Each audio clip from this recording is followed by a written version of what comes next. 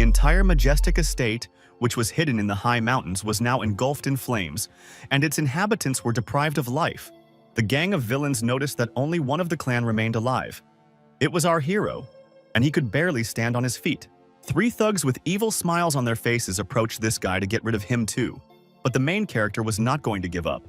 He used magic to lift a sword lying nearby and spun it around himself in the air. One of the villains was not afraid of the hero. He only said that the guy still had a chance to leave this life quickly. This did not frighten the hero. The guy sent the offender and with the help of magic threw a sword at the villains, but they did not even move. The protagonist tensed up when he saw that his flying sword was no match for the villains because they had a magical protective barrier. The 3 thugs advised our hero to run while he could and were ready to attack him in return. The 2 men who stood behind their leader put their hands together and activated their magical skills. The protagonist became wary when giant stone hands emerged from the ground right in front of him, intending to grab him. The hands tried to grab the guy, but he rose up above the ground in time and surrounded his body with a bright magical blue light. The young man shouted, ordering his sword to return to him, and the weapon instantly flew up.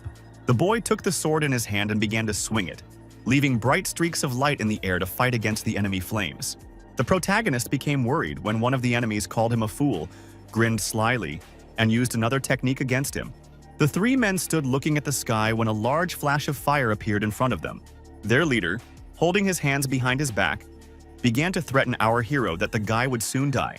The man closed his eyes, and when a bright blue mist formed around him, he opened them and said that he had finally found her. He was talking about the Shadow Lotus, the girl who was now standing next to our hero and protecting the guy from his offenders. The girl looked at the 3 men with anger, and then, hovering in the air with the guy, directed a giant stream of energy against them. The destructive force took the lives of 2 bandits, and the sword hung right above the head of their leader, while our heroes hung in the air. The leader of the offenders asked the hero how he dared to do this, and stated that they, the disciples of the inner sect, would not leave him alone. But our heroes did not spare the enemy. The sword took the life of the man with long gray hair, leaving no chance to survive. When they returned to Earth, the boy immediately asked his sister what she was doing there. The sister asked him to keep quiet because she had to be with him, and the indignant guy said that she knew that the disciples of the inner sect could kill her. As Lotus asked how she could abandon her brother, another inner sect minion appeared in midair and asked the hero if he was going to continue to stand behind his sister. The girl advised our hero to run, but he shouted that he intended to protect his sister, and the man asked if he had a son. The protagonist shouted back that he had a son, and one day he was going to get even with the man and grind him into dust. The man replied that he hated brats like our hero, and activated his magical power, filling the entire space with bright, multicolored circles. But our hero was not going to give up. He also made a gesture with his hands to use magical power against the sect's henchmen. The boy directed dozens of sharp swords at the man, which rushed towards their target at a furious speed, leaving traces of blue light in the air. But the swords did not reach their target. They all exploded right in the air, and then, having caught fire, fell to the ground, and our hero was in a stupor. The boy's eyes widened as he saw the shocking sight before him, his sister covering him with her back to protect her brother. Finally, she said goodbye and handed her brother a letter with glowing hieroglyphs, saying that he must return and save them all. The main character was against it. He shouted for her not to do it, but it was too late. A bright light filled the entire space around them. The piece of paper in the boy's hand glowed purple, and his sister told him that he should live his life happily. Our hero was already beginning to be sucked into another space. He tried to shout to his sister, but she calmly told him that they would see each other soon. The guy couldn't hold back his tears. He wanted to stay with his sister. Our hero screamed loudly and told the girl how much he loved her. A large magical whirlpool formed, into which our hero was sucked. He was still screaming, begging his sister not to do this.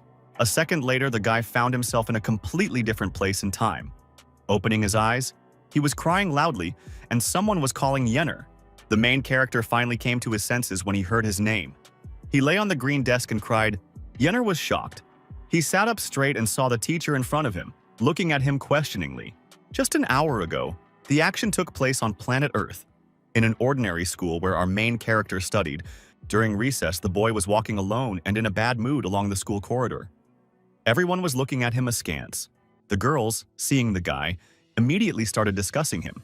They called him a piece of trash left over from the Ye family, and also sterile.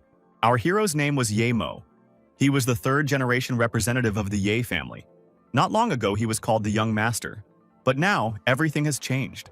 After his father's death 2 years ago, he was cast out from the family because a DNA test showed that he was not his biological son. Upset after hearing schoolgirls whispering behind his back, the protagonist slammed open the classroom door. Clenching his fists in anger, the boy walked inside, and his classmates already sitting there immediately turned their attention to him. Yemo gritted his teeth in anger as everyone in the class started to talk about him, and someone asked why this guy still had the courage to show up here. As he was walking to his seat, someone deliberately bumped into him with their shoulder. His classmate looked at him angrily, called him trash, and asked why he was looking at him. Yemo felt extremely uncomfortable at school. He knew that everything had changed after he was kicked out of his family.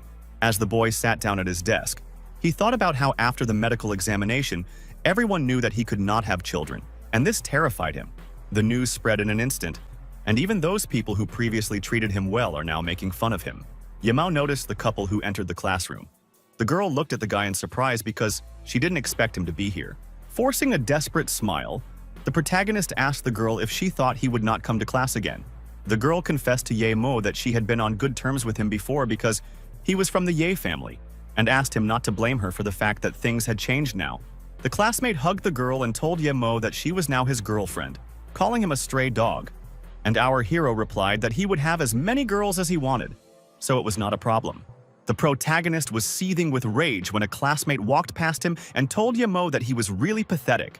Yemo took out a white piece of paper from his pocket. It was a letter he had written in advance for one of his classmates. When everyone was already sitting at their desks, the guy suddenly stood up, which again attracted the attention of all his classmates. Everyone noticed that Yemo was about to do something. They saw him walk towards Yan Yan, and they were interested in watching this show. The protagonist felt awkward, stuttered as he turned to Yan Yan and handed her the note. And the girl asked young Master Ye what he wanted. Everyone thought the guy had given her a love note when, sweating from awkwardness, Yemo handed her the letter and asked Yan Yan to read it when she had time. Yemo was horrified when the girl, interested, immediately began to open the letter. Because he didn't want her to read it right there, Yan Yan stood up and, clicking her heels, walked straight to the teacher's desk, opened the letter, and was ready to read it to everyone. Yemo was dumbfounded when Yan Yan read the letter out loud about how much the boy loved her and said that it was written disgustingly. The main character didn't even know what to say when the girl accused him of sentimentality. He stood there with his eyes wide open and sweating profusely. The heartless Yan Yan looked into his eyes and admitted that she had only praised him before because he was the young master. The class erupted in loud, evil laughter when Yan Yan declared that she was simply sickened by the fact that this coward and loser hoped to be her boyfriend. Yemo simply sat back silently and clutched his head as Yan Yan continued to mock him, reminding him that he couldn't have children. The main character understood that it was all over. For him, it was like death, and everyone around him continued to laugh loudly at him. So the boy fell asleep and woke up when his classmates started poking him in the back and asking him to get up quickly because an important lesson was about to begin. Another classmate, seeing Yemo sleeping, guessed that this idiot was simply ashamed to look people in the eye, so he hid his face. When Yemo woke up in the classroom after the battle with the intersex minions, he was in a daze because he didn't know where he was. The guy didn't understand who all these people were. He looked around, assuming that these were people from the Western Stream Gate. The protagonist tensed up and clapped his hands to use his magical power against the people from the West Stream Gate. Yemo was in despair because he couldn't use True Ki. And then he was horrified when he realized something even more nightmarish. He looked at his palms in horror and realized that his recovery was now completely gone. The main character glanced sideways at the guys sitting behind him. They were all making fun of the boy, who looked stunned. One of the cocky classmates approached the boy and asked young Mr. Ye why he was silent, and then put his hand on his shoulder. The classmate raised one eyebrow in surprise as Yemo glared at him angrily and squeezed his hand with his own. The teacher entered the room. She asked what happened and whether everyone hadn't heard that the bell had already rung for class. The bully immediately left because Wu Qingping came in. Yan Yan also moved away from the teacher's desk, where the teacher stood. The teacher asked Yemo where he was going since class was about to start, when our hero simply stood up silently and walked out of the classroom, not understanding what was going on. Confused, he wandered through the school corridor. The main character had no idea what kind of place he had ended up in. He walked to the window and looked out. The guy realized that this place was completely different from the Luo Yue continent where he was used to living. The protagonist had a suspicion that he was reborn again in a completely different world. His eyes were full of horror. Yemo decided to leave the building. He sat down on the bench in front of the fountain to think things over when he heard a strange sound. Remembering his last meeting with his sister, the boy, clutching his head, assumed that that piece of paper had transported him to this place. He didn't know what happened to his master after he suddenly refused to marry, which caused the destruction of their entire Divine Medicine Gate clan. The guy asked himself to forget about it, because it was pointless, because now he didn't even have the ability to recover. As he sat on the bench, two guys passed by him. They looked at the guy with suspicion and were surprised to see him there. These guys immediately started gossiping that it was Ye Mo, who confessed to Yan Yan and was cruelly rejected in front of the entire group. Then the memories of life in this world began to clear up. Ye Mo began to recall the facts of his new life with his eyes closed. Ye Mo remembered that he was originally a descendant of one of the 5 largest families in China. But then tests showed that he was not his father's son. The protagonist remembered that after this he was thrown out of his family, and now in the city of Ninghai, he leads his hard life. He became even more worried when he heard these guys discussing that it was obvious from our hero that he could not have children. The students who were discussing our hero left, laughing, claiming that Ye Mo looked like a dead eunuch. The protagonist was stunned when he heard that he was reborn in the body of a eunuch. The guy shuddered and grimaced. Yu Miu ran to the toilet at full speed to check if he really couldn't have children as the guys gossiped. The guy ran into the toilet. He hoped it was a joke, and said that it would be better if he didn't reincarnate if it turned out to be true.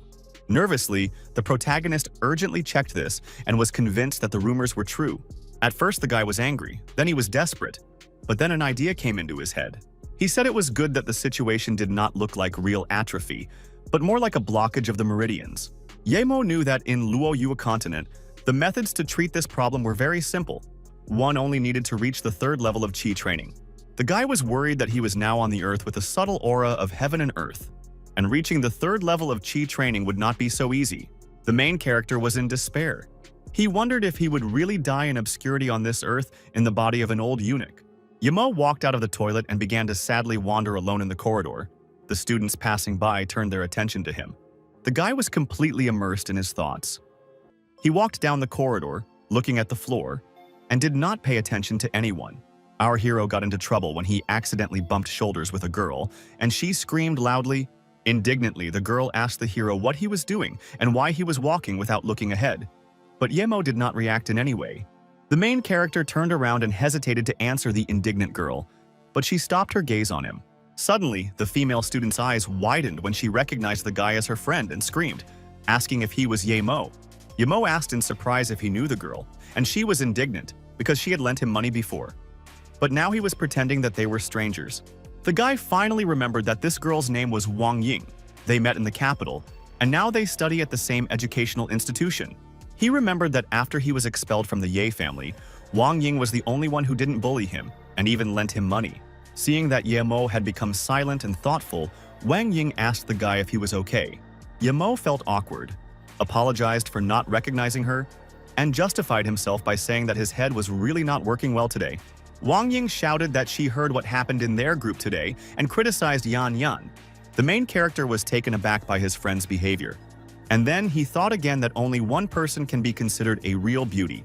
Lost in thought, Ye Mo accidentally said out loud the name of the master, the girl he considered a true beauty. Wang Ying didn't hear what Ye Mo said and asked him about it again, trying to look into the thoughtful guy's eyes. Our hero did not repeat himself. He said that he still had things to do, so he needed to leave. So he turned around and left her alone. Wang Ying's eyes widened in surprise when she heard the boy's stomach growling loudly. And Ye Mo thought how troublesome a mortal's body was. The guy realized that he would have to consume ordinary earthly food, and reached into his pocket, and then happily discovered something there. The main character took out only a few coins from his pocket, which were clearly not enough for him to eat properly. Ye Miu felt depressed, and Wang Ying asked if the guy didn't have any money again.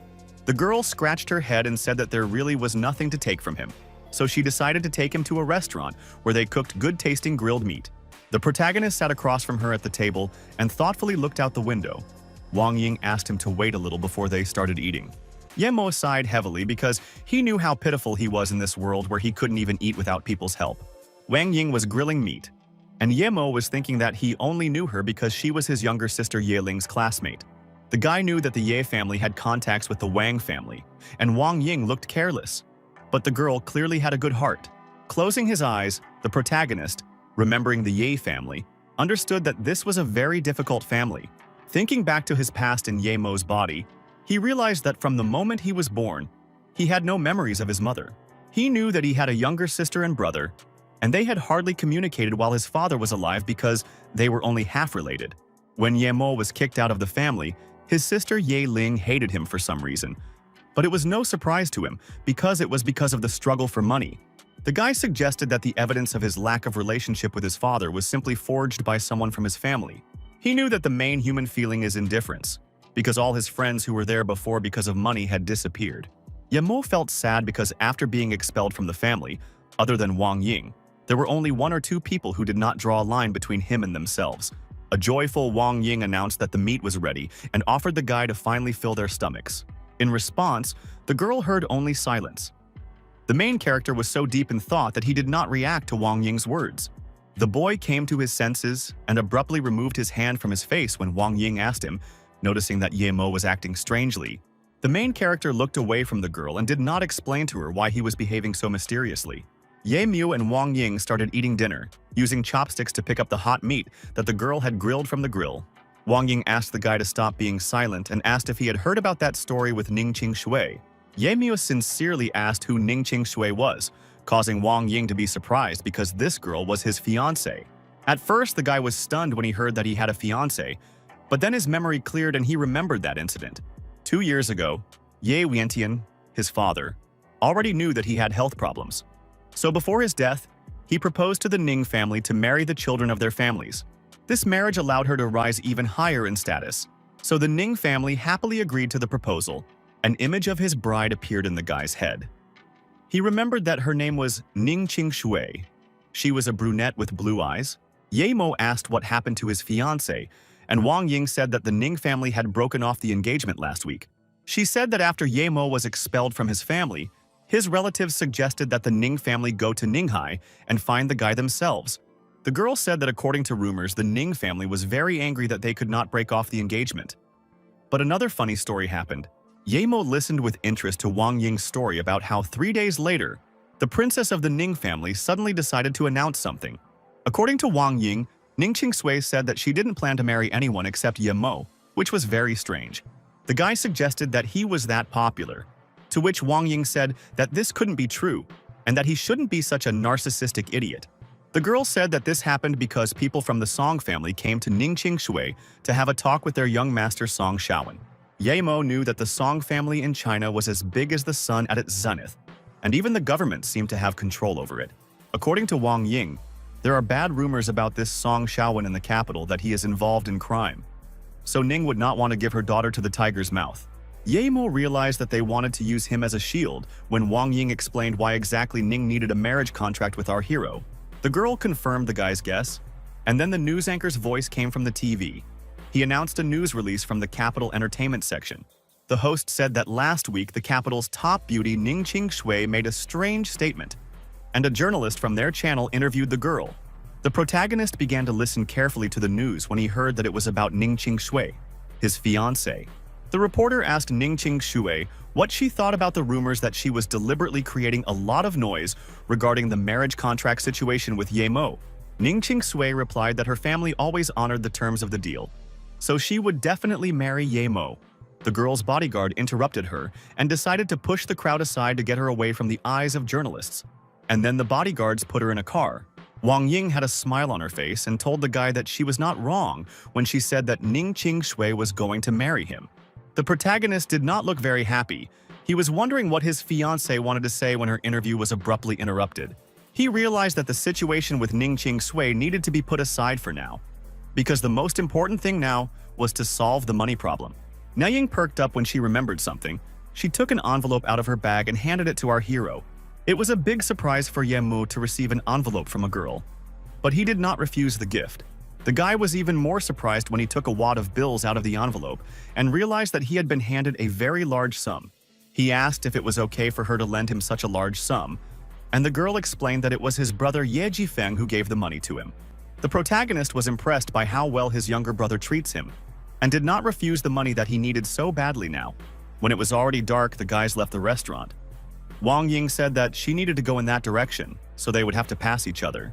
Ye Mo said goodbye to the girl indifferently and she did not leave immediately. Wang Ying looked into his eyes and blushed.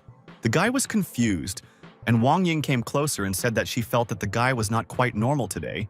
In response, Yemo glanced sideways at the girl, silently turned around and left without responding to Wang Ying's suspicions. The girl was dumbfounded that Yemo had just turned around and left, but she didn't try to catch up with him again. From today onwards, our hero decided to start everything with a clean slate. As he was leaving, he turned around and thanked Wang Ying for the food. Wang Ying said out loud to herself that Yemo was a strange guy, and stood there for a while and watched him go. Yemo was determined to come up with a way to reach the 3rd level of Qi training, even though he knew that the energy level in this place was extremely low. But he was willing to succeed on Earth to get a chance to see his master again. One day, some girls were walking in the park, and one asked the other if she knew that something strange happens on this street in the evenings. The second girl looked at her friend with fear and asked her not to scare her with such stories. But the girl seemed absolutely serious. She said that according to rumors, a male ghost lives here in the grove. Continuing her walk, the girl noticed a strange sound and stopped, looking at the tree from which it came. There was definitely someone in the park. He moved through the trees so quickly that he was invisible to the human eye, and then rushed past the girls like the wind. They both noticed this, and then they stopped in a stupor, and genuine horror appeared on their faces. The girl asked her friend if she had just seen it too, but she couldn't say anything out of fear, and they both screamed that it was a ghost. They both ran away screaming for help, but it turned out that it was our hero who called the girls idiots because they mistook him for a ghost. The protagonist jumped off the lamppost and continued his training, moving between them with lightning speed. Yamio had a smirk on his face as he noticed the poster and decided to jump on it, confident in his abilities. But the hero miscalculated his strength and crashed into the billboard like a pancake, and then grabbed his head in pain and became very angry. Yemo realized that his cloud shadow moves were not good enough yet, but he was glad that he had trained 1 level of Qi. Looking at the moon, the main character thought that 2 whole months had already passed since he found himself in this world. All this time he had been training hard and continuously, but the natural strength of this world had only allowed him to reach the 1st level of Qi. And he decided to come up with something to fix this. Soon, Yemo begged Wang Ying to lend him more money, but the girl turned away and flatly refused. She said she just couldn't believe the guy spent such a large amount of money in just 2 months. Wang Ying became furious and yelled at the guy to let young Master Yemo somehow solve his financial problems himself. The girl said that she couldn't lend him money for training right now and suggested that he go to work, which left Yemo in a stupor. Later, while walking, our hero realized that a regular job would not give him the opportunity to pay for all his training. The guy was desperate because, thinking about ways to make money in his head, he realized that it was impossible to earn big money. Suddenly, a girl on the street caught his attention. She called the handsome guy and handed him a leaflet.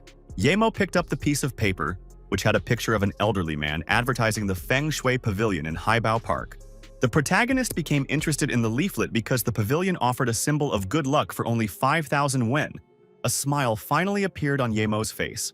He was determined to take advantage of this chance to make things go better. After some time, our hero was already standing near a traditional-style house, on which was written Feng Shui Pavilion. Near the entrance stood 2 people who, with their palms together, thanked the master for the symbol he had provided. The main character noticed a man and a woman who thanked the master several times. The couple was happy. Now they had a magical symbol from the master, and they hoped that good luck would come to their family this year. Yemo turned to the happy couple and asked if they had bought this magical symbol from the Feng Shui Pavilion.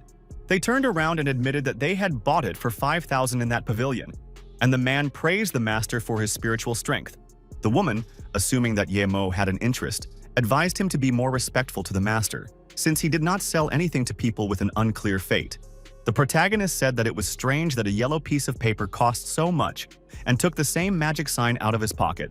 He showed a piece of paper to the couple and said that he had the real symbol and offered them to buy it for 20,000.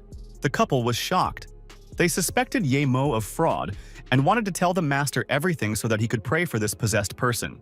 The woman called our hero crazy, and her husband suggested that she leave and not get involved with this man. Yemo sighed heavily and shouted after them that their master was talking like an ordinary mortal. Not far from the pavilion, there was a black car, and the head of a mysterious man in glasses was sticking out from the back seat. The main character immediately noticed this. Seeing a man in glasses, he turned around and looked at the married couple again. Some suspicions crept into Yemo's mind, and the boy decided to approach the door of the pavilion to meet the master. The guy decided to enter the pavilion unceremoniously. He abruptly opened the door without knocking. Entering, he looked around. There were many vases and other ceramic items in the pavilion, some of which were museum exhibits. The man in the business suit looked at our hero in bewilderment when he saw the uninvited guest and came closer. Yemo was indignant when the man apologized to him and said that their master was very busy, so he should come at another time. The master was also sitting in this room. He was an elderly man who was sitting at a table and silently drinking tea. The sound of women's heels was heard, and a girl who worked for the master approached him to tell him something. The personal assistant leaned over and quietly informed the master in his ear that his meeting with Ms. Su Jinwen had been cancelled. The elderly man did not answer the assistant, but it was clear from the master's face that the news angered him. Since the meeting was cancelled, the master was free.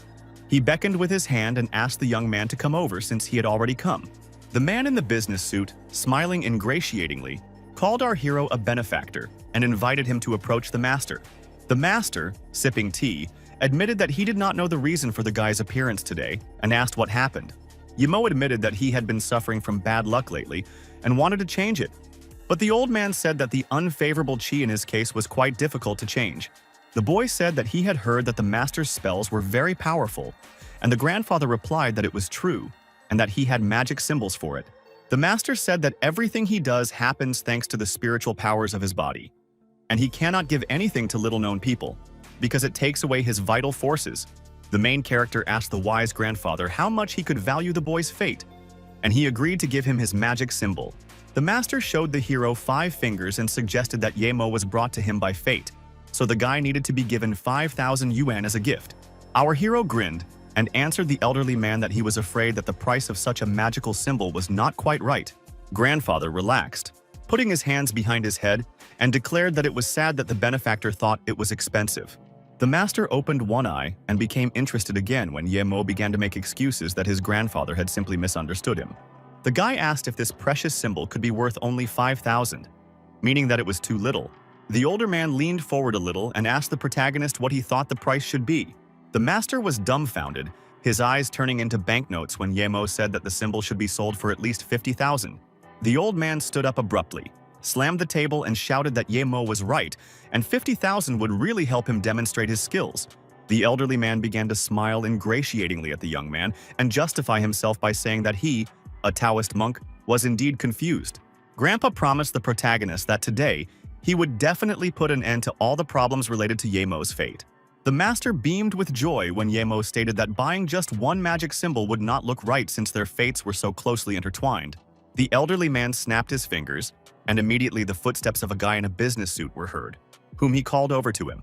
The guy in the suit brought out 3 whole stacks of magic tickets on a tray, as Yemo was ready to buy several at once. The old man asked the benefactor not to worry and promised to provide as many magical symbols as Yemo wanted. The master shouted that he, a poor Taoist monk, would give up all his longevity to help Yemo correct his fate. Yemo asked if one magic symbol was worth 50,000 yuan, and if the old man had any objections, and of course he didn't. Our hero ordered the old man to pay money, but he still didn't understand anything and asked whether the benefactor wanted to pay in cash or by card. The smile disappeared from the master's face, and he stared at our hero in confusion when Yemo asked the old man if he had mixed up anything. He pointed his finger at the master and stated that he said that it was the old man who should pay him the money, and not the other way around. The old man was dumbfounded, his mouth wide open in shock and speechless, while Yemo took out his magic symbol from his pocket. Yemo repeated that he wanted to sell his grandfather 8 magical symbols, and for this, the old man had to pay him 400,000 yen. The old man assumed that Yemo was just joking, but the boy was serious, reminding him that the master had just agreed to a deal. The young man added that he was different from those like the old swindlers, and that he had worked for half a month to create the symbols, and even 50,000 was very cheap. The old man fell silent and clenched his teeth in anger, and Yemo once again ordered the master to pay him 400,000 for the magic symbols. The indignant old man shouted and accused Yemo of insulting the old Taoist monk, and then asked a gang to see the guest out. Yemo realized that he would not be paid, so he carefully folded his papers and said that the old man was a rotten person who did not understand trade. Grinning, he accused the master of slipping a hypnotic drug into clients' tea and using assistants to conduct in-depth studies of people. The old man hit the table with all his might and screamed, assuming that the boy had come to him to destroy their business. Suddenly, someone else appeared in the hall. A strong male hand was rapidly approaching Yemo, and he noticed it. A tall, muscular, shirtless man put his hand on our hero's shoulder and called out to him, calling him a little devil. In response, Yemo only smirked and snorted, after which a loud, dull sound was heard, and the big guy received damage from the guy. The unexpected blow from the main character was so strong that the thug flew back into the wall and destroyed it. The master was stunned when he saw that his loyal assistant, a gang, was unable to cope with the fragile-looking boy. More guys came to the noise and asked the master what happened, and the old man shouted to Zheng Xiao that Yemo wanted to destroy their place. The three guys went inside and asked the protagonist if he knew whose territory this was. While Yemo continued to sit quietly at the table, Yemo smirked and asked the guy if he was the boss here and advised him to invite more professional scammers here. Zheng Xiao told the little brat that he was too sharp-tongued, and he, Zheng Wenqiao, hated such people the most. The blonde man with a crazy expression knew that the mayor's daughter was coming to town today and there was no need for trouble, so he asked his guys to take Yemo out quietly. The two thugs were only too happy to help their senior. They looked at Yemo with bloodthirsty smiles and were ready to attack. Under Zheng Xiao's order, three guys rushed towards our hero. Yemo looked at them intently and was ready to fight back. First, the main character dealt with the first offender. He hit him in the face with his fist before anything else. Afterwards, our brave guy punched the second offender in the face and kicked the third hooligan in the head. Just 3 strikes from Yemo were enough to scatter the gang of guys, sending them flying back. Zheng Xiao was shocked when he saw the boy's abilities, and our safe and sound hero cracked his fingers. Yemo noticed that there was a big guy's shadow looming right above him, and he immediately turned his gaze back with caution. The tall, muscular man that Yemo had beaten up earlier grabbed the boy and threatened to take his life. But our hero didn't panic. Yemo just glanced sideways at the stupid big guy and reproached him for the fact that the man, not knowing the level of our hero, was climbing up on a much stronger opponent. The protagonist attacked the thug with his fist again, and then the man with the scar on his face realized that he had underestimated the strength of the boy's blows. 1 strike from Yemo was enough to knock out the opponent and deprive him of the chance to attack our hero. Our hero's attack was again so powerful that the big guy flew back and smashed the screen that stood against the wall with his body. Clenching his fist, the protagonist finally told the astonished man that he was a stupid mortal man. The brawl didn't end there. Yemo turned his suspicious gaze back and snorted when he noticed something. Zheng Xiao, noticing Yemo's intense gaze, became frightened and fell to his knees, and then, stuttering, acknowledged the guy as a hero. The protagonist came closer and looked at Zheng Xiao with a cold gaze, who asked him to wait and let him speak. In doing so, Zheng Xiao distracted our hero. He quietly took out a knife, smiled evilly, and stood up, screaming and wishing death on Yemo. The blonde boy was dumbfounded when his attempt to attack Yemo with a knife ended with our hero easily stopping the blade with 2 fingers. Afterwards, there was a clicking sound, and the blonde man's sharp knife broke into 2 pieces, and then the frightened Zheng Xiao began to apologize and admit his mistake. But Zheng Xiao's apologies had no effect on our hero, who did not forgive such a thing, and the blonde received a knee strike. The old man trembled in horror when he saw his loyal assistant, Zheng Xiao, fly headfirst into the ceiling as a result of the blow. The old man sighed heavily. He realized that he was alone with Yemo and decided to bend down to try to escape. The master's eyes widened in fear when he failed to escape, because Yemo met him on the way and asked the old man where he was going. Grandfather began to bang his head on the floor and beg for forgiveness, justifying himself by saying that he was just a hired worker. The old man confirmed this when the protagonist asked if the master had any private information about his clients. Then our hero, looking intently at his grandfather, asked if there were any wealthy people among his clients. The master confessed to Yemo that among his clients was the mayor's daughter, and the guy asked if there was any information about this girl. The elderly man immediately ran away to get the necessary documents, and then ran back and handed our hero the papers, calling him boss. Yemo saw the mayor's daughter's application form, which stated that she was Su Jingwen and that she was born in Hangzhou. The protagonist asked the master why the mayor's daughter Su Jingwen needed to contact him. The old man said that several years ago the mayor's wife had an accident, and since then she has been in a coma, and her daughter is trying to cure her in different ways. Grandfather complained that Zheng Wenqiao had forced him to commit fraud and allowed Yemo to take whatever he liked. The main character did not spare the old man and kicked him, after which the master screamed in pain and threw his head back. The old man lost consciousness after 1 blow. Our hero said that he would manage somehow without the master and went to the exit. He smirked, telling himself that it seemed like his magic symbol would be sold after all. The next action took place in the city cardiology hospital, where Yemo went after meeting with the master. The main character stood on the roof of a building nearby and watched what was happening in the hospital. Meanwhile, the city mayor's mother lay in a ward, connected to a life support machine, with her caring daughter nearby. Some guy asked the girl not to worry, promising that her mother would soon be sent to French specialists for treatment. The mayor's daughter was not thrilled, because her mother had already been to 6 hospitals over the years. And then a loud announcement was made about the sale of magical symbols. The girl turned her wary gaze to the side and asked who was outside when she heard a stranger's cry. It was our hero, who hid his face with dark glasses. He walked around the hospital and advertised the sale of magical symbols. The mayor's daughter's assistant was indignant and advised Yemo to get out of here, complaining that some stall had come here again. The mayor's daughter approached Yemo and asked if the magic symbols the guy was selling could help the person in a coma. The main character replied that for this only one magical symbol called the Spirit of the Sun is needed, and everything will be fine with the person. He took out the symbols and said that he had 2 suitable ones. The regular one cost 10,000, and the first-class one was twice as expensive. The guy who was with the mayor's daughter in the hospital was indignant, calling the magic symbol a simple piece of paper. He began loudly accusing our hero of being a drug dealer who deceives people and threatened to call the police. Yemo immediately grabbed the careless guy and pinned him to the floor, ordering him not to interfere with his business. Despite the boy's pleas to let him go, our hero did not listen to him and kicked him to the side, ordering him to get out of here. The fair-haired boy started to rise to his feet, shouting that he would remember this to Yemo, and the girl ordered Wang to stop it. The mayor's daughter walked up to Yemo and handed him an envelope, saying that it contained 50,000 yuan and that she was willing to take 2 sun spirit symbols. Wang was indignant and shouted, begging Jingwen not to trust this huckster. Yemo handed the girl 2 more tickets, saying that she had given a large amount, so he would also give her the body protection and fireball symbols. Our hero explained how to use them.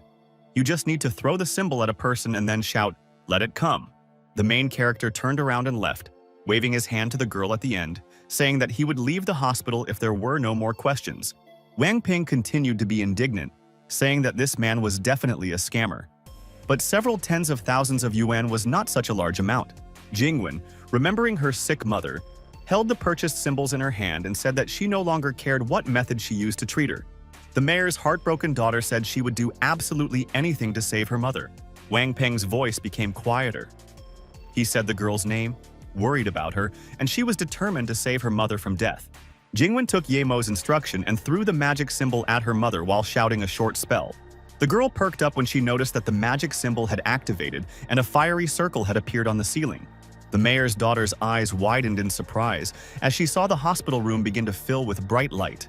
A large magic circle of bright fiery light appeared above the bed on which the girl's sick mother lay.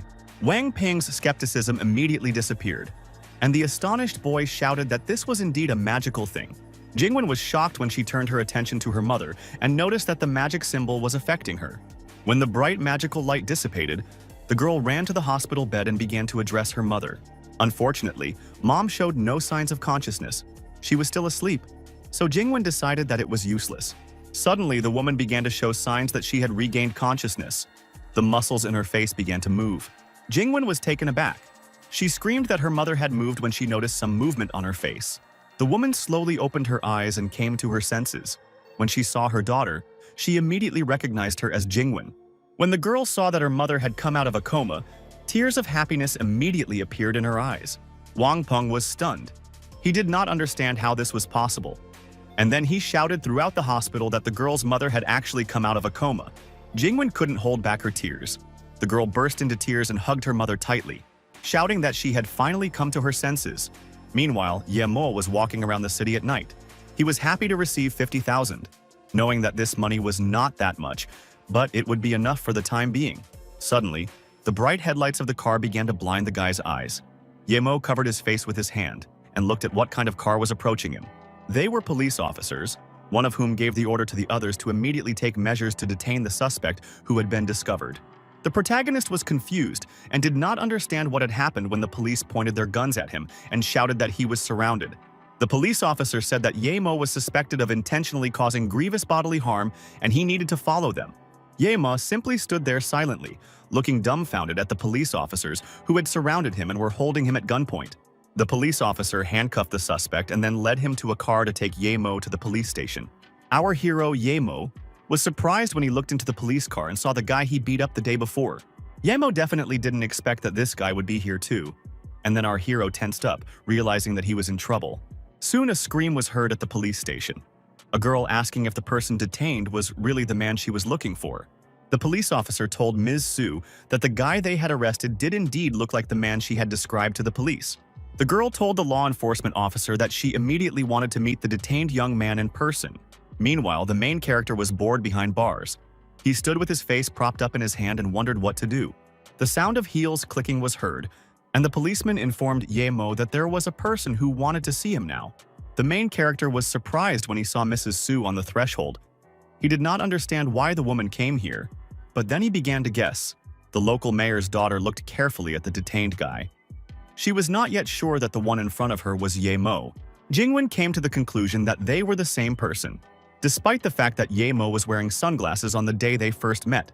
Yemo didn't understand why the girl was looking at him so seriously, suggesting that his magic symbol might not have the desired effect. The guy was stunned when he realized that he could turn into a fraud if the magic symbol simply did not work in this world. The police officer called out to Ms. Su and the girl turned away from Yemo and looked at the man in uniform. She remembered what she wanted to ask the policeman and wondered what crime this suspect had committed. The police officer said that the guy is suspected of intentionally causing injuries, but it could also be self-defense, since the victims are a gang of hooligans. Jingwen asked the police officer if there would be any problems if she vouched for the suspect. Yemu breathed a sigh of relief when he realized that the mayor's daughter had come to vouch for him, and the policeman didn't mind her doing so. Soon Yemo and his savior were already riding in the car. Our hero thanked Mrs. Su for her help in this situation. Jingwen refused to thank him and said that it would be more correct if she thanked Yemo. The main character was surprised. He looked at the girl and asked what she needed to thank him for. The mayor's daughter looked back at Yemo and asked if he was the one who sold her the magic symbol the day before. Yemo laughed and replied that he was just a student, not a master of magical symbols, and handed the girl his student ID card.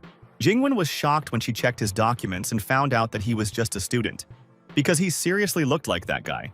The girl agreed to consider that she had made a mistake, but it didn't matter now because they had already met, and she suggested that they continue their acquaintance.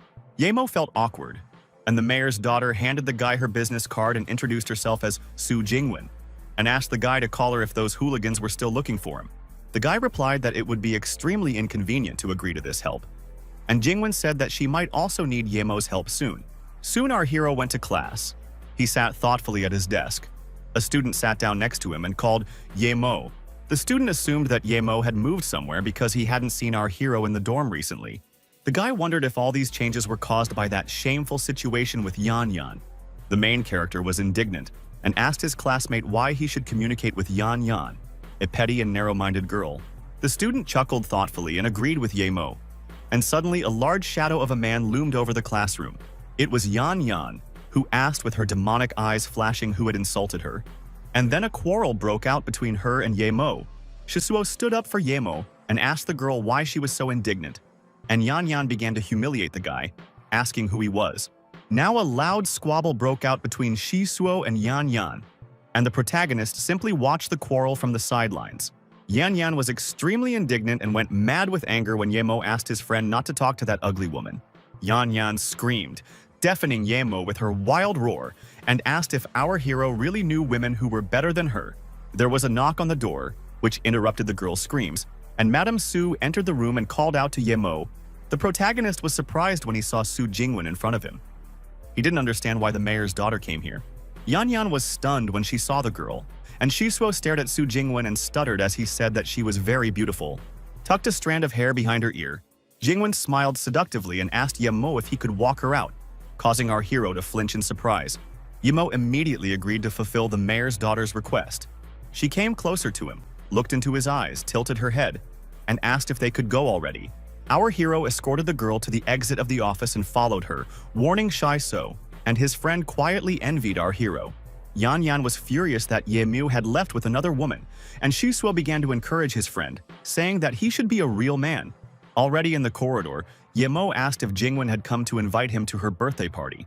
And then he felt awkward when the girl asked if he thought anything different. Jingwen handed Ye Mo an envelope with an invitation to the party that would be held tomorrow night and expressed her hope that the guy would come. The next day, the protagonist looked at the invitation on the street at night to read the address. It was the Junhao Hotel on Yan'an Road. Ye Mo walked to the designated location and looked at the tall, luxurious hotel, guessing that the party was taking place there. He wasn't very happy about going there, because human emotions made him nervous, and celebrating something with mortals irritated him. The guy was impressed when he walked into the lobby of a luxury hotel and realized that the party would be attended by only rich people. Ye Mo turned around when he heard someone behind him complaining that someone had let this poor guy into the hotel. The guy asked Ye Mo what he was staring at and wondered what a poor scumbag like our hero was doing in this hotel. The main character didn't answer for now, but he wondered where this fool came from at the party. Suddenly, a couple of a girl and a guy appeared. The girl with ponytails told the rude guy that it was not nice to say such things to strangers. The guy with blue eyes who was pestering our hero heard the remark and looked sharply at the girl. He walked closer to the boy and girl, gasped and smiled, pretending to be glad that brother Shu and Xiaomei also came to the party. The girl stood up for Ye Mo and warned Zhao Hong that our hero was personally invited by Sister Jingwen, so there was no need to spoil her holiday. Zhao Hong finally realized who he had just been rude to. He was dumbfounded when he realized that it was that same Ye Mo in front of him. Meanwhile, Wang Shu, a guy in a formal suit, approached our hero and extended his hand, introducing himself. The protagonist shook Wang Shu's hand and greeted him, introducing himself to the guy as Ye Mo. Wang Shu smiled back in a friendly manner to show his friendly attitude towards our hero. The handshake continued, and then Ye Mo noticed that Wang Shu's palm was emitting dark energy. The main character visibly tensed up. He became interested in what exactly Wang Shu was trying to do now.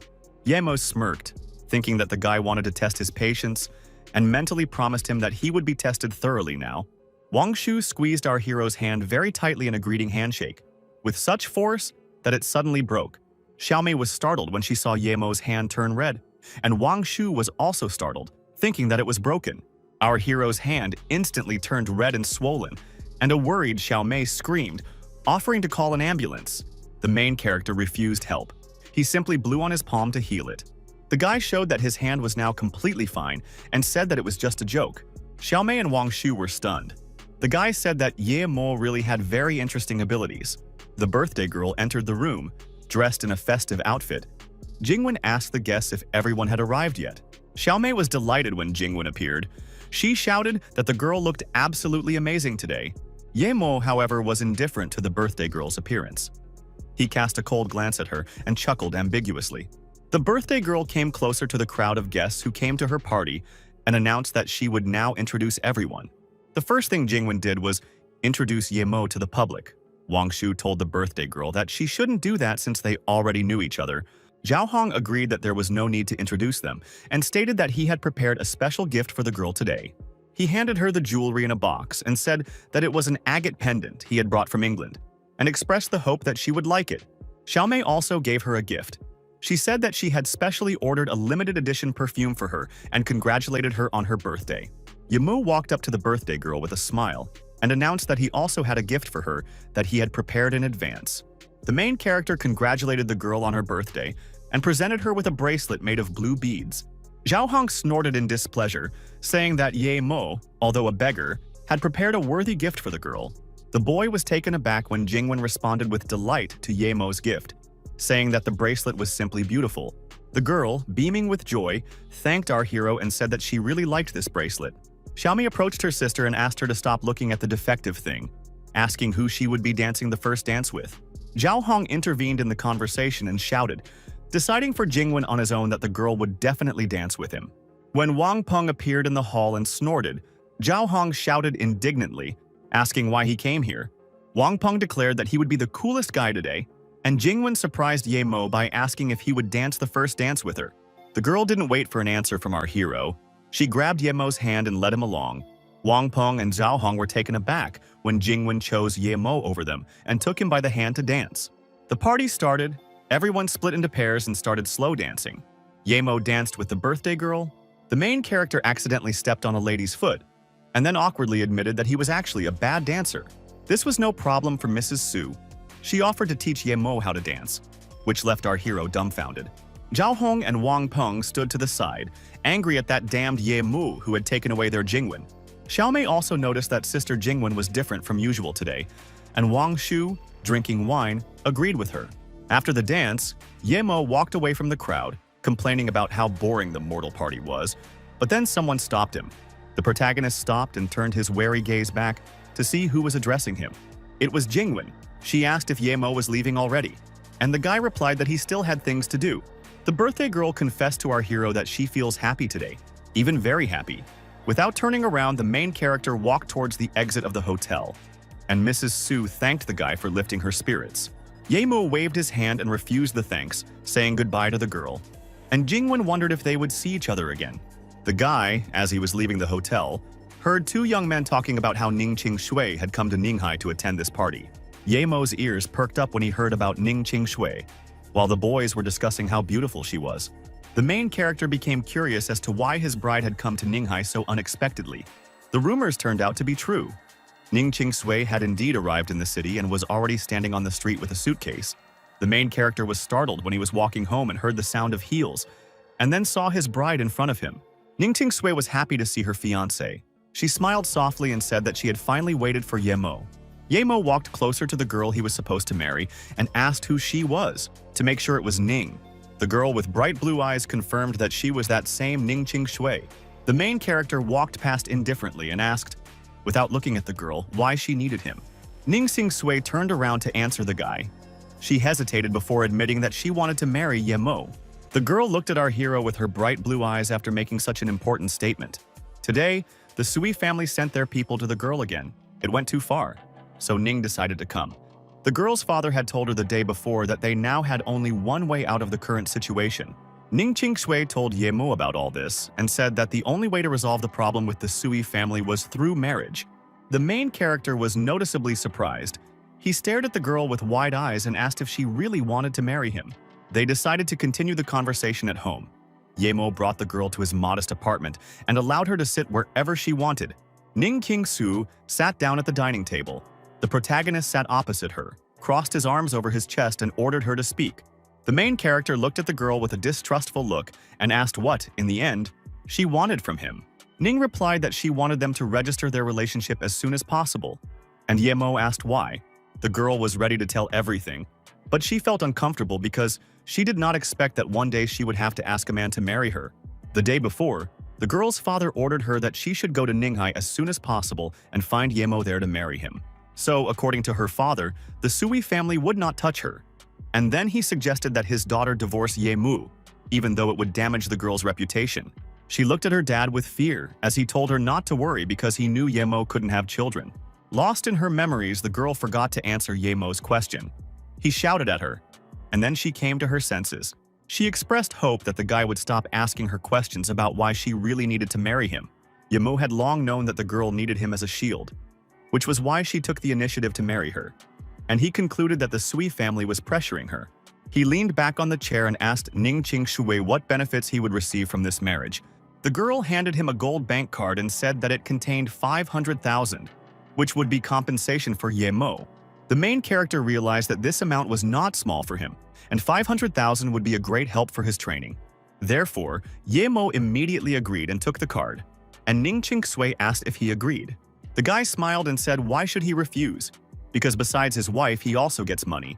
Ye Mo added that he wanted to state that it didn't matter to him what the girl was going to do, because she had to decide her own affairs anyway. Ningqing Shu then realized that Ye Mo really was the completely frivolous man that the rumors said he was. The protagonist stood up from his chair and walked towards the door, throwing his bank card into the air. And Nin asked where he was going. Ye Mo said that he still had things to do and allowed Ningqing Shui to sleep on his bed while she slept elsewhere. After talking with the girl, the guy went to the roof of his house, where he made a fire and began to brew a potion in a cauldron. He saw that there was very little time left before the end of cooking, opened the lid, and the mixture in the pot began to hiss.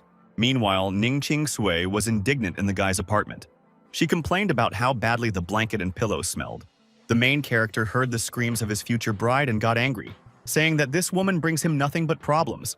Ye Mu concentrated on brewing the potion again when he heard the mixture boiling so much that the iron lid began to rattle. He opened the lid and realized that all that was left was to add the silver heart herb to make it ready. The guy took it out and said that he had been growing it for several months, so the silver heart is a special spiritual plant for him. He threw it into the cauldron, knowing that only this plant would help him reach the second level of practice, and soon the potion was created. The protagonist took a sip and complained about how bitter the potion was, and then noticed how hot his hands were. Yamo decided that it would be better for him to sit down, because that way he would feel the medicinal effect of the potion on his body faster. The guy sat down and closed his eyes, and then took a deep breath and realized that the silver heart had begun to work. The protagonist felt something in the area of the meridian point dantian, and then his expression changed to panic. Yamo suddenly felt unwell and started coughing. The potion he had brewed had some side effects. He stood up and sat down near the wall, leaning against it, and decided that he needed to find a way to cleanse his body of this substance. When the hero returned to the apartment, he saw that there was freshly cooked food on the table, so he immediately called Ning Ching Sui. He walked up to the door and pulled the handle, wondering if the girl hadn't gotten out of bed. Meanwhile, Ning Ching Shui was indeed fast asleep, the girl lying in bed with a peaceful expression on her face. The guy opened the door and found that his future bride Ning Ching Sui was still fast asleep. A slight sadness appeared on the protagonist's face. He realized that Ning Ching Shui had indeed had a hard night yesterday. Indeed, Ning Qingzu was uncomfortable sleeping with our hero. She forgot to take her night mask and could not fall asleep for a long time. Meanwhile, Yemo went to the ATM, entered his password, and saw that his balance was 500,000 yen. However, the guy was extremely outraged because the available balance was exactly zero, and he could not withdraw cash. The protagonist immediately assumed that Ning Ching Sui had handed him a bank card with frozen funds. Yemo returned back angry. At this moment, he simply hated the girl who he thought was playing with him. He decided to find out everything and returned home again. The guy opened the door and called Ning Ching Shui to talk to her.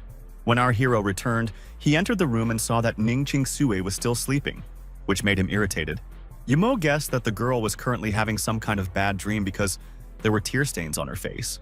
The main character sighed heavily and left because he couldn't watch women cry.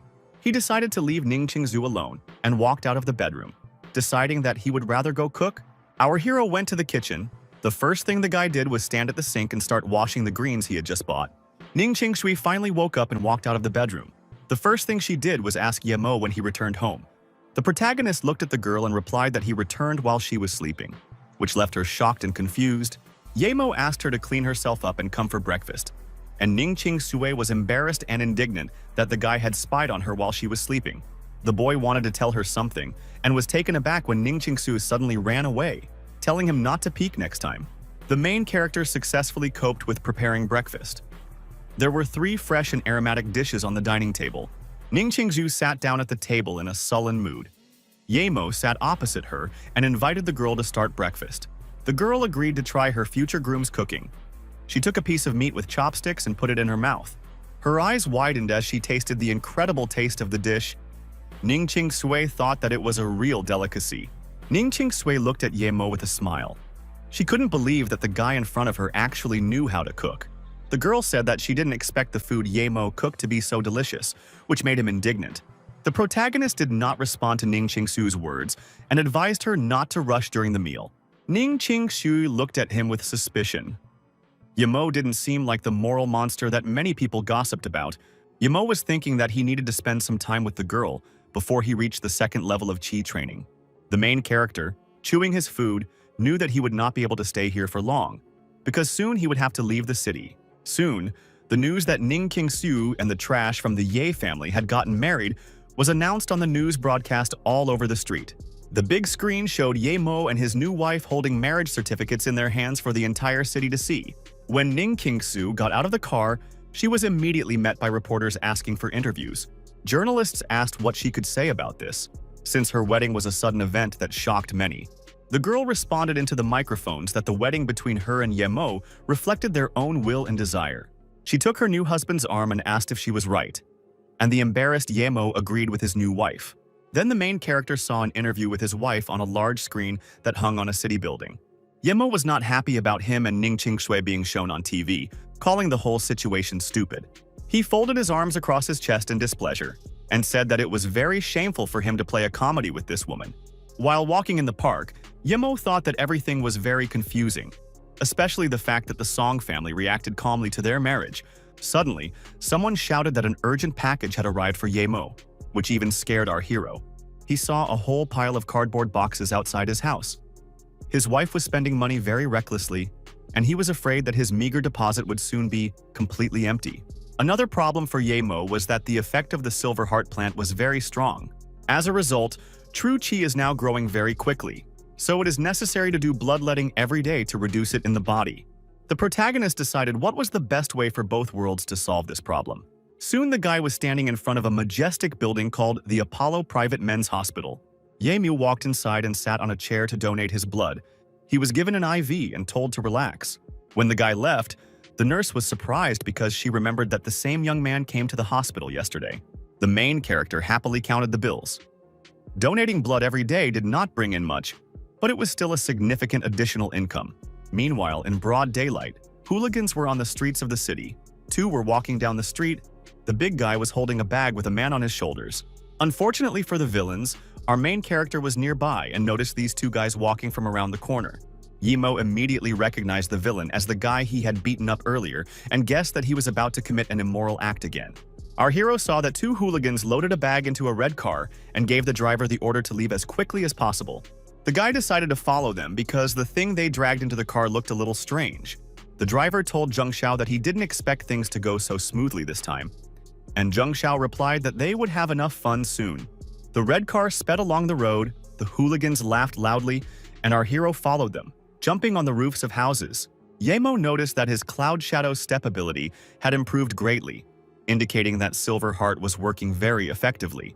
Jumping between the roofs of houses, he realized that he was not far from the second level of Ki. The main thing was to wait until she fully acquired the spiritual power of the plant. Yemo stood on the parapet between the apartments and easily found the apartment where the scoundrels were hiding. At this time, Zheng Xiao and his accomplice were eagerly opening the zipper of the bag to prevent the kidnapped man from suffocating. It turned out that these villains had kidnapped a girl. In the bag lay a woman with glasses and long blue hair. The big man with freckles drooled and told Zheng Xiao that this girl looked absolutely gorgeous. Yemo recognized the kidnapped girl as Yun Bing, an English teacher from his institute, and he didn't understand why they kidnapped her. Meanwhile, the hooligan's eyes turned into hearts. He was amazed by the magnificent figure of the kidnapped Yun Bing. Zheng Xiao began filming everything that was happening on a tiny camera in order to later blackmail the kidnapped girl. The blonde wanted to say something when he turned around and noticed a stranger appearing in the apartment. But he didn't have time to say anything because a moment later he received a strong punch to the face. The fair-haired boy with blue eyes was unable to fight back. The strong blow sent him flying straight into the wall. Yemo approached him and said that they hadn't seen each other for a long time, and his accomplice asked our hero who he was and whether he wanted to kill Zheng Xiao. The main character looked at the big guy with a predatory gaze and asked if he was tired of living too. Zheng Xiao was furious and shouted at his accomplice to quickly kill Yemo with the dragon fist, and he agreed. The big guy first put his hands out, wanting to use the first move of the dragon fist, but then he started running. When Yemo walked towards the sofa where his teacher was lying, he realized that the girl was still not herself. Zheng Xiao was furious. He was disappointed with his accomplice and was ready to flee. But he was also very angry with Yemo and threatened to kill him. Yemo's eyes turned demonically red as he asked the boy if he still dared to open his mouth and guessed that he hadn't seen the tears falling on the coffin lid yet. Yun Bing slowly began to come to her senses. When the girl opened her eyes, she recognized the guy in front of her as Yemo. Yemu walked up to Zheng Xiao and looked down at him, and the blonde man asked what he was going to do now. The hero replied that he wanted to send Zheng Xiao to the place he deserved, and the blonde tried to stop him and offered money. Zheng Xiao's eyes were filled with horror. He turned pale and began to tremble in fear. He repeated several times for Yemo not to do this. When Ning Qingsu was watching the news, she heard that 2 patients from the mental hospital had escaped and were roaming around the city. Zheng Xiao was shown on TV playing in a playground with his underwear on his head, and the host asked him to spread the word. The girl commented that many strange things had started happening in Ninghai and was outraged that the mentally ill were being let out to walk around the city. Yemo returned home and announced this. He said that he had bought a chicken and intended to cook it for dinner that evening. Ning Qingsu was indifferent to her husband's appearance and immediately asked him to lend her 2,000 yuan. Yemo asked his wife where he had ever seen a wife asking her husband for money at the door. It infuriated him that she did nothing but do that. Yemo felt uneasy when Ning Qingsui came over and explained that she had been in a hurry to leave and had not taken much money, and began to accuse him of not acting like a man. The guy realized that the girl didn't yet know that there were problems with her bank card, but he still gave her 2,000, asking her not to waste the money she had earned with blood and sweat. Ning Qingzhu got angry and called her husband a cheapskate because she thought that this hard-earned money was her 500,000. The girl received a message that there was no response from the Song family yet. The immigration issues had been resolved, and in a week all members of her family could leave the country. Then the girl realized that it was time to end this farce with the fake wedding with Ye Mu. Meanwhile, in the car, someone told the Song heir that a small family like them couldn't turn down the Ye family's offer. At this time, Heir Song was sitting in the back passenger seat of the car, holding the phone to his ear as he listened to the Ning family representative's excuses. The guy asked old man Ning to stop because he knew what he really wanted to do, and asked if Qingzhu had already completed her immigration papers. Song asked if the Ye family was orderly while his family was a mess, and old man Ning justified himself by saying that that was not what he meant. The guy sitting in the back seat of the luxury car started threatening old man Ning to file some case tomorrow. With a malicious grin on his face, young Master Song warned that otherwise, he would destroy their Ning family. Old man Ning tried to get through to the young heir, but the boy hung up and told his driver to drive. The driver looked at his master warily and asked the heir of Sun where they were going. The guy told the driver to go to Ninghai City. He wanted to see Ning Qingsui in person. Meanwhile, our hero sat on the roof. Another week passed, his vitality grew, but there was no particular progress. Yemo trained and thought about why it was so difficult to restore strength and cultivate qi in this world.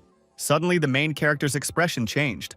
Horror and strong fear appeared in his eyes. A bright blue beam shot into the sky. Yemo finally achieved it. He shouted that his spirit was increasing, and he was now at the second level. However, something alarmed our hero. The guy looked at his palms, emitting a bright white light. He knew that in the past, such an achievement was a normal thing, but in this world, he was so worried about such a trifle.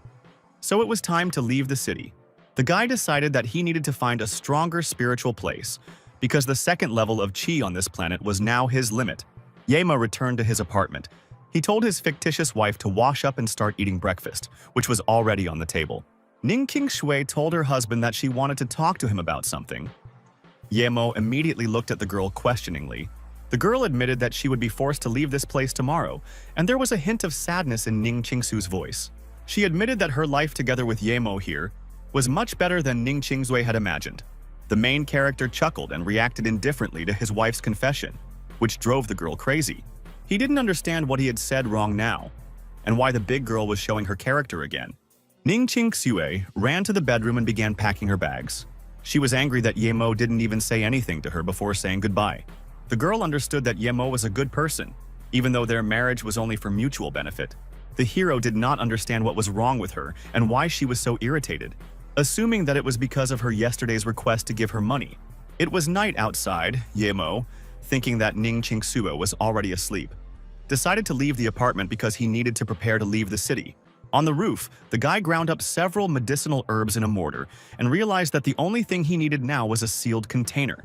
Meanwhile, a black car was racing down the street nearby.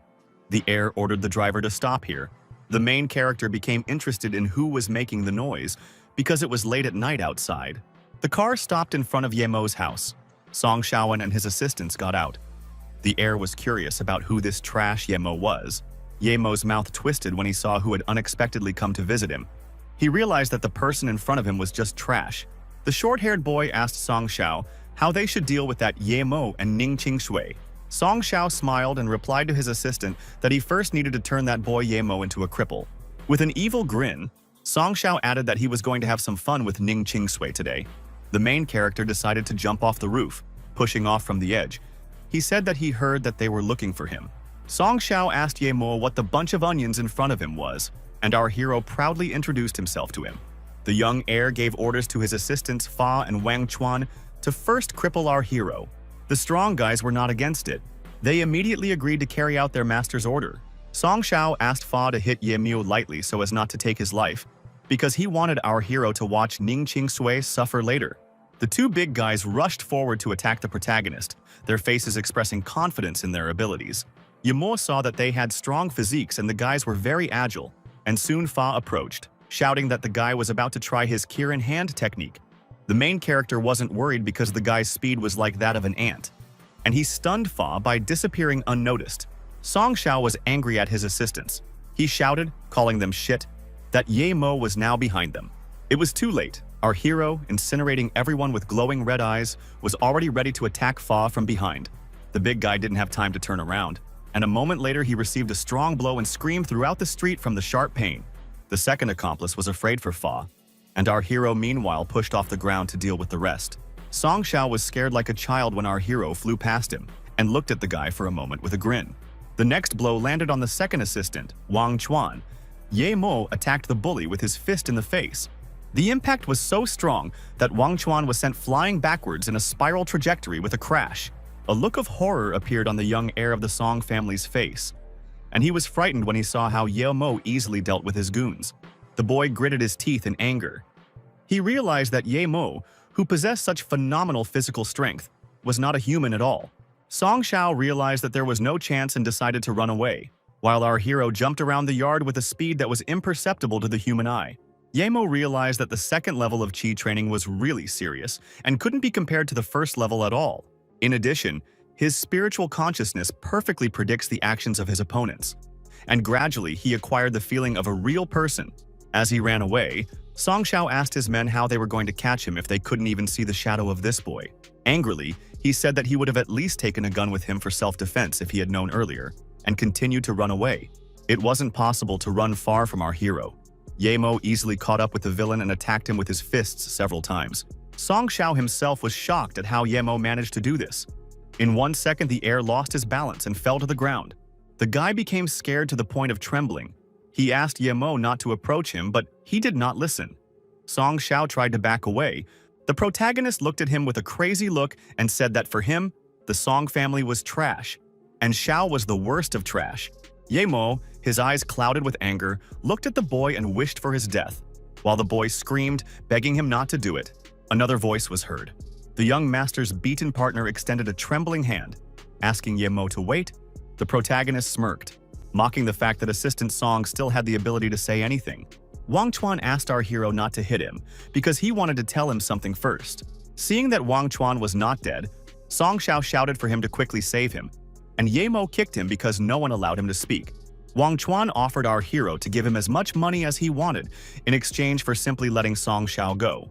A light bulb went on in the protagonist's head and he grinned when he heard the offer of money. Putting his hands in his pockets, he menacingly asked the young heir whether they had arrived here by car. Overjoyed that he had a chance to survive, Song Shao confirmed that they had come here by car. The protagonist walked towards the black car and waved his hand at the others to follow him. After a while, the Song family heir's car moved off, and the 4 boys left Ye Mo's courtyard. Wang Chuan asked Ye Mo where he wanted to go so late, warning him that the banks were already closed if he wanted to borrow money. Ye Mo explained to the boys that they were going to Guilin, and the driver was outraged because that city was a whole 1,000 kilometers away. Song Shao scolded him, ordering him to do as Heir Ye commanded, and Wang Chuan immediately stopped complaining. Trembling with fear, Song Shao admitted that he had greatly offended our hero, and justified himself by saying that his Song family was very strong.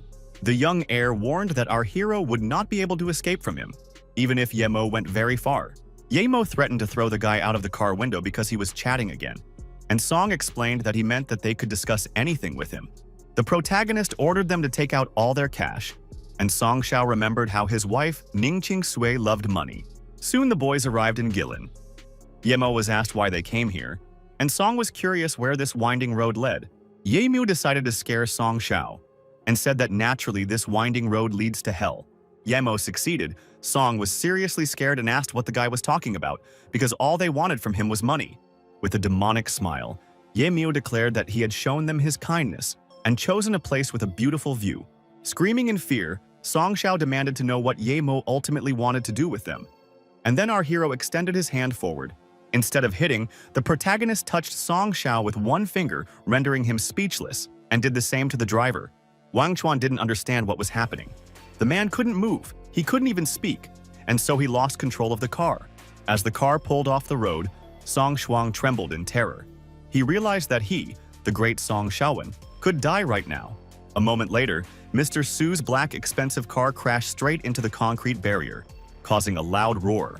The main character jumped out of the car and told the guys that they didn't need to see him off, and the car with them fell into the abyss and exploded. Ning Qing-shu came out of her room, and the first thing she did was ask where breakfast was, and then she became indignant when she found no food on the table. She thought that even on the last day, her husband was skimping on breakfast, and said that Ye Mo was really a miser. The phone on the table rang. The girl came up and answered the call. It turned out that it was Li Mumei calling her. Ning Qingshui grimaced and put the phone away from her ear when Li Mumei shouted that she had some big news to tell her. She said that yesterday in the area of Seven Rocks, Song Xiao's car flew off the road and crashed. The guy and his assistants died. The girl replied that the news was good and could not believe that such luck had come her way, and asked her friend how she knew this. When Ning Qingshui saw the official news with her own eyes, she was shocked. The girl still couldn't believe that it was real. She realized that the Song family would now be busy investigating this tragedy, and would leave her and her loved ones alone for a while. Ning Qingzhu did not express any sympathy for the dead, saying that the deaths of these scum of society were more than deserved. Since Ye Mo didn't leave any breakfast, the girl had to grab street food, and she admitted that her husband's cooking was much better. Sitting on the sofa, she didn't understand where Ye Mo had gone, because it was noon, and the guy usually didn't go shopping for so long. Ning Qingshu chuckled and asked herself why she was worrying about this and interfering with this person's affairs. But then she decided to find out where Ye Mo had been spending the night all this time, since she had never asked him directly about it. The girl left the apartment and entered the utility room of the house. She said hello and asked if there was anyone there. Ning Qingshu snorted when she saw that there was no guard sitting behind the chair in front of the surveillance monitors. She decided to try to search for CCTV footage from the month she lived with Ye Mo on her own. The girl found a video of Ye Mo standing on the roof, and she began to doubt that this man was in his right mind if he spent the night there. Ning Qingsu was angry, thinking that Ye Mo was so stingy that he decided to live on the roof without using the 500,000 she gave him. She decided to see where he went last night if he hadn't even returned yet, and saw that on the roof, Ye Mo had simply disappeared in an instant. The girl also noticed on the surveillance camera that there was a stranger in their yard yesterday, and she immediately recognized him as Song Xiao. She definitely didn't expect what she saw on Song Xiao's recording yesterday, and it turned out that the guy was looking for them. She was afraid that after the fight, Ye Mo got into Song's car and then the car got into an accident, and she had a terrible suspicion. A man appeared nearby. The security guard was returning to his workplace. Ning Qingsui heard someone's footsteps and became alert, realizing that someone was coming. She clicked the mouse to turn off the recordings. She decided that she needed to quickly delete the recording that featured Song Xiao, and when she escaped, the guard noticed her. Soon a white SUV was already standing in the yard. The heroine was ready to leave the apartment. Li Mumei met her on the street. Her friend asked Ning Qingshui if she had already packed all her things. Ning Qingsui's face showed that she was not in a good mood, and she replied to her friend without even looking at her that she would collect everything now. Ning Qingsu asked Li Mumei if there were any other people in that car yesterday, and her friend replied that there were not. Li Mumei said the medical examiner's report said there were only 3 people in the car, which made her happy. The friend suggested talking about Ye Mo, and said that the guy deserved compensation because Ning Qingsui had been using his help for a long time. Ning Qingsui was indignant and replied that there was no need for that, since she had already given him 500,000, so she didn't owe him anything. Li Mumei was shocked. She asked where the girl got such a huge amount of money, and suddenly Ning Qingsui became scared. Ning Qingsu asked her friend if she was the one who helped her get that bank card. Mumei replied that the card could not be used and was frozen, but the girl forgot to tell her about it. Ning Qingsui's face showed a look of fear when she heard that the bank card with 500,000 could not be used. She realized that all this time they had only been spending Ye Mo's personal money, so she decided to check her husband's personal belongings. The girl was shocked when she found a certificate stating that Ye Mo had donated blood in exchange for money. Ning Qingsui remembered how she once scolded Ye Mo for throwing some leaflets on the dining table. Then, Ye Mo told the girl that he would soon remove the paper himself, and told the girl to wash her hands because they would soon be eating. The girl waved her hand and said that she would put the flyer in the box herself, and added that she didn't expect that Ye Mo would go and donate blood. The situation moved Ning Qingsu to tears. A drop of tears fell on the certificate, and Li Mumei, worried about her friend, asked what was wrong with her. The girl was shaking from an excess of emotions. She cried, turning to Ye Mo, and begged for forgiveness from her fictitious husband. Meanwhile, our hero was on the highway. The signs said that it was 200 kilometers to Qi City, and the arrows to the right pointed to Sanming Uping and Nanyang Longhai. Ye Mo was walking and complained that it was impossible to move for a long time with Cloud Shadow Step. so he decided to make a pass in the nearest town. When he arrived, he saw a sign that said, "Welcome to Ulin," so the guy decided to just walk around first. The first thing he noticed was the bus station. Yemo was surprised, not expecting to see such a big building in such a small town. He understood that he couldn't go on the bus because if there was a document check, he could get into big trouble. A driver standing next to his work vehicle approached him and asked if Yemo would be boarding the bus. Yemo asked where they were going, and the driver replied that they were going to Chi City and the ticket only cost 55 wen, which surprised the guy. The hero wasn't afraid of being chased by the Song family, but he needed to find a suitable place where he could grow plants in peace, so he decided to take a private bus. The driver asked the guy again if he was going to ride the bus, and the main character agreed to join the trip. At the beginning of the journey, the driver warned the passengers to fasten their seatbelts and keep an eye on their personal belongings. Yemo sat down and breathed a sigh of relief. He felt very comfortable on the bus. After all, the cloud shadow step required too much physical strength. The main character was startled when a beauty who attracted attention suddenly entered the night bus. The guy, looking at the girl, thought that this young lady simply knocked him down with her beauty. Other passengers began commenting on the girl's appearance out loud, saying what an attractive figure she had. The big guy hit his friend for such a comment, saying that he was a pig who couldn't control himself. It was night outside, and the following actions took place in the mountainous area of Guixiandaling. The girl told the driver that she wanted to get off here, and he replied that there were no settlements or shops in Guixiandaling. Yemo also decided to get off here because he could cross the mountains to Huzhong without being discovered. The passengers began to pester the girl, asking why she wanted to get out here alone, and laughed, thinking that she wanted to find a camp of savages. The main character told the driver that he wanted to get out here too, and said that his friend was meeting him nearby in a car. The driver waved his hand and agreed to drop them off here, but warned them not to look for him if they had any problems. When the driver stopped and opened the door, he warned the girl to be careful because there was a step at the exit. One of the passengers suddenly shouted at the driver not to close the door because he and his friend had also decided to get out there. The driver was only glad because he saw that these hooligans were definitely not from the best strata of society, so this only played into his hands. Afterwards, the driver rushed forward and shouted at Yemo to take care of himself because he himself wanted to get off this bus. The main character concluded from these words that the driver understood why those hooligans got out after them. Two hooligans, giggling, approached the defenseless girl who stood alone, one of them looking at his reflection in the blade of a knife. The big guy advised the girl to be obedient because he didn't want her to see her own blood. Yemo realized that they were going to rob her, and the villain shouted at Yemo to get out of here, leaving the money, and the hero waved his hand and left. The girl, without showing fear in front of the couple of villains, still asked our hero to stay and wait a little. The main character still stopped, listened to the unfamiliar girl, and asked what she wanted from him. The girl called Yemo little brother and said that she needed his help, and the guy replied that he didn't want to fight. The stranger decided that the robbers definitely had problems with their heads, and they became indignant and screamed because they were the bad guys and not just empty space. Yemo became wary when the girl said that she didn't need him to fight. She just wanted to ask for a small favor. A moment later, the girl, who seemed defenseless, attacked the big guy, hitting him in the Adam's apple with her elbow. She then grabbed the villain by the wrist. Her grip was so strong that the villain was injured by his own weapon. The dark-haired big guy screamed in pain as he received a serious wound in the chest area from his own knife, and his friend was very scared for him. Seeing what the stranger was doing, Yemo realized that she was fighting quickly and without mercy, and if it weren't for his second level, he wouldn't have been able to notice her movements at all. After the bloody massacre, the girl turned her head as if nothing had happened, smiled sweetly, and turned to her little brother Yemo. The main character realized that he didn't need to create problems for himself and offend this girl, even though he had his own things to do. The stranger threw the knife back and it stuck into the tree trunk. She asked him not to be afraid and to help her hide the bodies for a reward. Yemo asked what if those two had no money, and the girl was surprised that the guy was so calm. Since she had taken the lives of two people in front of his eyes, the girl rummaged through her red handbag and pulled out a wad of bills, promising that in that case they would be his.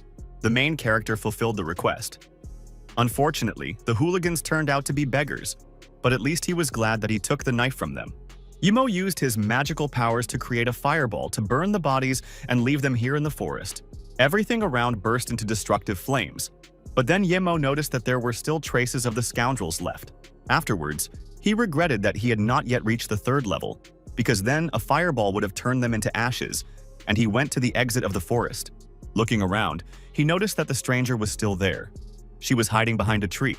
and he thought that she was waiting for him. In any case, he felt that he didn't owe her anything anymore. So he decided to leave, and the girl noticed that Ye Mo was running away. The main character started to run, and the stranger ran after him, screaming for him not to run away from her. Ye Mo asked what else she wanted, and she asked him not to be afraid of her, and the hero replied that he had no need to be afraid of her. The girl asked him to stand to discuss something. It was hard for her to keep up with him. She saw how fast he ran. The main character slowed down, agreeing to talk. He asked the stranger what business she wanted to discuss with him. She offered to get acquainted and introduced herself as Wen, and then suggested doing some business and making friends. Wen said that she had a car near that mountain, and they would use it to go north to Xianshanling, and Ye Mo needed to carry her things in exchange for 50,000 yen. Ye Mo immediately agreed because the task seemed simple. He would need the money, and he would also be able to train along the way. Wen ran ahead and called her little brother to follow her, warning him that moving in the mountains was completely different from moving on level ground. The boys ran up the mountain. Wen thought that Ye Mo was strong, and she wondered who this unusual person was in front of her. Soon the boys came to a car parked in the forest, which belonged to Wen. It was a silver expensive car. The main character asked the girl if they would continue their journey in this car when they approached her. Wen replied that their destination was not that far away, but it would still be much easier to get there by car. Ye Mo thought that this woman was too mysterious, so he decided to play it safe and see what she had using magic. The boy's eyes lit up as he used magical vision, a supernatural ability that allows one to see through any object. He saw that it was just a car, and in 2 boxes inside the car there were weapons and things, most likely goods for a deal. As they got into the car, Wen explained that they needed to get into a house where they would have to exchange boxes with the opposite side. The girl stepped on the gas pedal and told Ye Mo to get comfortable before they started driving. The car jerked away. Wen warned our hero that to save time they would drive a little faster. She was worried that this guy was too calm, so she decided to drive even faster along the dangerous road to see if he would get scared. The girl herself began to be afraid when she increased her speed, and she was surprised that there was no reaction from Ye Mo. Distracted by the passenger, Wen almost got into an accident. The road was dangerous, and the car almost fell off the cliff. Wen was sweating and shaking from fear. They almost fell down, but she praised herself for avoiding an accident. Meanwhile, the protagonist did not have a hint of anxiety in his behavior. He spoke because he wanted to tell her something. The girl thought that Ye Mo was scared and asked him to relax because she knew how to drive, but she could slow down if he wanted. She was shocked when Ye Mo asked her to drive faster because at such a snail's pace they would be driving for a long time, and he still had things to do. A stunned Wen said that safety comes first, but once they hit the highway the girl would drive even faster. Ning Qingshu was resting in Ye Mo's apartment, lying on the sofa, when suddenly someone started to open the front door. The girl immediately opened her eyes upon hearing the sound, and the hope that it was Ye Mo who had returned settled in her heart. She was disappointed when she saw Ye Mo at the door and her friend Li, who happily showed up at the apartment. Ning Qingshu's friend asked her why she hadn't packed all her things yet, since 2 days had already passed, and it was time to leave for Yuzhou. The girl looked very depressed. She was surprised when she heard that 2 days had passed. Ning Qingshu confessed to her friend that she intended to buy this house, no matter how much the apartment cost her. Li asked why, to which a dejected Ning explained that she had a feeling that she had lost something here, and she wanted to find it. The girl couldn't stand the influx of negative emotions and burst into tears right in front of her friend, tears rolling down her cheeks. Li was scared for her friend and asked why her little princess was crying again. Suddenly, the mayor's daughter entered the apartment, and Mrs. Su asked if she would disturb them with her presence, since the door was not locked.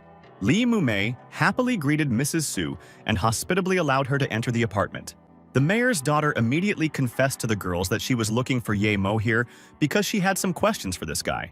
Ning Qingsui said that Ye Mo left without even saying goodbye, and she hadn't seen him for several days. This made Mrs. Su wary, and she asked the girl if they couldn't even contact Ye Mo on the phone. Li Mumei complained about Ye Mo, saying that he was like a stomachache because he didn't even have a phone, and Ning was now killing himself because of him. The mayor's daughter had no idea what had happened to Ye Mo or where he had disappeared to, and she assumed that some of the rumors were true.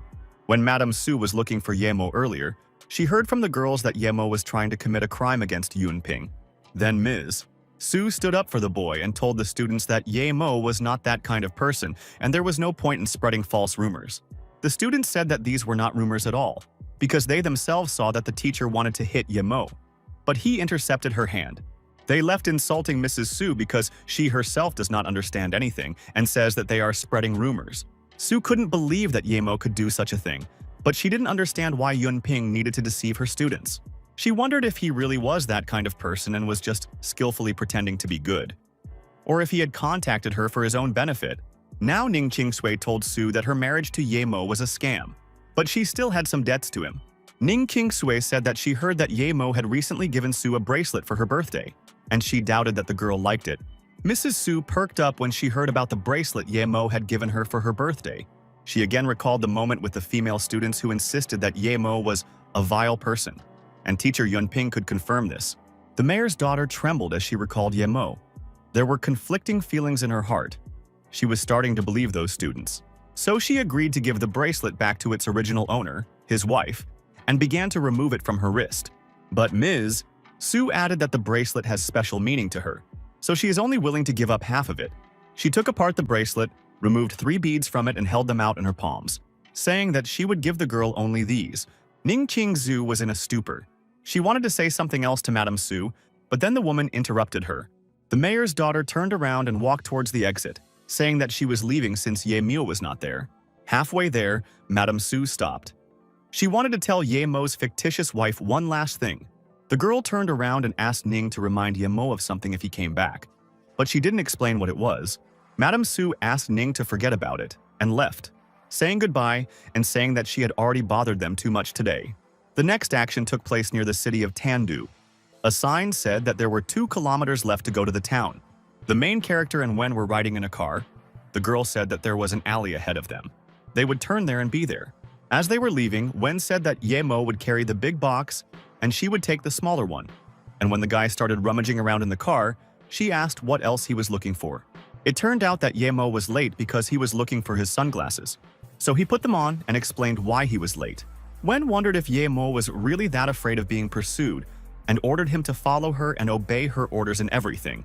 The master of the house laughed and greeted Madame Wen, saying that true heroes never lose, and he, Gong Mu, had been waiting for her for a very long time. The girl entered the spacious house accompanied by our hero and told Mr. Gun that they had not seen each other for a long time. Mr. Gong invited the guests to come in and gave orders to his subordinates to receive Mrs. Wen and pour her some tea. Wen waved it off, saying that tea was not needed because she wanted to quickly complete the deal and leave immediately. Yemo saw that this old man had a smile on his face, but he still looked suspicious. So he decided to use magical vision. With the help of his magical abilities, our hero saw that there were 2 more people hiding behind the screens, and 2 more behind the doors. Yemo realized that without magical vision, it would be difficult to make money today, since there were 4 armed men against them. Gong Mao asked Mrs. Wen not to rush and suggested that he check her goods first, and the girl agreed to this. Hearing the stranger's footstep, Wen realized that his people were still here, glanced at Ye Mo, and he replied that he already knew everything. Mr. Gong Mao began to laugh long and evilly, fingering the red rosary beads in his hands. The old man said that he knew Wen was a very cool girl, but to become cooler, she needed to get her weapon out in 10 seconds. But he would definitely kill them in that time. Wen reproached the old man for ordering his men to hide behind the doors and for wanting to play unfairly. Gong Mao clapped his hands and said that Wen was as cool as before, but now this public morality was completely useless. Mr. Gun ordered his men to leave, and 2 men in black suits with machine guns appeared in the room. Ye Mo noticed that 2 people had come out, but there were still people hiding behind the screens. He doubted that she would be able to dodge the bullets at the 2nd level. Wen stated that she was fine with everyone leaving and took out a small device, saying that she had a time bomb in reserve. The protagonist was confused. He didn't understand when a bomb could appear in the box, and he definitely didn't want to die with it. Gong Mao laughed and immediately ordered his men to lay down their arms because it was very impolite to the guests. When Gong Mao's men agreed to put down their weapons, Wen realized that this was a great opportunity and opened the handle of the suitcase. The girl quickly took out a machine gun from it, instantly brought it to combat readiness, and aimed it at the old man, asking Ye Mo to stand behind her. Ye Mo realized that Wen hadn't noticed that there were more people behind the screens, and he knew that they would be open to attack from behind. So he had to think of another way. Gong Mao agreed to stop talking nonsense and offered to check the goods again, jabbing Wen for taking out her weapon right away. The man clapped his hands, which was a signal for the man who came forward holding a suitcase. Mr. Gong's assistant put down the suitcase and opened it, and inside were stacks of American bills. A fair-haired guy in a black suit, holding a suitcase with money in his hands, asked Mrs. Wen to look at it. Taking a quick glance at the money, the girl told Yemo that there was no problem with it, so the guy just needed to show them the goods. Yemu walked to the table, put down the suitcase and opened it, asking Mr. Gong's representative to check the goods. The fair-haired man silently approached the black case and looked at the goods with a tense expression on his face. The guy asked the man if he had already checked the goods, and then quietly tore off a piece from the wooden furniture. The man, having examined the goods, turned to his master and said that there were no problems with them. Gong Mao smirked when he heard this, turned his back to the guys, and was ready to declare what they would do now. Mrs. Wen tensed up because she could tell from the old man's voice that his tone was wrong, which meant that everything was not going according to plan. The girl was right, because right now a sniper she hadn't noticed was holding her in his sights. The protagonist was ready. He noticed the man who was holding the girl at gunpoint and threw a small piece of wood. Yemo's skill was astounding. He managed to throw a small piece of wood in such a way that it took the sniper's life in an instant. The armed man's partner became alarmed when he saw the second guard suddenly fall backwards. He didn't understand what was happening. He pulled the trigger in a panic, and Yemo was ready to deal with another scoundrel. Seeing the second sniper fire, the protagonist shouted for Mrs. Wen to duck. Wen reacted in time, tilting her head back and looking in fear at the bullet flying right over her face. The sound of gunshots continued to echo throughout the hall, and Yemo realized that he was a little late and threw something else at the armed guy. Mr. Gong panicked when he saw Yemo masterfully deal with another one of his subordinates. There was silence in Gong Mo's mansion. Yemo had eliminated all the villains, and the armed guy hidden behind the screen had been killed. Gong Mao was in a stupor, the old man standing silently in the middle of the hall while the bodies of his assistants surrounded him. Wen realized that Yemo was truly an unusual person, because he knew about the secret of the screens and also saved her from death. Now Mr. Gong was not so confident in himself. Panicking, he told Mrs. Wen that there was some mistake. He began to beg to explain everything to the girl, but Wen asked if he was really going to take her life for just $1 million. Gong Mao tried to justify himself by saying that he didn't want to do it, but Wen was merciless, and with one shot the girl sent the old man to hell. Yemo and his new acquaintance left the house. The guy asked if they weren't even going to clean up after themselves on the battlefield. Wen asked the guy who told him they wouldn't clean up after themselves, and then pressed the button on the remote control. The protagonist was stunned when the next second a deafening explosion was heard behind him, destroying the Gong mansion. A shocked Yemo asked where she got the bomb, to which Wen explained that the weapon case was the bomb.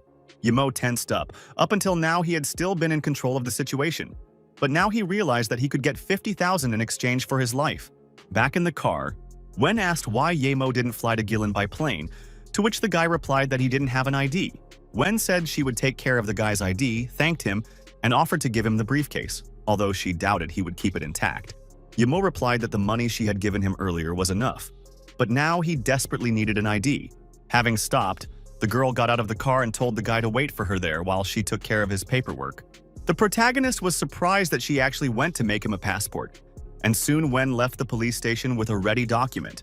She asked the guy not to ask where she came from and where she was going next, called him an interesting person, and asked if he had a phone number. Yemo smirked and replied that he liked peace and quiet, so he didn't have a mobile phone. Wen found it strange that in our generation there was still someone who didn't have a phone, and gave Yemo the case and ID card, asking him to keep it safe. Afterwards, the girl returned to her car and drove off, saying goodbye to our hero. Yemo continued on his way by bus. When they passed the sign, the guy saw that there were 30 kilometers left to Xianshan.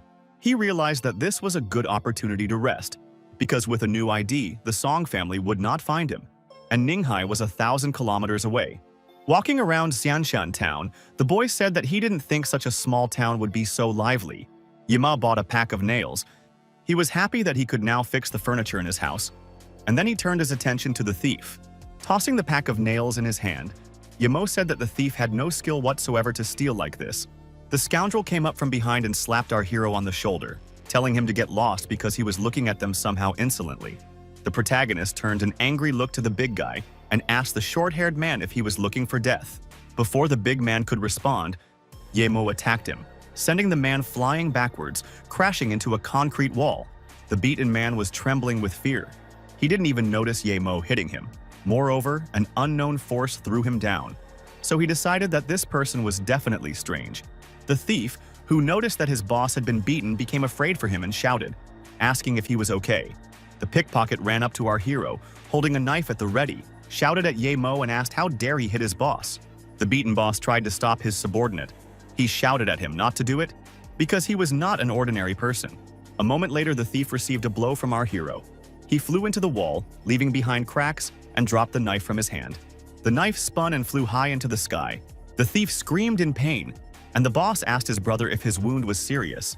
The protagonist, having dealt with the villains, left, and the guy they tried to rob was delighted with Yemo's abilities.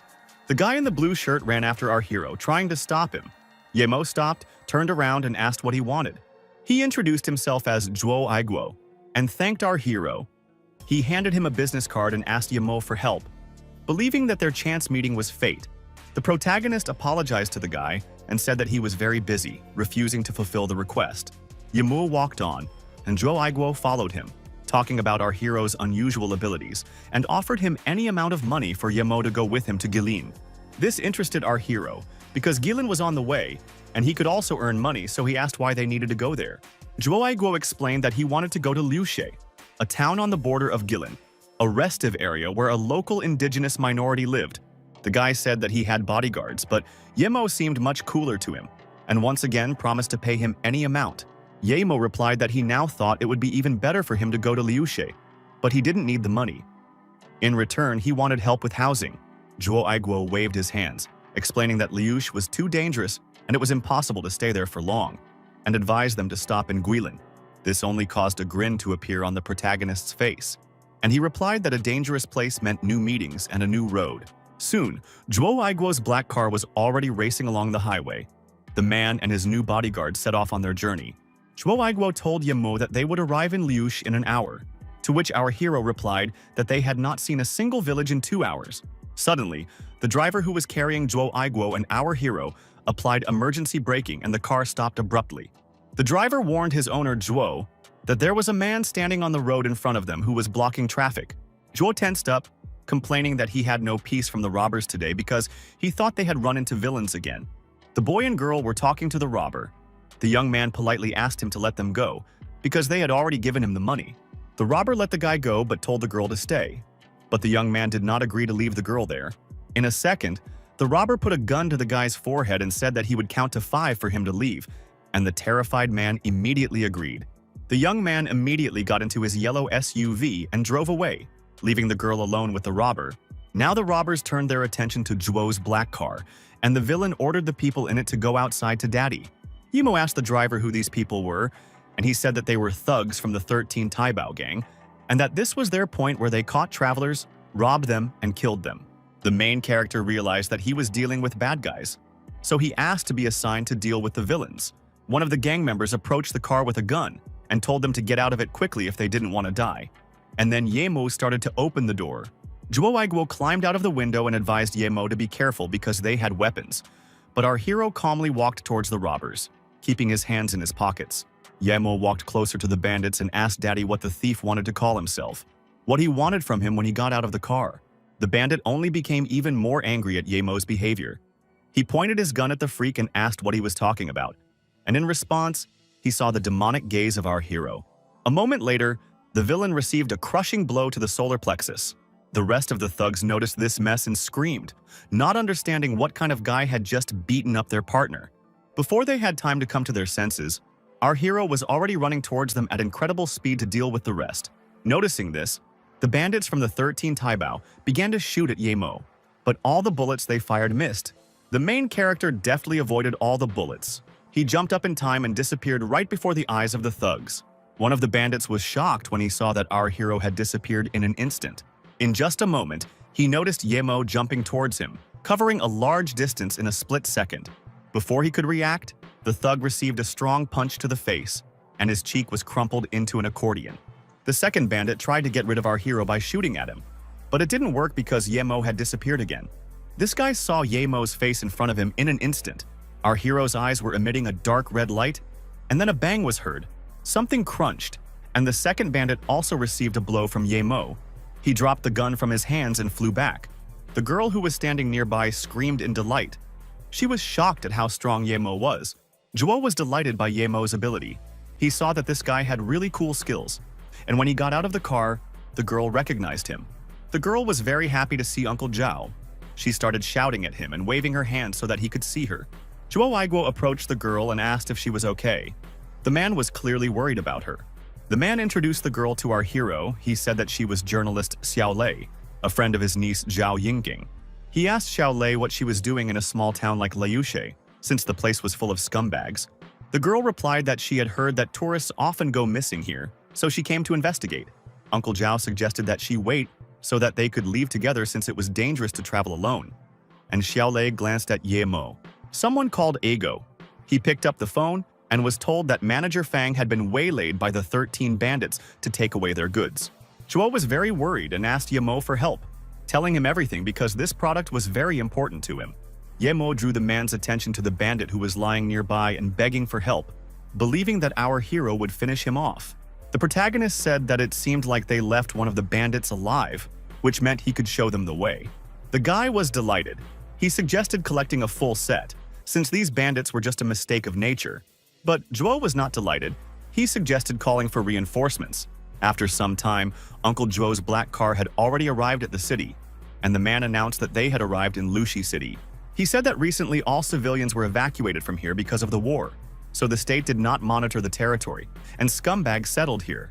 The driver drew the boss's attention to the sign. It said 13 bandits, and one of them confirmed that this was their headquarters. Meanwhile, near the headquarters of the criminal group, some kind of mass fight broke out, and screams were heard. Xiao Lei asked the driver to park discreetly nearby so she could take a few photos for her news, and the man agreed. Ye Mo was wary when he heard the news because it might give him away, and he had to be more careful from now on. He told Boss Zhuo that he would go alone, and they could all wait in the car. But the man was against it. He didn't want to let Ye Mo risk his life alone. Zhuo said that Ye Mo got involved in this because of him, so he couldn't just sit there and do nothing. Plus, he needed to show the guy who was Manager Fang. The protagonist agreed. He asked Uncle Zhuo to stand behind and be careful, and then took his sunglasses. Putting on his sunglasses, the hero got out of the car. Uncle Zhuo was behind, and Ye Mo asked the 13 bandits to show up. The bandits noticed Ye Mo's appearance and were outraged, not understanding where this stupid guy came from. The main character was extremely furious when he heard insults directed at him. He destroyed the asphalt beneath him with his foot. Asking who he had just insulted, our hero swung his fist emitting a magical light, and the bandit laughed. The bandits and Ye Mo's fists collided. A loud crunching sound was heard. Our young hero's punch was much stronger than that guy's. The villain immediately screamed and trembled in pain. He looked at his crippled arm, which was broken. The bandits got angry and started shouting to call everyone else to finish off the main character as a crowd. Ye Mo smirked and said that the bandit was just a pile of trash that was begging to be thrown into the dump, despite all his serious talk. The courtyard outside the 13 bandits' headquarters was filled with cries of pain. Ye Mo had thrown the scoundrels against the walls in a matter of seconds. Afterwards, he asked Boss Zhuo how many bandits they had gotten rid of, and he happily replied that they had gotten rid of 8 already. The protagonist said that they were just a bunch of weaklings. Although he believed that people from a gang with such a name would fight better, 2 doors suddenly opened. Shots were heard from the darkness. These were the bandits who had been hiding in the building until then. Ye Mo was momentarily startled when he heard the gunshots, but he managed to quickly move to the side, causing the bullets to fly past him.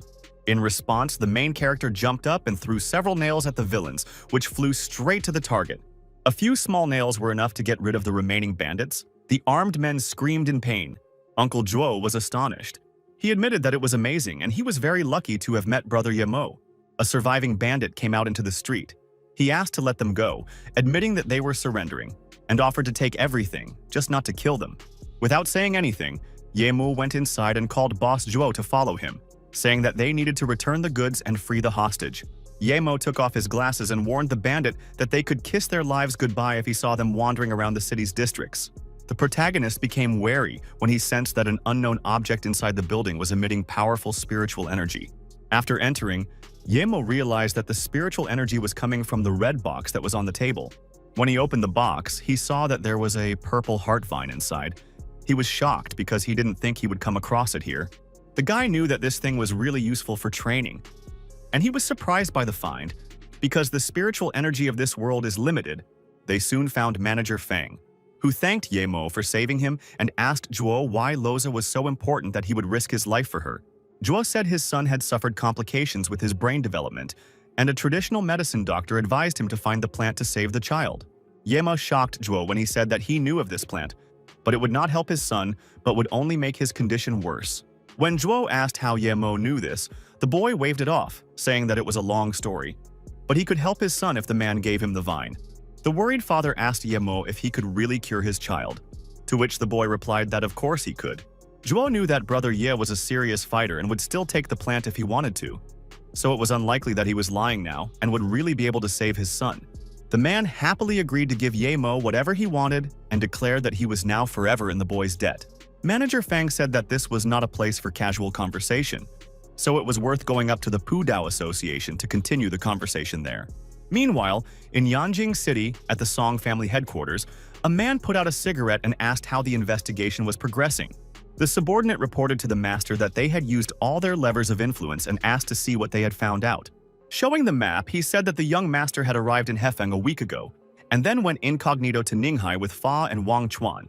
According to the man, the younger Song came to see the girl, and the Ye family claims that Ye Mo disappeared without a trace, and the security footage showed nothing strange. When asked whether the driver would have been drunk, the man replied that it was unlikely, and the driving style in the recordings did not confirm this version. The head of the Song family, Sog Chi-ming, asked the man if they knew anything about Ye Mo's current location. The man replied that they had no information because all the video surveillance data from the guy's apartment had been erased, and they were now trying to restore it. Just at that moment, another subordinate entered the office and announced that they had recovered the data from the damaged computer. They played the footage from Sunday, which showed Ye Mo moving towards the black car that belonged to the younger Song. Mr. Sog Chi-ming immediately realized that the scum from the Ye family was indeed somehow involved in the death of the young master. He slammed the table. Everyone around him was also angry and shouted that they couldn't let him get away with this, and Ye Mo had to pay for the young master's death. The men decided that the girl from the Ning family definitely knew something. Otherwise, she wouldn't have needed to erase the CCTV footage. The gentleman said that the girl was guilty even if she was not involved, and the Song family should not let her go. But right now, the main target is Ye Mo. Meanwhile, Ning Qingsu was grieving in Ye Mo's apartment. She took a photo of them together and asked the guy where he disappeared to. She decided that it was all because of what she said then, and began to blame herself for the fact that he disappeared because of her constant nagging. The girl recalled how she insulted him as a miser, accused him of holding back meager money for her, and claimed that the guy had no heart. The curtain by the window began to fly around the room. The wind picked up. The girl turned her head and noticed that the weather was getting worse. Ning Qingshui walked to the windowsill and noticed a potted plant. She recognized it as Ye Mo's favorite plant. The girl picked up a small pot with a small sprout in it and declared that she had to take care of it until Ye Mo returned. Meanwhile, in Ninghai, in Yunbing's apartment, our protagonist's teacher was taking a shower. Even during water procedures, the girl remembered Ye Mo. She repeated his name and claimed that it was all because of him. She decided that our hero was too ashamed to show himself to her, because she had not seen him since that day. She remembered the moment when she screamed at Ye Mo and demanded an explanation from him, asking how the bastard could do such a thing to her. Then, Ye Mo, remaining calm, looked at the teacher and told the miss that she was simply mistaken. Yunbing began to doubt. She thought that maybe she really had accused Ye Mo in vain, and that the culprit was someone else. However, she clearly remembered that the first person she saw when she woke up that day was Ye Mo, and she didn't understand why he was there. While the girl was still unconscious, she heard other voices. So Ye Mo wasn't alone there, but she couldn't imagine what the guy was doing there if he wasn't related to the incident. Yunbing's eyes widened as she remembered seeing the video camera that day. That video camera was still with her. Yunbing took out the memory card from there and inserted it into the laptop to check what recordings were on it. The girl was angry when she saw that besides Ye Mo, Zheng Xiao was also on the recording. In the video, Ye Mo approached him after beating him. The footage showed Zheng Xiao shaking in fear in front of Ye Mo, promising to give the boy as much money as he wanted. Yunbing was stunned when she looked at the recordings and realized that Ye Mo was not actually the villain, but the one who saved her. Soon, Fang, Ye Mo, Zhuo, and Xiao missed each other because Fang had to catch a morning flight and asked Zhuo and Xiao to contact him if anything happened. Uncle Zhuo waved goodbye to the guys and said, "See you soon," to our hero and his manager Fang. Fang and Ye Mo were left alone. The manager offered to help the guy with housing in Luche, and the hero replied that it would be better for him to stay in a quiet place. The protagonist had one more request. He asked Fang to tell him how the man managed to get the purple heart vine. Fang said he came across it 7 years ago when he was on the run and hiding in a cave near Vietnam. and the plant was lying on the body of a Tibetan lama.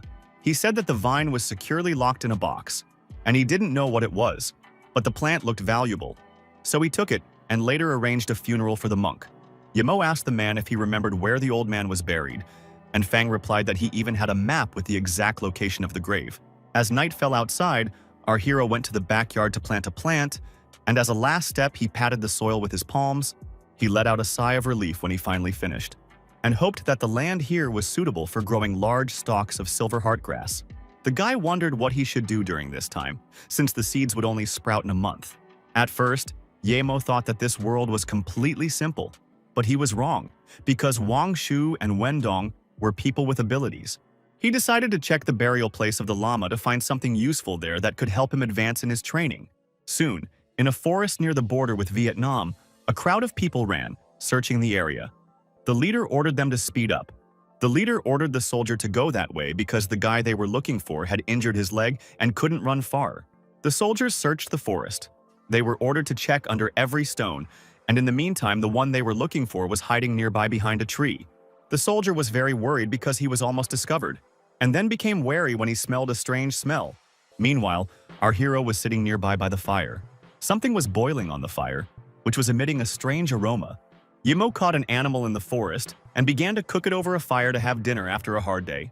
The soldier's mouth watered, and he asked who came up with the idea to have a barbecue in such a place. The boy's stomach began to rumble and he grabbed it, complaining about how incredibly hungry he was just from the smell.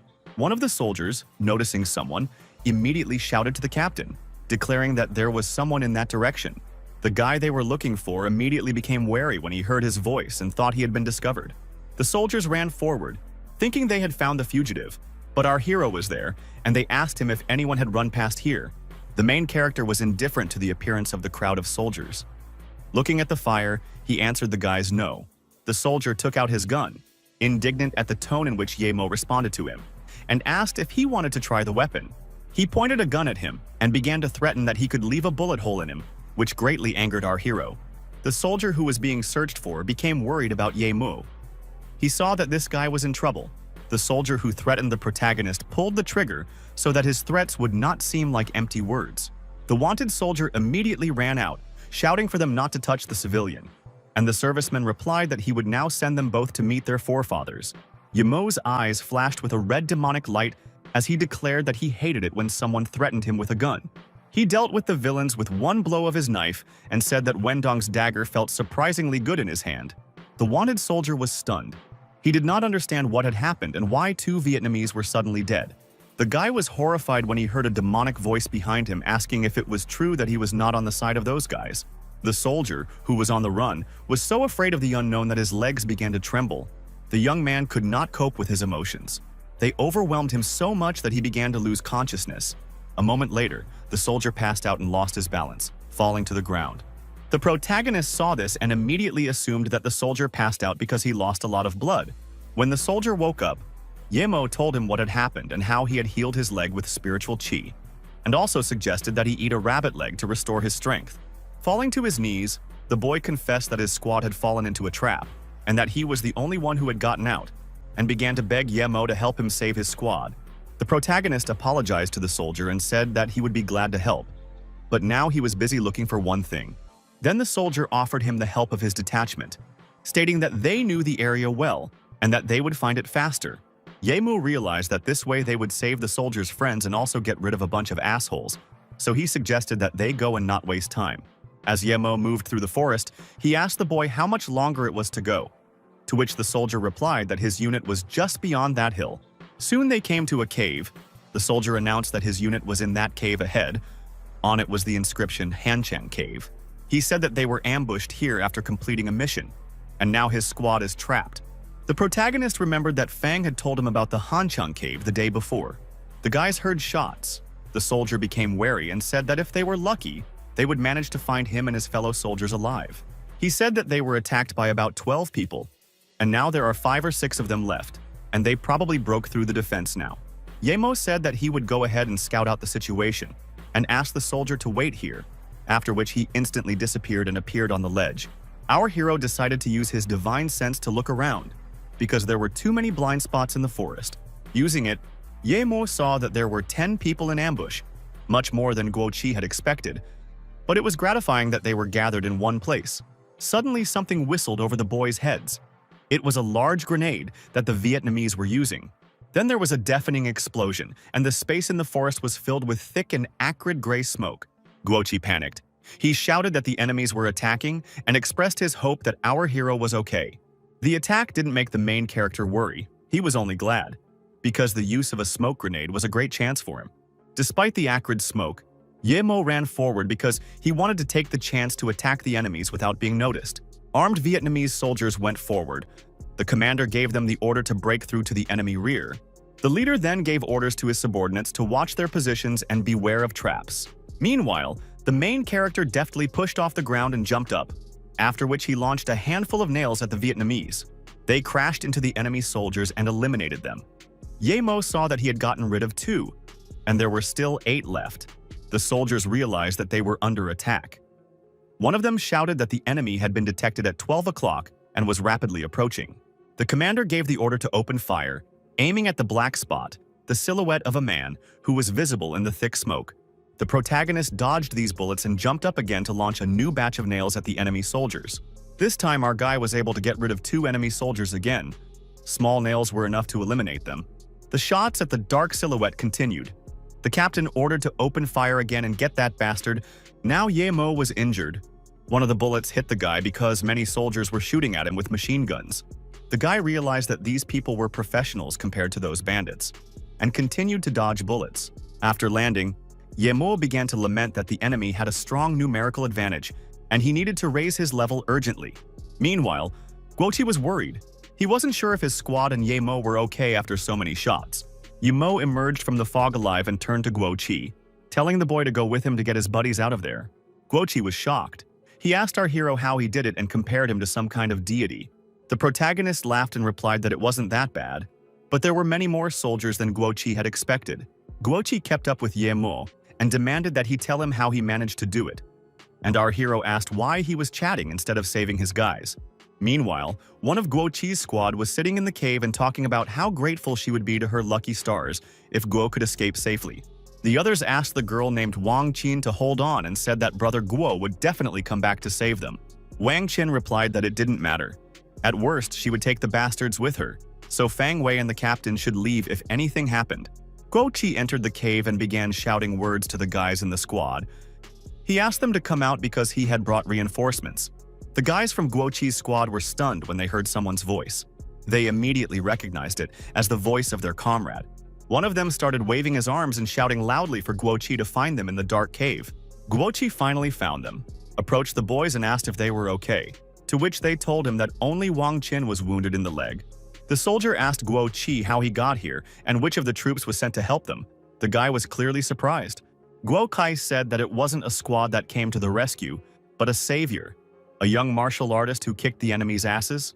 He also told about the cut on his leg, which disappeared as soon as Ye Mo transferred some of his spiritual qi energy to him. A soldier from the squad asked Guo Qi to quickly bring the young master here because they had a chance to cure Wang Qin. The captain asked Guo Qi and Fang Wei to go ahead while he led the injured Wang Qin behind in case any of those creatures survived. Fang Wei asked Guo Qi if he thought Ye Mo would take him as a disciple, to which Guo Qi began to doubt, and the boy said that in any case he really wanted to meet him. Ye Mo, who remained outside, began to worry because Guo Qi had been in the cave for quite a long time and still hadn't come out. Just as the protagonist was asking this question, a moment later he heard the voice of Guo Qi, who appeared on the horizon. Seeing Guo Qi, who had finally returned, Ye Mo told the guy that they all seemed to be in great shape. Fang Wei was delighted when he saw Ye Mo in person. He said that this guy looked really cool. The soldier suddenly fell to his knees in front of Ye Mo and thanked him for saving him, and also expressed his desire to become his disciple. In response, Ye Mo turned around and replied that he had simply caught the enemy off guard and that he was not good enough to be a teacher. Guo Qi asked Ye Mo to wait, because he promised that he would pay the master in full for saving him and find what our hero was looking for. Ye Mo turned around and said that he was looking for 2 sacred lily flowers, and judging from the surroundings, they should be somewhere nearby in the mountains. The injured Wang Qin said that she knew where the sacred lilies were and could take the guy there, but she had problems with her leg. Guo Qi was delighted and said that it was great that Wang Qin knew this. and asked Yemo to cure the girl in exchange for helping him search. Yemo ordered the girl to sit down on the ground so that he could examine the wound, and the guys sat Wang Qin down by a tree, asking her to rest there. The captain told Yemo that they were counting on him and said that he and Guoqi would deal with the loot and bodies for now. The main character realized that in front of him was a real soldier, skilled and determined, who did not even ask him anything about the methods of healing. Wang Qin turned to Yemo and asked him to treat her leg wound if possible. Yemo took a look and realized that it looked like a gunshot wound, and he just needed some chi to pull the bullet out.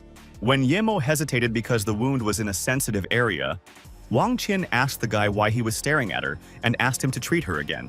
Our hero said he would be honest and stated that the injury was serious, so he needed to take off his pants or cut a hole in them in the area of the injury.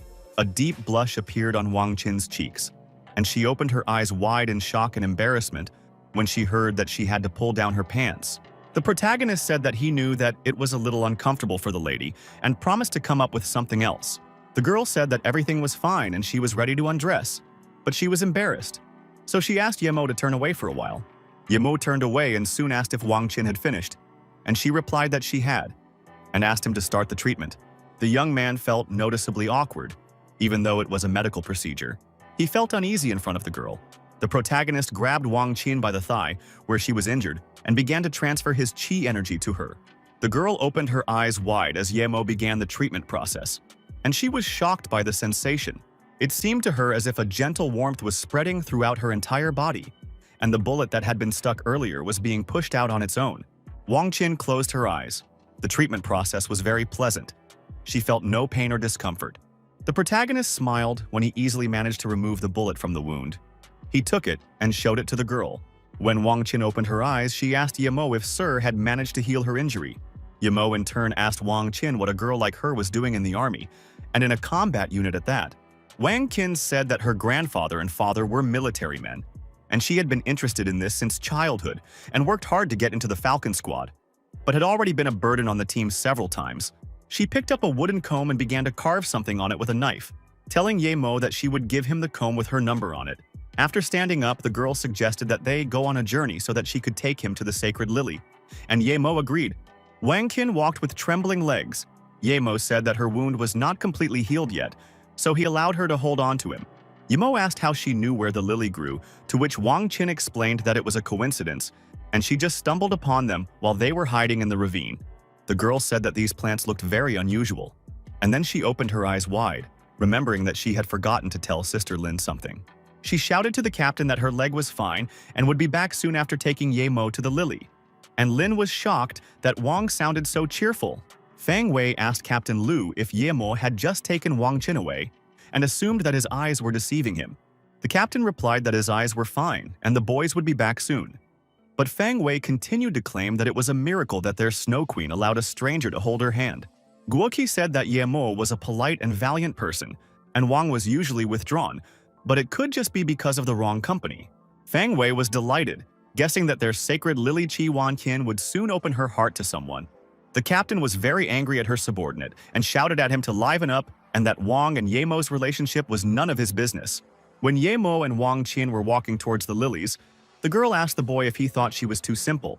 The protagonist replied that he liked her sincerity and gentle nature, as well as her decisiveness in words and actions. Wang Qin admitted that she didn't know why, but she felt very comfortable around Yemo, and she talked to him much more than she did to her comrades. It was a miracle to Yemo that in this world he found a girl with such a strong inner core, and he told her not to adapt to others and to live as she wished.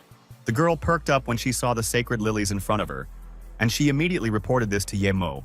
The main character saw that in front of him, 2 sacred lilies were indeed growing nearby. The unusual plants were emitting light. As he got closer, he realized that this was the place Fang had spoken of, and decided to use the palm technique to exhume the grave, but then changed his mind. Wang Qin was frightened when the protagonist exhumed the llama's body. In the grave lay a skeleton in a red robe. Next to him lay a transparent bag with a piece of parchment. Yemo unfolded it, surprised by the find. Yemo was delighted when he saw that there was a map drawn on the piece of parchment, with a cross marking one of the locations. What was annoying was that he couldn't read a single word, and he doubted that he would find anyone here who could interpret the map. The protagonist felt something soft. It turned out that Wang Qin came closer to him and pressed herself against him.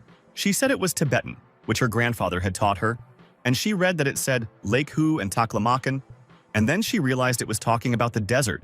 Wang Qin said the desert is known as the Sea of Death and is located in the Tarim Basin in southern Xinjiang. Yemi was surprised by the girl's knowledge and thanked her, and she replied that there was no need for thanks because she was glad that she was able to help the guy. The protagonist asked Wang Qin to sit down and rest while he reburied the llama's remains. Afterwards, he sat by the cliff and thought about the Taklamakan Desert, Lake Hu, the Royal Gate, and the Purple Heart Vine. Yemo honestly didn't understand what the connection was between all these things, and whether it was a coincidence that the map and the plant were in the same place. Bright green eyes appeared in the darkness. The main character turned his head and became wary, feeling for some reason a thirst for murder. He was scared because he was so focused on his problem that he completely lost his vigilance, and now he won't have time to dodge the snake. Luckily, Wang Qin came running to the rescue, shouting for Yemo to take care of himself, and grabbed the snake that was about to attack our hero. The protagonist shouted for Wang Qin to quickly throw off this snake because he understood how dangerous this reptile was. The snake hissed in the air. Yemo threw a handful of nails at it. Only one of them hit the body. The beast fell to the ground, but was alive. Yemo realized that she was about to attack again and was aimed at her. And then he noticed that the snake had legs. He threw another handful of nails at her because he needed to deal with the snake as soon as possible. Otherwise, Wang Qin would be in danger. Meanwhile, Wang Qin began to feel unwell. She sighed heavily and fell to the ground. The protagonist noticed this. He saw that things were bad because the girl's skin had already turned gray and the wound was emitting a poisonous aura. So it was not an ordinary snake. Horror appeared on our hero's face when he realized that it was not just a snake, but a basilisk. The rest of the soldiers came running to the scene and shouted, asking Yemo what had happened and what was going on. Yemo said that Wang Qin was bitten by a basilisk, which is often mistaken for a snake, but they have 4 legs and their eyes glow green at night. The guy said that the most important thing is that the basilisk has a very powerful poison, stronger than any snake, and Guo Qi began to panic, begging him to save the girl. The protagonist, after examining Wang Qin, realized that things were bad because the poisonous aura had descended and was beginning to spread throughout his entire body. Yema said that basilisks are attracted to qi energy, and it was aimed at our hero, but it bit Wang Qin because she was protecting him. The captain was horrified and asked what they should do now, since there was not a single hospital within 100 kilometers. Yemo didn't expect that the basilisk would appear in a world with such a low energy level, and he was angry at himself for not having the silver heart herb with him to treat it. The main character began to panic. He did not understand what to do, and then he remembered that some of the healing properties of the silver herb remained in his blood. Therefore, Yemo quickly injured himself to use his blood for treatment, shocking the bewildered Guo Qi. The guy explained that he had recently taken the medicine and its properties were still in his blood, so there was hope that it would save Wang Qin. The protagonist gave the girl his blood to drink, hoping that its medicinal properties would help her recover. The soldiers were shocked when they saw Wang Qin coming to her senses. The girl began to slowly open her eyes. After tasting the blood, she was shocked. She stuttered as she tried to ask Yemo if he had let her drink his blood. Yemo explained that he was taking medicine, so his blood had medicinal properties, and told her to rest while he scouted the area for any creatures. The guy also asked her not to do any more dangerous pranks like that, because she was on the verge of death. Wang Qin admitted that if it happened again, she would jump towards the monster again since it could cure her, and Yemo began to argue with her. She screamed that she didn't care if he couldn't cure her of the poison because she couldn't let Yemo get hurt. The main character looked in bewilderment at the girl who claimed that she would protect him without hesitation. He decided that her feelings for him were not simple gratitude, but the captain was trying to reason with Wang Qin. Yemo said that the basilisk was not a high-level beast and could be tamed so that the snake would protect the girl. He asked the guys to wait for him here and promised to return, and Wang Qin immediately volunteered to go with our hero. Fang Wei told the captain that Wang Qin was clearly interested in this guy, and they went on a date. The captain replied that Yemo was a very unusual person, and girls would definitely fall in love with him and run after him in droves. The soldier then made the captain feel embarrassed by suggesting that Liu had also fallen in love with our hero. A dark, giant silhouette loomed over Fang Wei as the captain asked if he had the courage to be so insolent to his leader. During the walk, the hero remembered what he wanted to ask and asked Wang Qin why she was in the army and not studying, as girls of her age should.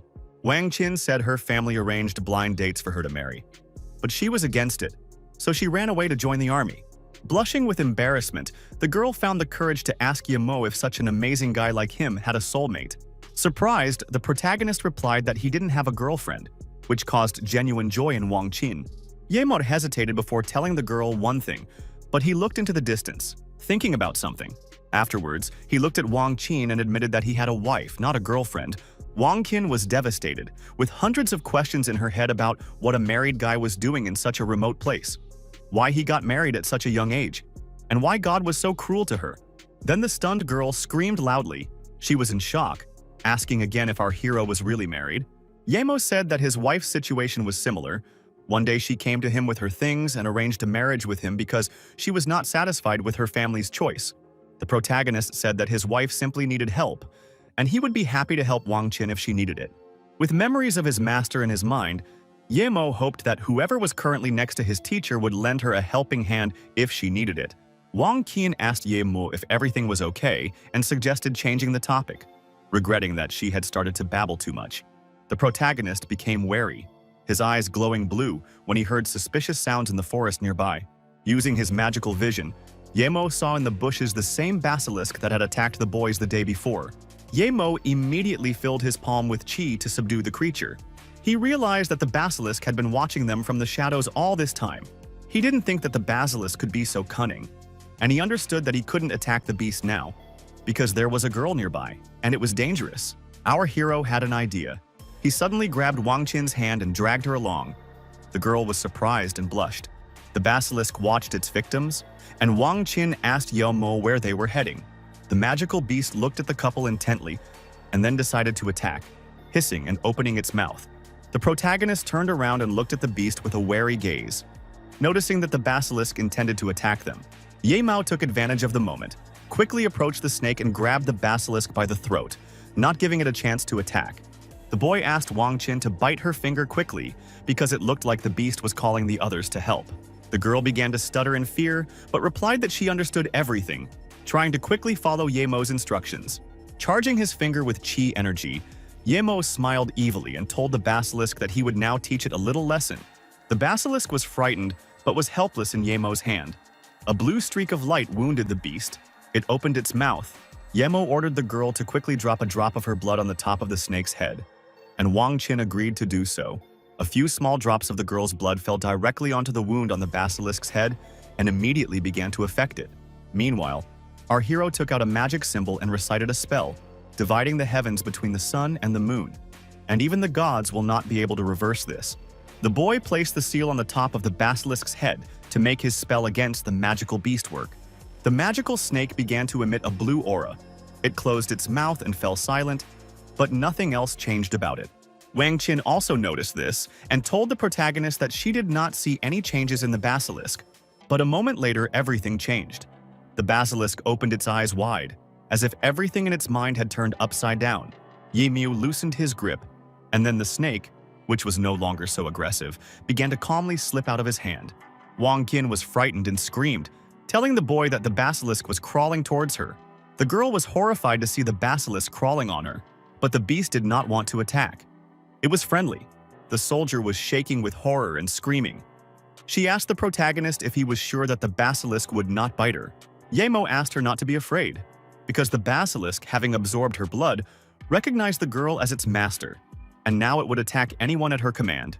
The girl asked him what he ate, to which Yemo replied that these animals loved bamboo shoots, but he could also get his own food. Wang Qin was shocked that this scary beast was a herbivore, and Yemo said that they needed to go back because the sun was already rising. The forest was filled with the first rays of the sun. One of the local lizard inhabitants crawled out of its shelter onto a moss-covered stone. Wang Qin walked out onto the cliff and spread her arms out to the sides, enjoying the morning sun caressing her skin. The girl looked dreamily at the sky. She was most interested in what the elder Yemo was doing at that moment. Footsteps were heard, and Wang Qin was startled when the captain quietly crept up to her and asked what the girl was doing. Captain Liu walked up to Wang Qin, jokingly bumped her shoulder, and suggested that she was thinking about her beloved Yemo again. Wang Qin felt awkward. Her cheeks turned red. She hid her gaze and asked the captain to stop making fun of her. She admitted that the couple of days Wang spent with Yemo were the best in her life, and our hero is kind and sensitive, even though he looks cold. The girl said that Ye Mo not only caught the basilisk for her, but also taught them several defense techniques before leaving. The night before, Wang asked the boy sitting next to him at the cliff when he was going to leave.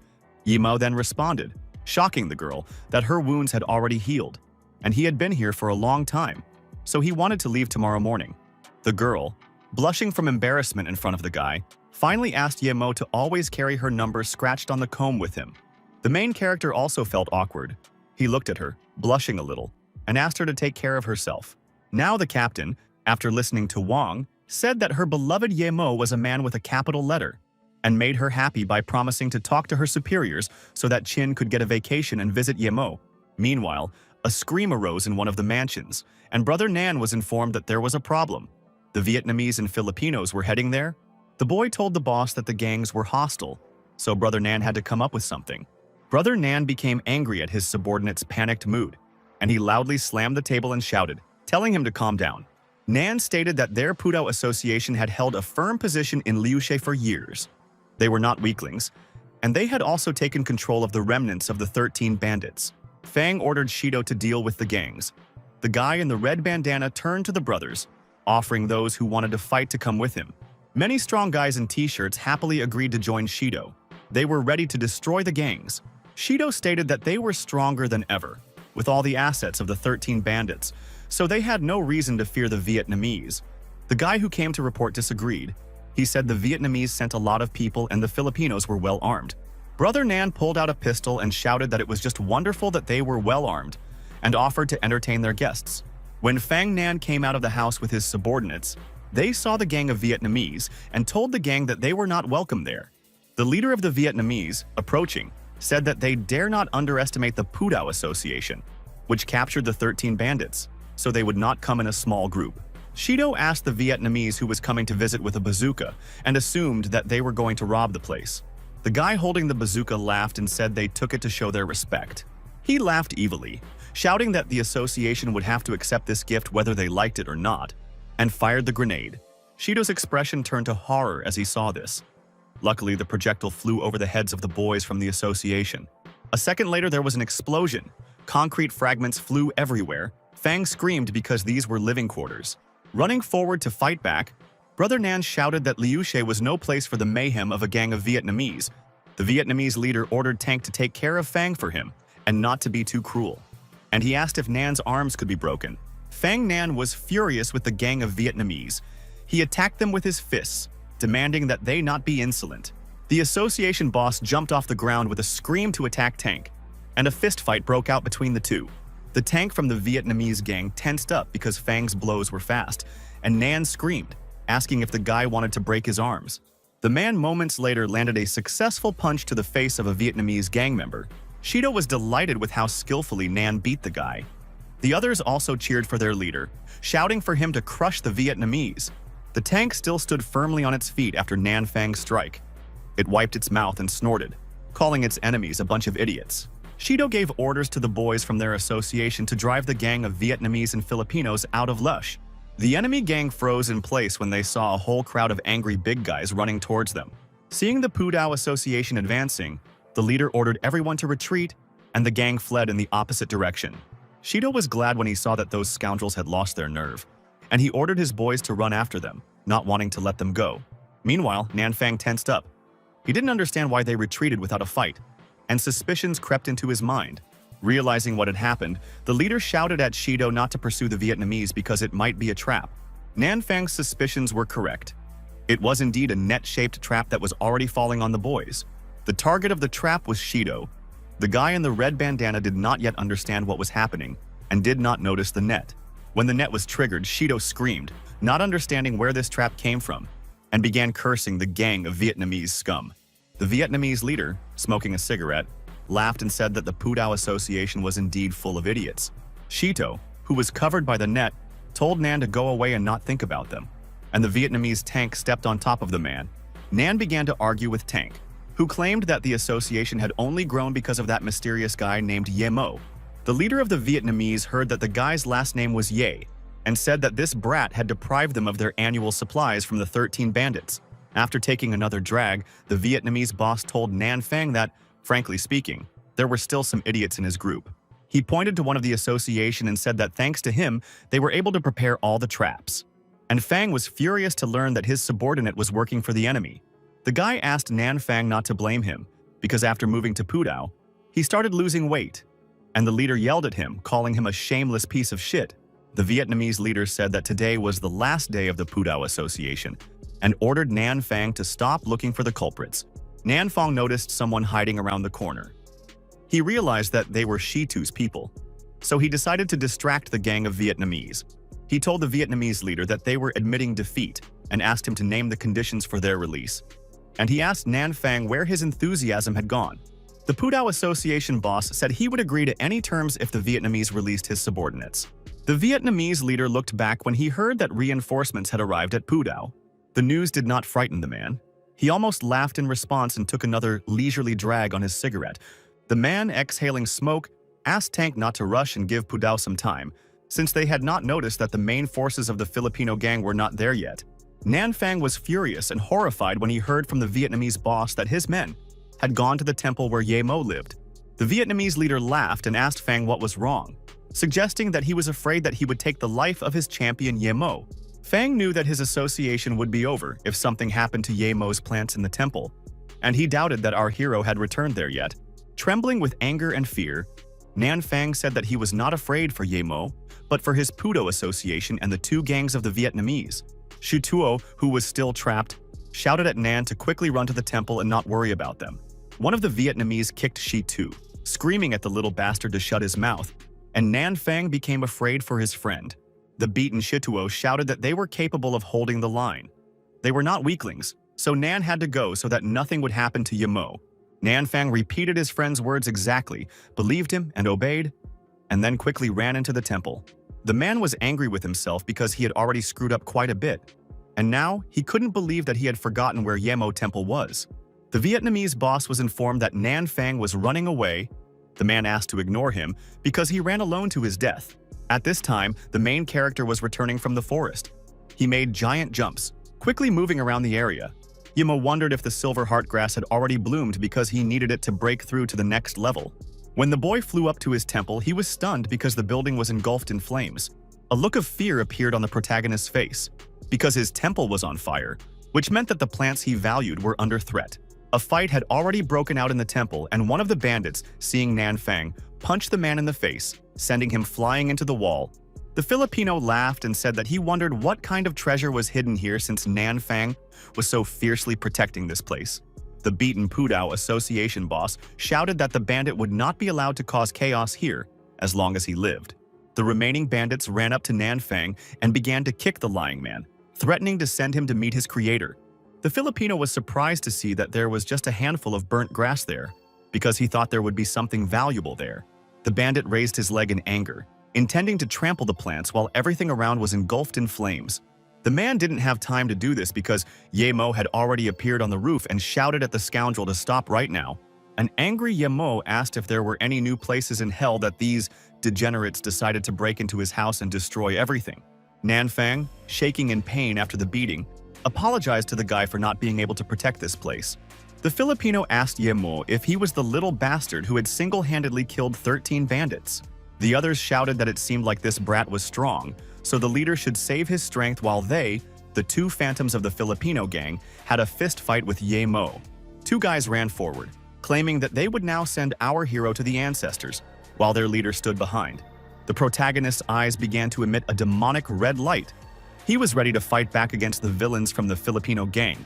A bright streak of blue light flashed through the air, and before the gang members could do anything, Ye Mo destroyed them. The two bandits froze in place. Ye Mo's attack was fatal for them. The rest were shocked by what they saw.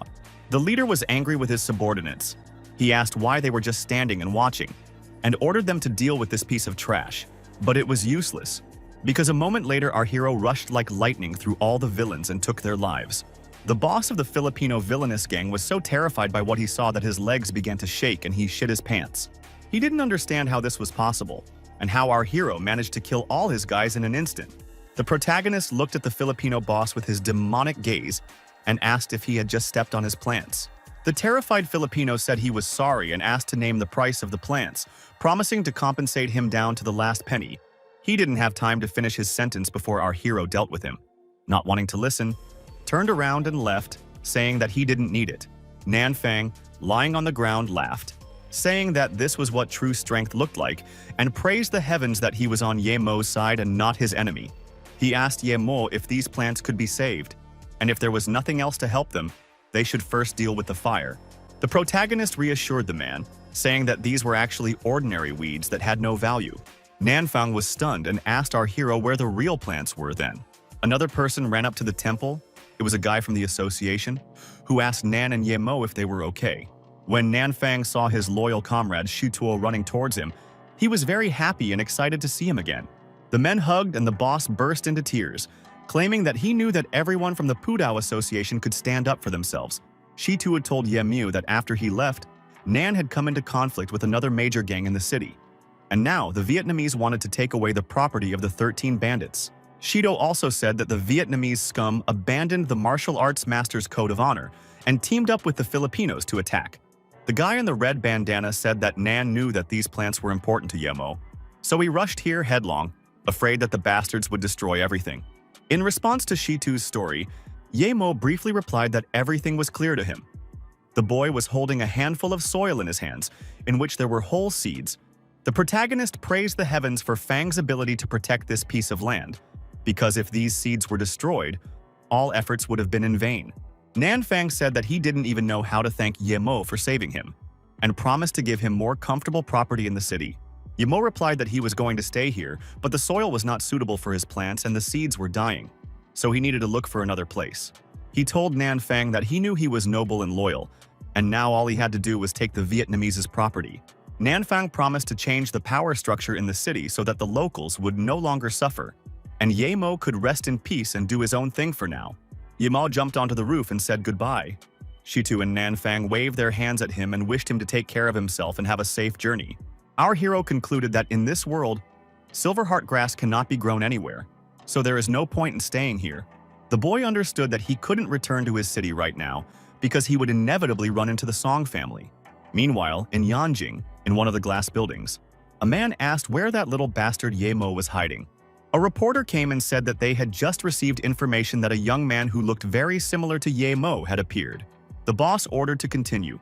The man reported that according to the driver, the guy got off near the Gexindiling mountain range, and his trail was lost in that place. Song thought about it. He knew that Gexindiling was a mountainous area with dense forest, and it would be difficult to find Ye Mo if he was hiding there. The speaker expressed the opinion that the forest was just a temporary shelter because Ye Mo had a serious motive to take the life of the young master. Mr. Song replied that if Ye Mo wanted to play hide and seek, he would just wait and see how long the boy could last in the mountain forests. He ordered the ground scouts to be recalled and Ye Mo's phone activity to be monitored, his bank account and documents to be monitored. Senior Song laughed evilly and turned to Ye Mo, saying that since the guy had decided to lie low, his wife Ning would be the one to pay off the debts. Ning Kingsui was still in our hero's apartment. She touched the piece of paper and turned to Ye Mo, asking why he hadn't returned yet. The girl's friend told her that she couldn't lock herself in there forever. She had to move forward and live her life. Our hero's fictitious wife did not want to listen to her friend at all. She answered her that she did not want this. Mume tried to calm her down, saying that the Song family had never been able to find Ye Mo, so he was definitely in a safe place now. Ning Qingsui replied that it was just that it had been more than a month already, and Ye Mo would get into trouble once he returned, so she should stay here. The friend couldn't stand it any longer and started shouting, saying that the girl didn't need to stay here anyway, and that the Ning family could send Song a secret message. Ning Qingsui replied that there was a chance that Ye Mo would show up here, and she wanted to wait for him because he cared about her. And Song was targeting the guy because of her. Mume gave in and said that she could do as she wanted. And Ning Qingsui began to talk to the flower because she thought the plant was intelligent. She noticed that when Ye Mo left, the plant had completely withered, but now it had started growing again, which meant that the guy was coming back. A friend warned the girl that she was going to the store because a mouse had already hanged itself in her refrigerator. When Mume wanted to leave the apartment, someone suddenly kicked the door open. The girl got very scared and screamed. They were two hooligans. They demanded that Ning Qingsui leave because the girl had cheated them out of money. Mume became angry at the scoundrels and shouted, asking if they were sick and why Ning Qingsui would take money from them. The girl told the lunatics to get out of here or she would call the police, And this didn't scare the hooligans at all. The man clenched his fist in anger, ordered her to shut up, and said that Ningqing Shui had deceived him, and that the old witch Mu Mei should mind her own business. Ningqing Shui didn't understand why these people suddenly appeared, and she became visibly scared when she began to guess who they were. The girl stood up, came closer, and wanted to confirm her suspicions by asking the guys if they worked for the Song family. The hooligan swung the rebar and shouted, threatening to destroy everything here because Ningqing Shu had cheated him out of money and was now growing flowers here. The girl was scared for the plant. She screamed for the guy not to touch her flower, after which a loud crack was heard. Ningqing Zhu managed to save the plant pot, but she couldn't save herself because she received a strong blow to the head from the bully. The blow was very strong. The girl coughed and stained the plant that she protected at the cost of her health. A grimace of horror appeared on Mumi's face when she saw what happened to her friend. She was very afraid for the girl. The hooligans started shouting at each other because they had been ordered to simply scare Ningqing Sui and ran away, not understanding what to do now. Ningqing Zhu's friend called an ambulance for her, and the ambulance was already rushing down the street to save her. Soon, our hero's fictitious wife ended up in the city hospital because the injury from the blow was serious. The girl's parents immediately arrived there and ran down the hospital corridor, knowing that their daughter's room was on the 3rd floor. When the doctor saw the worried parents, he assumed that they were Ningqing Su's father and mother. The frightened father asked the doctor what was wrong with his daughter, to which the doctor looked thoughtfully at his tablet. After examining the scan, the doctor said that their daughter had suffered a severe, massive blow that had caused a serious spinal cord injury. The father asked the doctor what this meant and what would happen to his child now that her spinal cord was injured. The doctor explained that the girl's body could be paralyzed from the neck down, and she might not live more than 3 years due to damage to her heart and lungs. Ningqing Su's mother turned pale with horror and trembled. She was shocked to hear that her daughter was now paralyzed and would not live long. She refused to believe this nonsense. The woman grabbed the doctor by the coat and began to shake him, screaming that this couldn't be. The doctor asked the lady to calm down, but the woman continued to scream, claiming that it was a mistake, because just yesterday her daughter had been fine. The husband asked his wife Lan Yu to stop. He took her to sit down and said that their daughter would definitely pull through. Ningqing Su's father told the doctor that as long as his daughter was not cured, he would pay for everything in full, and the amount did not matter. The doctor promised that they would do everything in their power, but they should be prepared for the worst, because such serious spinal cord injuries had never been successfully treated. The doctor left, saying that the hospital would provide them with a detailed report on the progress of the operation a little later. The man could barely stand on his feet after hearing everything. He did not understand why everything had turned out this way with his daughter. Mr. Ning slammed his fist against the wall in anger, realizing that the Song family was targeting his daughter after all. He was filled with anger and rage. He was not going to let these criminals get away with it, even if they had to empty all their accounts. Ningqing Su's mother said to Zhang Fei with her head down that she just wanted to ask Susu to avenge their daughter. Zhang Fei looked at her, and the woman crying said that she knew that Susu was from a secret society and that this might cause difficulties. Remembering the man his wife was talking about, the man asked again if she really wanted to ask Susu for help. Ningqing Su's mother trembled and said that she would not let her child's pain go unpunished, even if Song used his connections.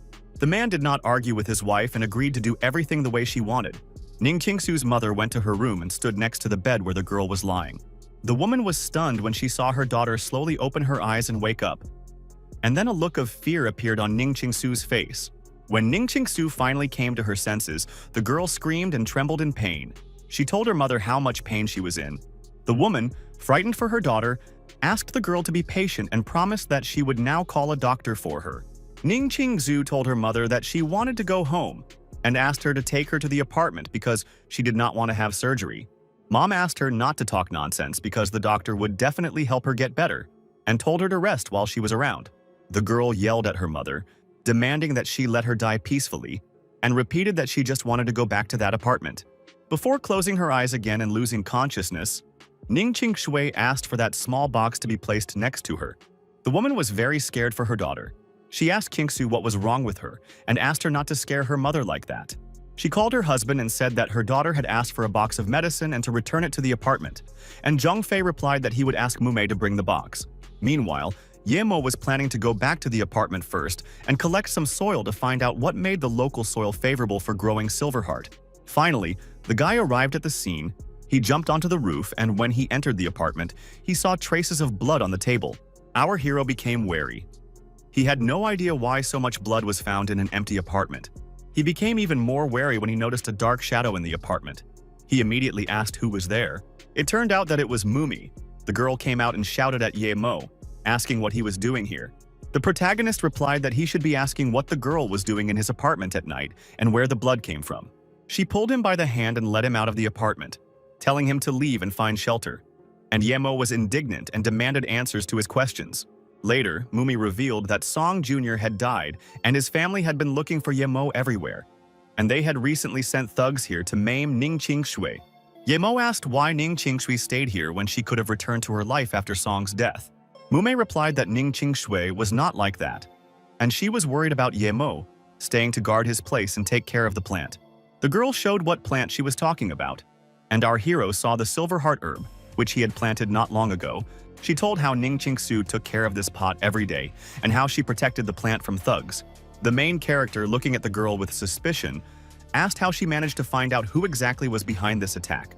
Mumei started shouting and repeatedly told Yemo that it was the Song family who was behind the attack on her friend. Yemo reacted as if this information didn't surprise him at all, and replied indifferently that everything was clear to him. His fists began to emit ki energy.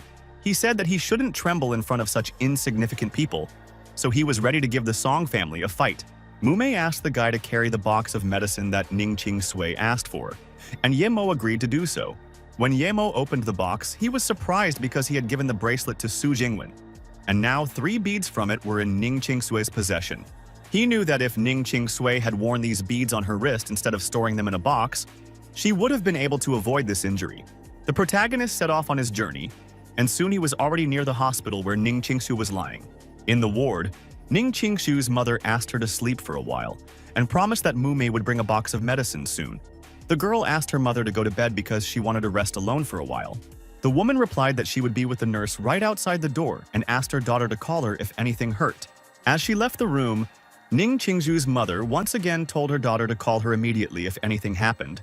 The girl reacted irritably to her mother, whom she barely got out of the room, and made sure that she had definitely left.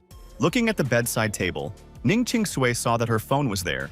She picked it up and started recording with the voice recorder. At this time, the main character was jumping around the city, after which he jumped onto the parapet near the window of the ward. Ning Qingsui recorded an apology to Ye Mo on a voice recorder, asking for forgiveness for getting him into trouble with her rebellious nature. The main character, who was standing outside the window and watching, wondered why the girl was talking to herself.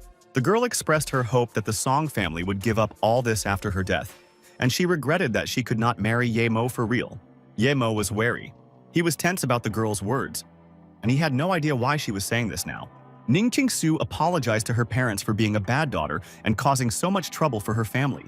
A look of horror appeared on Ye Mo's face when the boy noticed that the girl was hiding a sharp knife behind her phone. The main character got scared. He realized that things were bad and something needed to be done urgently.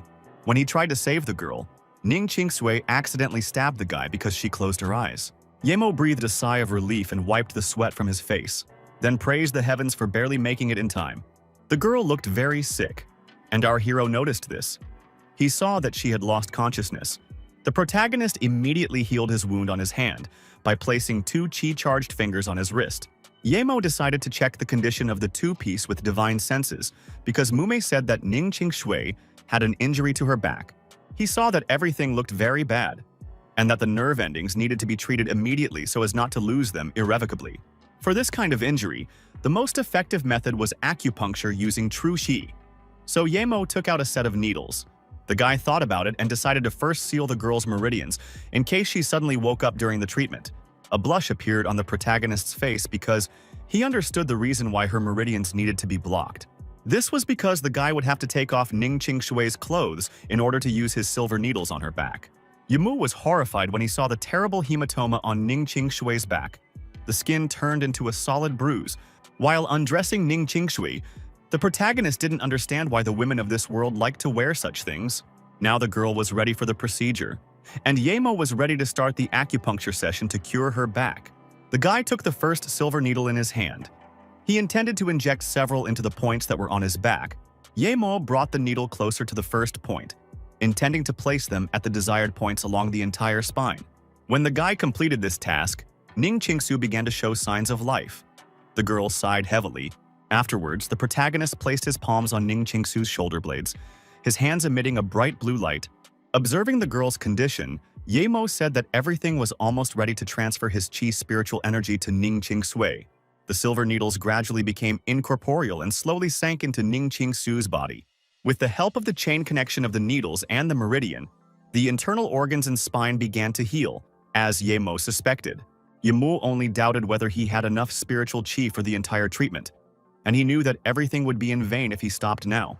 He regretted that he didn't have a spiritual stone or a pill with him, and then he saw that the hematoma had begun to disappear, which meant that the vessels were already healing. The healing process continued, and the main character's entire body began to emit a bright blue aura. He was shaking with tension, because he had already exhausted almost all his energy and realized that he had overestimated his capabilities.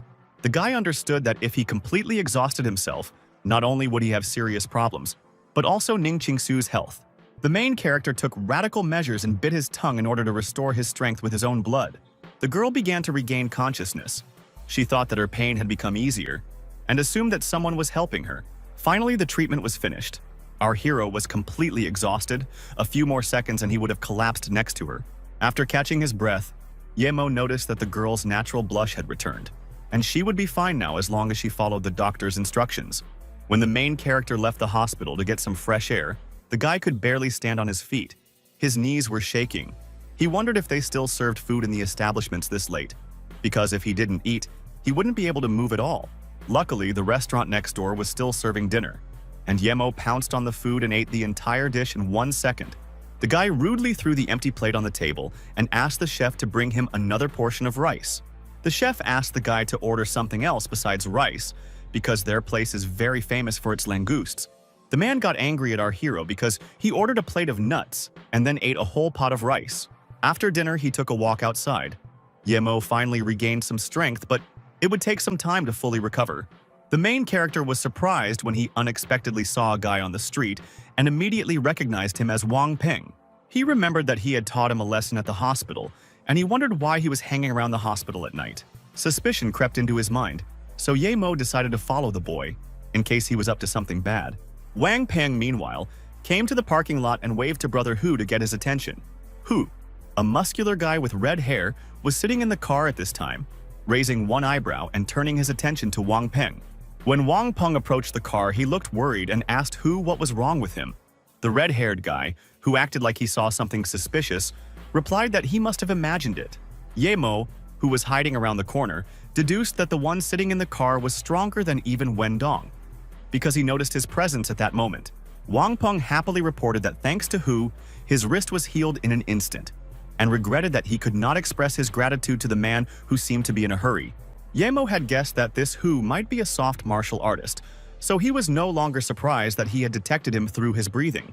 Hu told the boy that there was no need for gratitude since young Master Tan considered Wang Peng's father to be his own man. Wang Peng asked Hu to pass on the answer to young Master Tan for him and his father, because he would not be able to go there in person now, and they said goodbye. Finally, the boy wished Hu a safe journey, and then the black car sped away from the parking lot.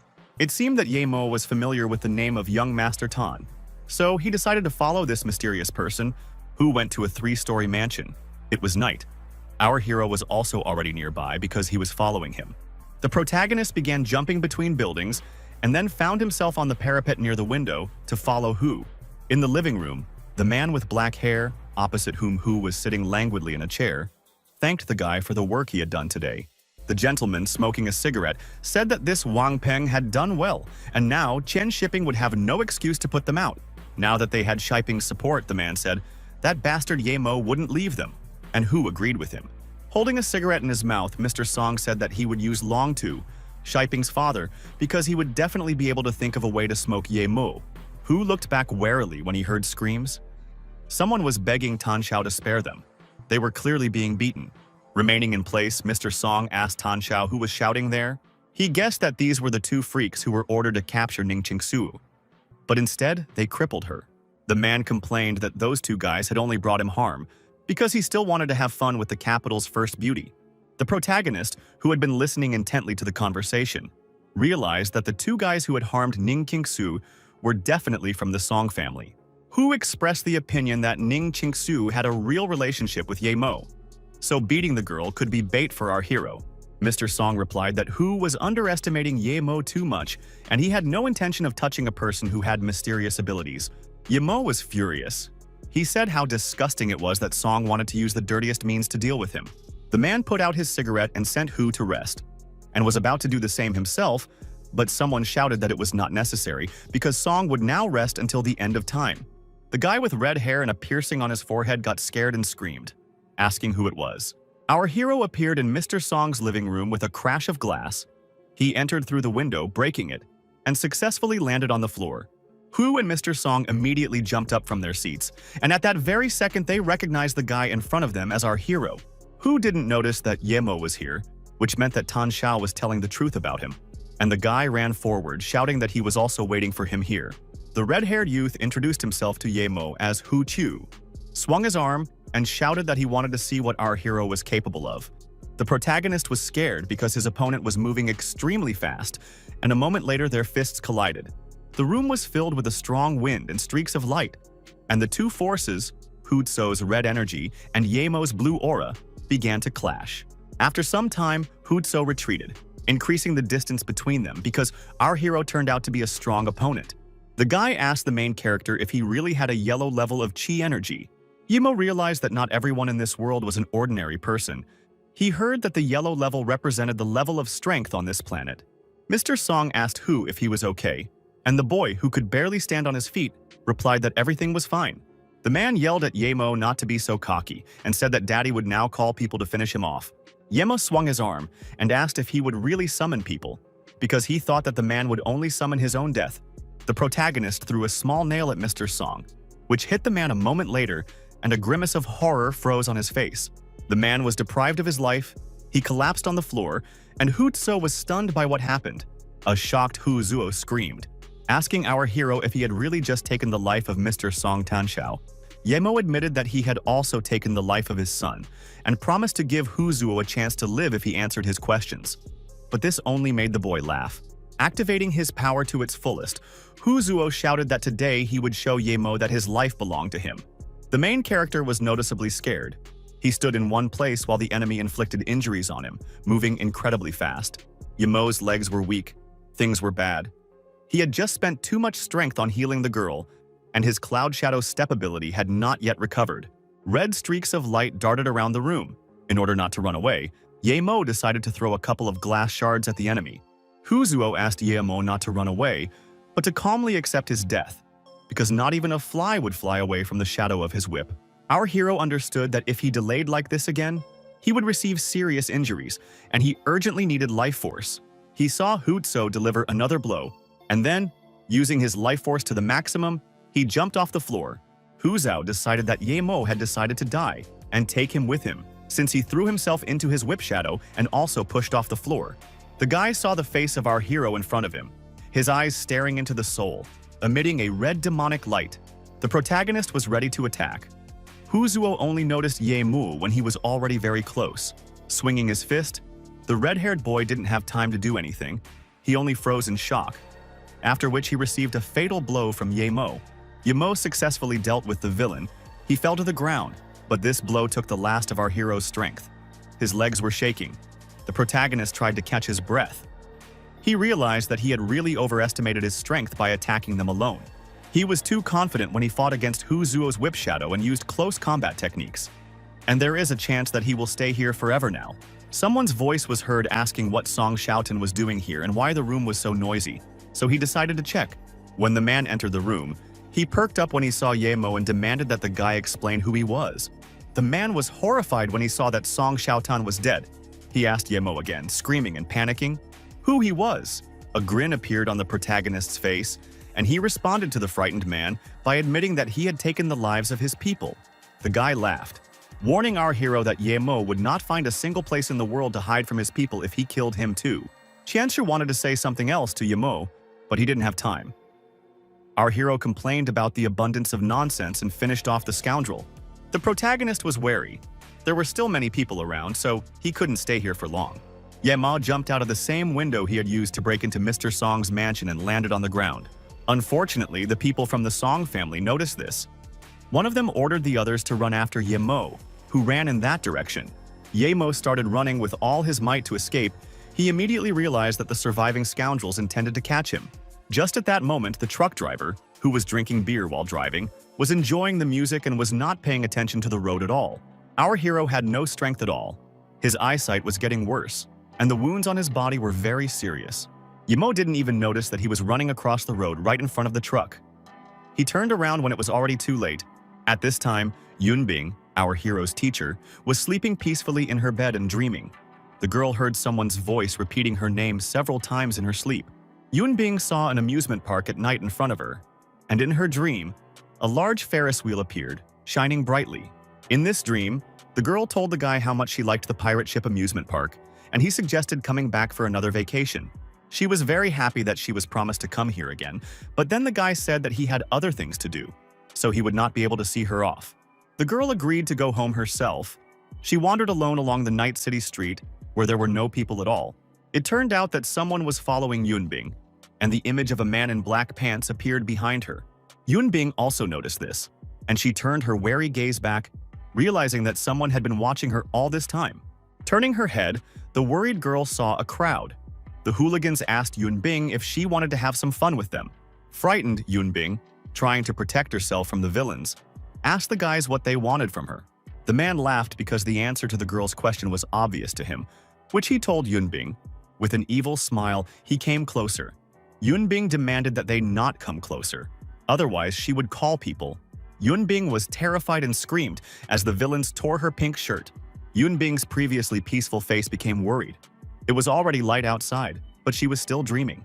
Now in her dream, she asked the guy not to leave, but he let go of her hand and asked her not to be so selfish, because his family would not accept a girl like her now. Yunbing begged the guy not to do this, not to leave her.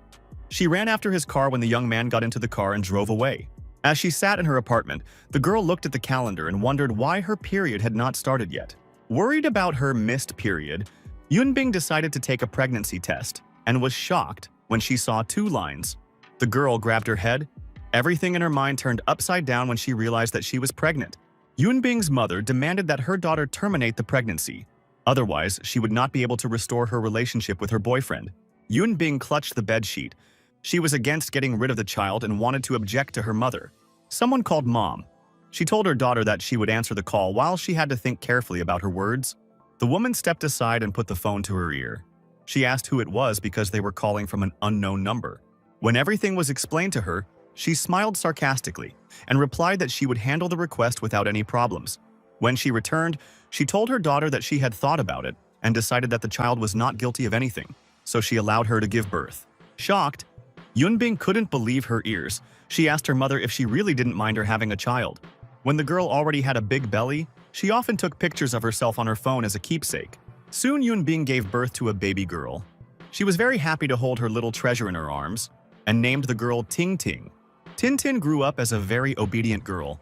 She had hair the same color as her mother. The girl often ran up to her and kissed her on the cheek. The next action took place when Tintin went to primary school. Frightened, Yunbing ran to the teacher because she could not find her daughter anywhere. She asked her if she had seen her Ting Ting. The teacher replied that Tintin was picked up by her dad, and it looked like they left in that black car. Tintin was very scared, the girl screamed, looking out of the back window of the car and saying that she wanted to go to her mother. As the dream played in Yunbing's head while she was sleeping, the woman began to cry, tears rolling down her face and onto the pillow. It turned out that Tintin was not taken by her father at all, but by a criminal who was driving a car over a broken bridge. As the car fell off the cliff and hung over the water, a frightened Tintin screamed for her mother to help.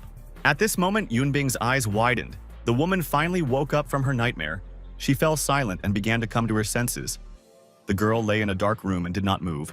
When she stood up and looked out the window, Yunbing saw that it was not even dawn yet, which meant she had not slept for that long.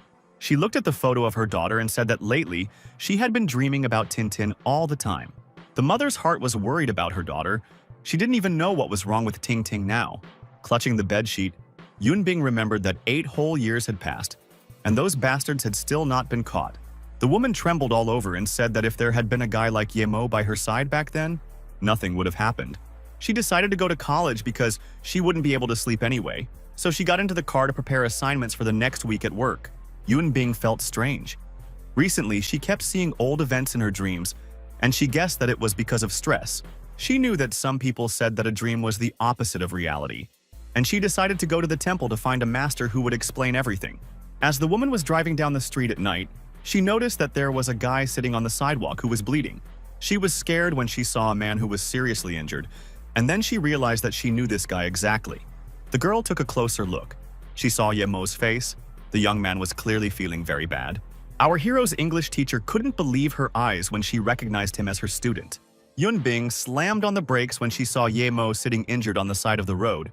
She immediately ran to his aid, shouting Yemo's name while our hero sat leaning against the wall. The guy was very seriously injured. Shocked, Yunbing asked the guy how this could happen to him. The girl covered her mouth with her hand in horror and asked Yemo where he got such terrible wounds on his body. The main character was still conscious.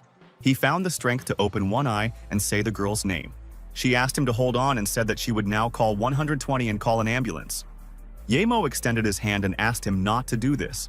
Yemo said that he couldn't go to the hospital and asked instead to take him somewhere far away from here. That would be enough. The girl helped him up and said that her car was nearby and asked him not to fall and not to hurry. When it was already light, Yunbing was driving our hero in the car. She stopped at the intersection when the red light came on. The woman concluded that the boy had been harmed by people who were far stronger than Su Qingwen and his entourage. Our hero lay on the back seat completely silently. He felt unwell. So Yemo closed his eyes.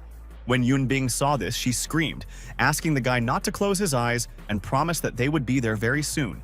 Unfortunately, our hero could no longer hold on. His eyelids closed on their own.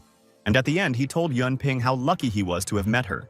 At this time, Ning Qingsu was still in the hospital. The girl opened her eyes and sighed heavily. The girl was in a state of prostration. She had slept all night, but now she had the strength to get up.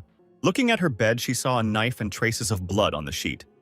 Then she assumed that she was already dead. Ning Qingsu moved her arms and was glad that she could move completely calmly and that her body did not feel any pain. The girl was delighted. She believed the old men who claimed that after death a person's pain disappears and the soul goes to heaven, but she didn't understand why she was still in the hospital and assumed that she still had to cross the Naihei Bridge. Ning Qingsui was startled when someone entered the room. She saw a frightened doctor, her mother, and her friend in front of her. The stunned girl asked her mother and Mumei how they got there. Her mother was also shocked that her daughter could already sit up. She ran up and hugged her, saying how good it was that her daughter could move now, because she had been so worried about her. The doctor asked Ning Qingsu not to worry and said that he had to examine her. He made sure that the girl's heartbeat was normal. He was stunned that the wounds on his back had disappeared and said that he had not seen anything like it since he began his medical practice. Mom asked Ning Qingsu what happened to her, and the girl replied that she didn't know. She woke up and all the wounds miraculously disappeared. A frightened Mumei asked why there was a knife and bloodstains on her bed and guessed that Yemo was involved. Ning Qingshui couldn't control herself anymore. When she heard about Yemo, she demanded an explanation from her friend. Did she really see him? Mumei explained that she went to the girl's apartment yesterday and saw Yemo there. She told him everything, and he replied that he would go see Ning Qingshui. The girl guessed that Yemo had the real medical knowledge of the Guwu family. Otherwise, he would not have been able to reach these points of the body. Mom replied that this couldn't be, and that it was probably a very knowledgeable person who would have to pay a lot. Thinking about it, Ning Qingshui immediately guessed that it was Yemo who saved her and performed the treatment. The girl's mother happily answered her husband's call, but he shouted into the phone in response that something serious had happened. They turned on the news. The host said that there had been a murder in Ninghai, and the bodies of Song Xiaotan and Qian Shiping had been found. The presenter said that the police are currently investigating, and he hopes that the public will provide the investigation with the information it needs. The woman was in shock. She did not understand how it could happen that Song Xiaotan and Qian Shiping died at the same time. She said that if Qian Shiping was with that man, then the one who died was definitely the Song Xiaotan she knew. Ning Qingsu's mother said that those men's influence on the Yamaguchi Gumi in Japan and the Western Mafia was very great, and they were in the best criminal gang in the East. The woman said that Qian Longtou is the boss of this group, and Shipping is his son. Moreover, Longtou created his own army in Africa. Even small countries can't do anything about the Nanjing gang, let alone ordinary people. And today Longtou's son was killed. Mumei was dumbfounded. She told Aunt Lan that it was impossible that someone could get rid of Song and Lutu's son at the same time. Aunt Lan said that she knew for sure that after such an event, there would be a real storm in their city of Ninghai. Ning Sui was also stunned by what happened. She was horrified when she realized who was behind this murder. Meanwhile, Yunbing also read the news that Qian Shiping and Song Xiaotan were killed in an apartment in the university area. The place where she found Ye Mo yesterday was not far from the university, and she guessed that he was the one who carried out justice. Yunbing sighed heavily and said that Ye Mo was indeed a fool who liked to fight against injustice. The main character came to his senses and leaned on the mattress to get up.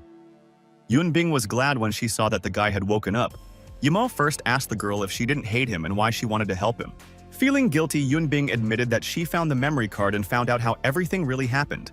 With a trembling hand, Ye Mo tried to help himself sit up on the bed, but he fell back down, and Yunbing scolded him for not being able to do that yet. The girl offered the guy help. If he wants to sit down, she is ready to put a pillow under him. The protagonist felt very good when he finally sat down comfortably, and then was horrified when he saw what he was wearing. The boy was worried that he didn't know where his plant seeds were now, but he was glad that Yunbing had picked them up yesterday. Yimio told the teacher that he had to go because there were a lot of important things in his clothes. But the girl was against it because there were a lot of policemen outside. The protagonist was shocked when he heard that Yunbing already knew what the guy had done. Yunbing said that people were killed in an apartment on the university campus last night, and she found Ye Mo nearby.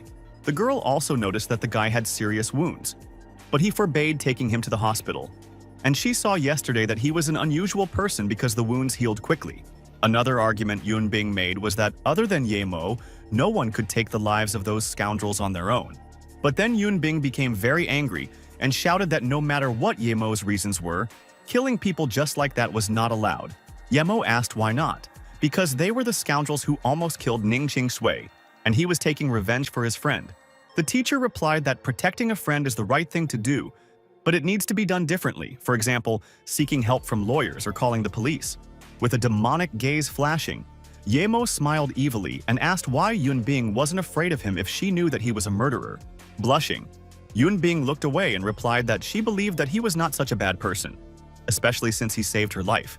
She decided to change the subject and said that she would now bring the guy something to eat, and then asked if a teacher should be afraid of her students. It was already 3 o'clock. The main character was sitting on the bed in a meditative pose and restoring his chi energy. Closing his eyes, he planned out the day. First, he planned to heal his body because without that, he would never advance to the 3rd level of chi training. Meanwhile, Jingwen, the daughter of the city mayor, decided to meet Ning Qingshu and her friend Mumi, and they waved to each other. Madame Su looked worried and told Mumi and Ning Qingshui that she called them urgently because she had news about Ye Mo. Mumei confessed to Jingwen that she had seen Ye Mo in person 2 days ago, and Ning Qingshui froze when she heard that they wanted to tell her the news. Madame Su was surprised when she heard that Ye Mo had actually returned to the city.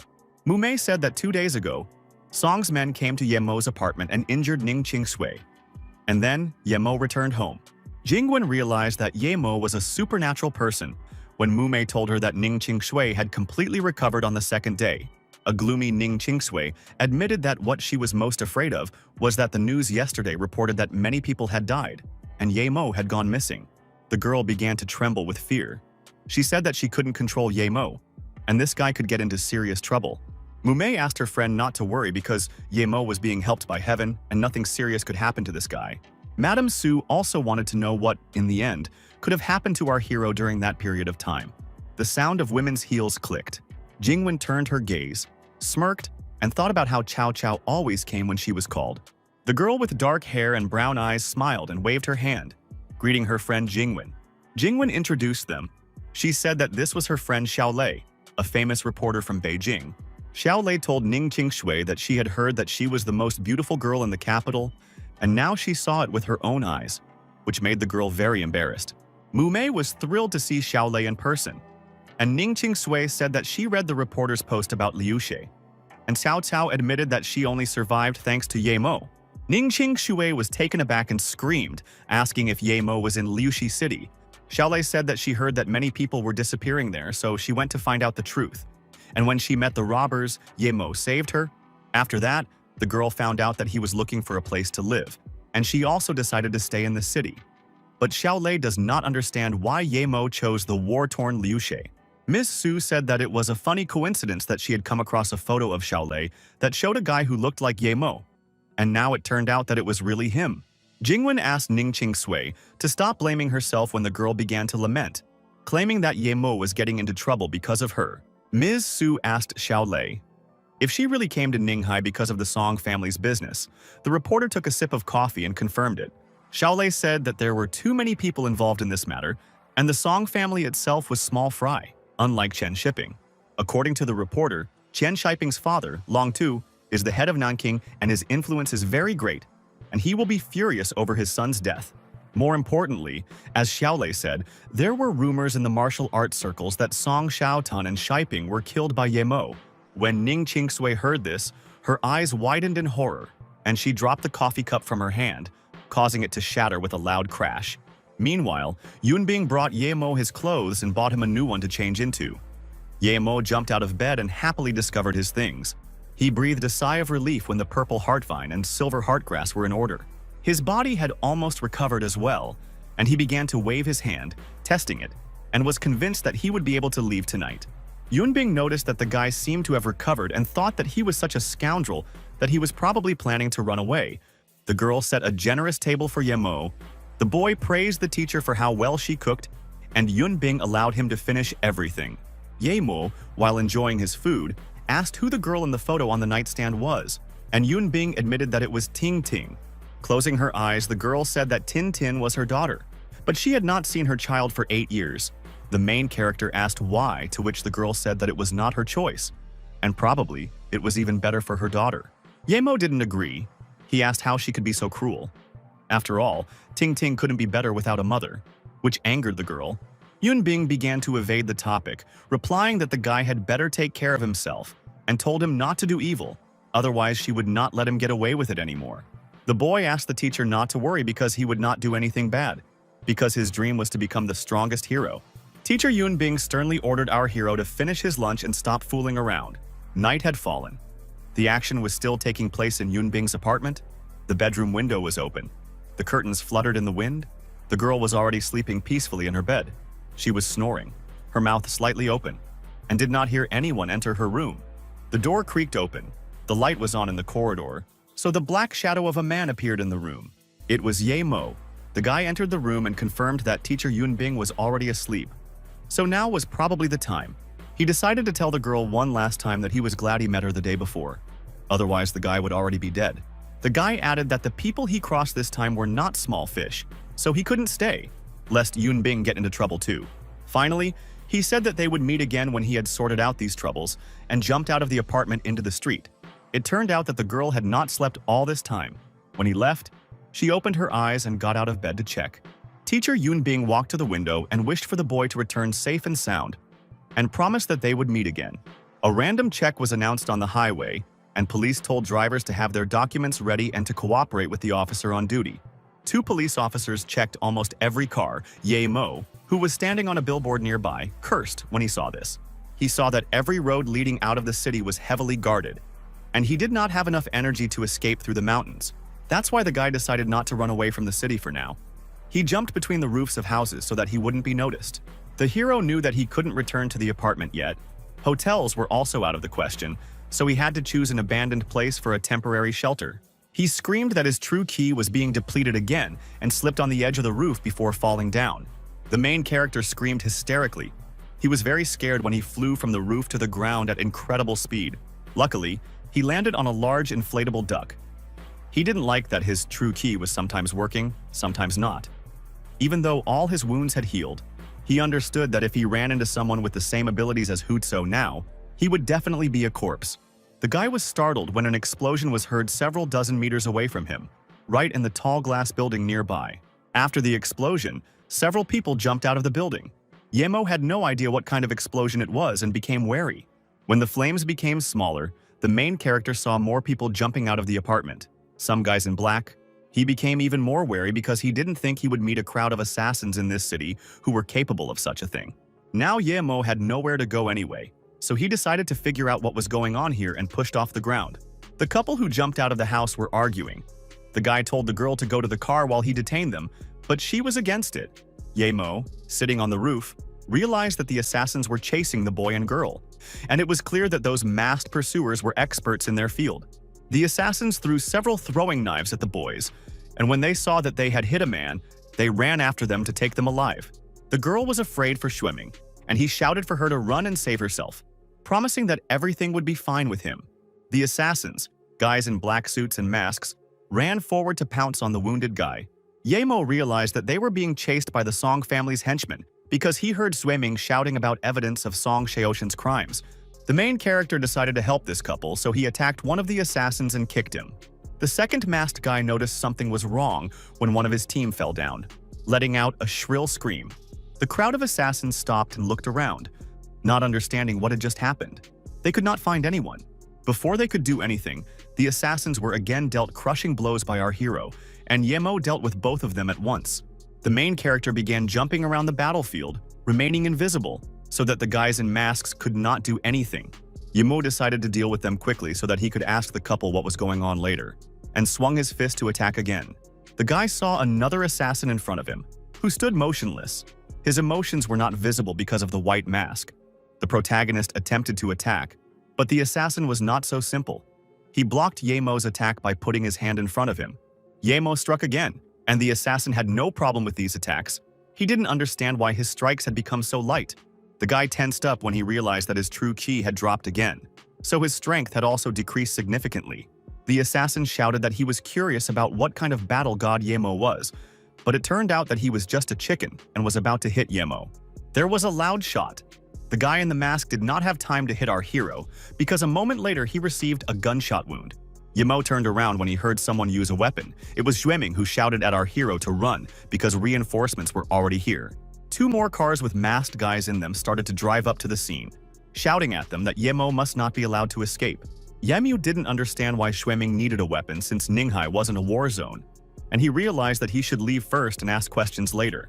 The main character took off, leaving behind the wounded assassin. Two cars were already approaching him.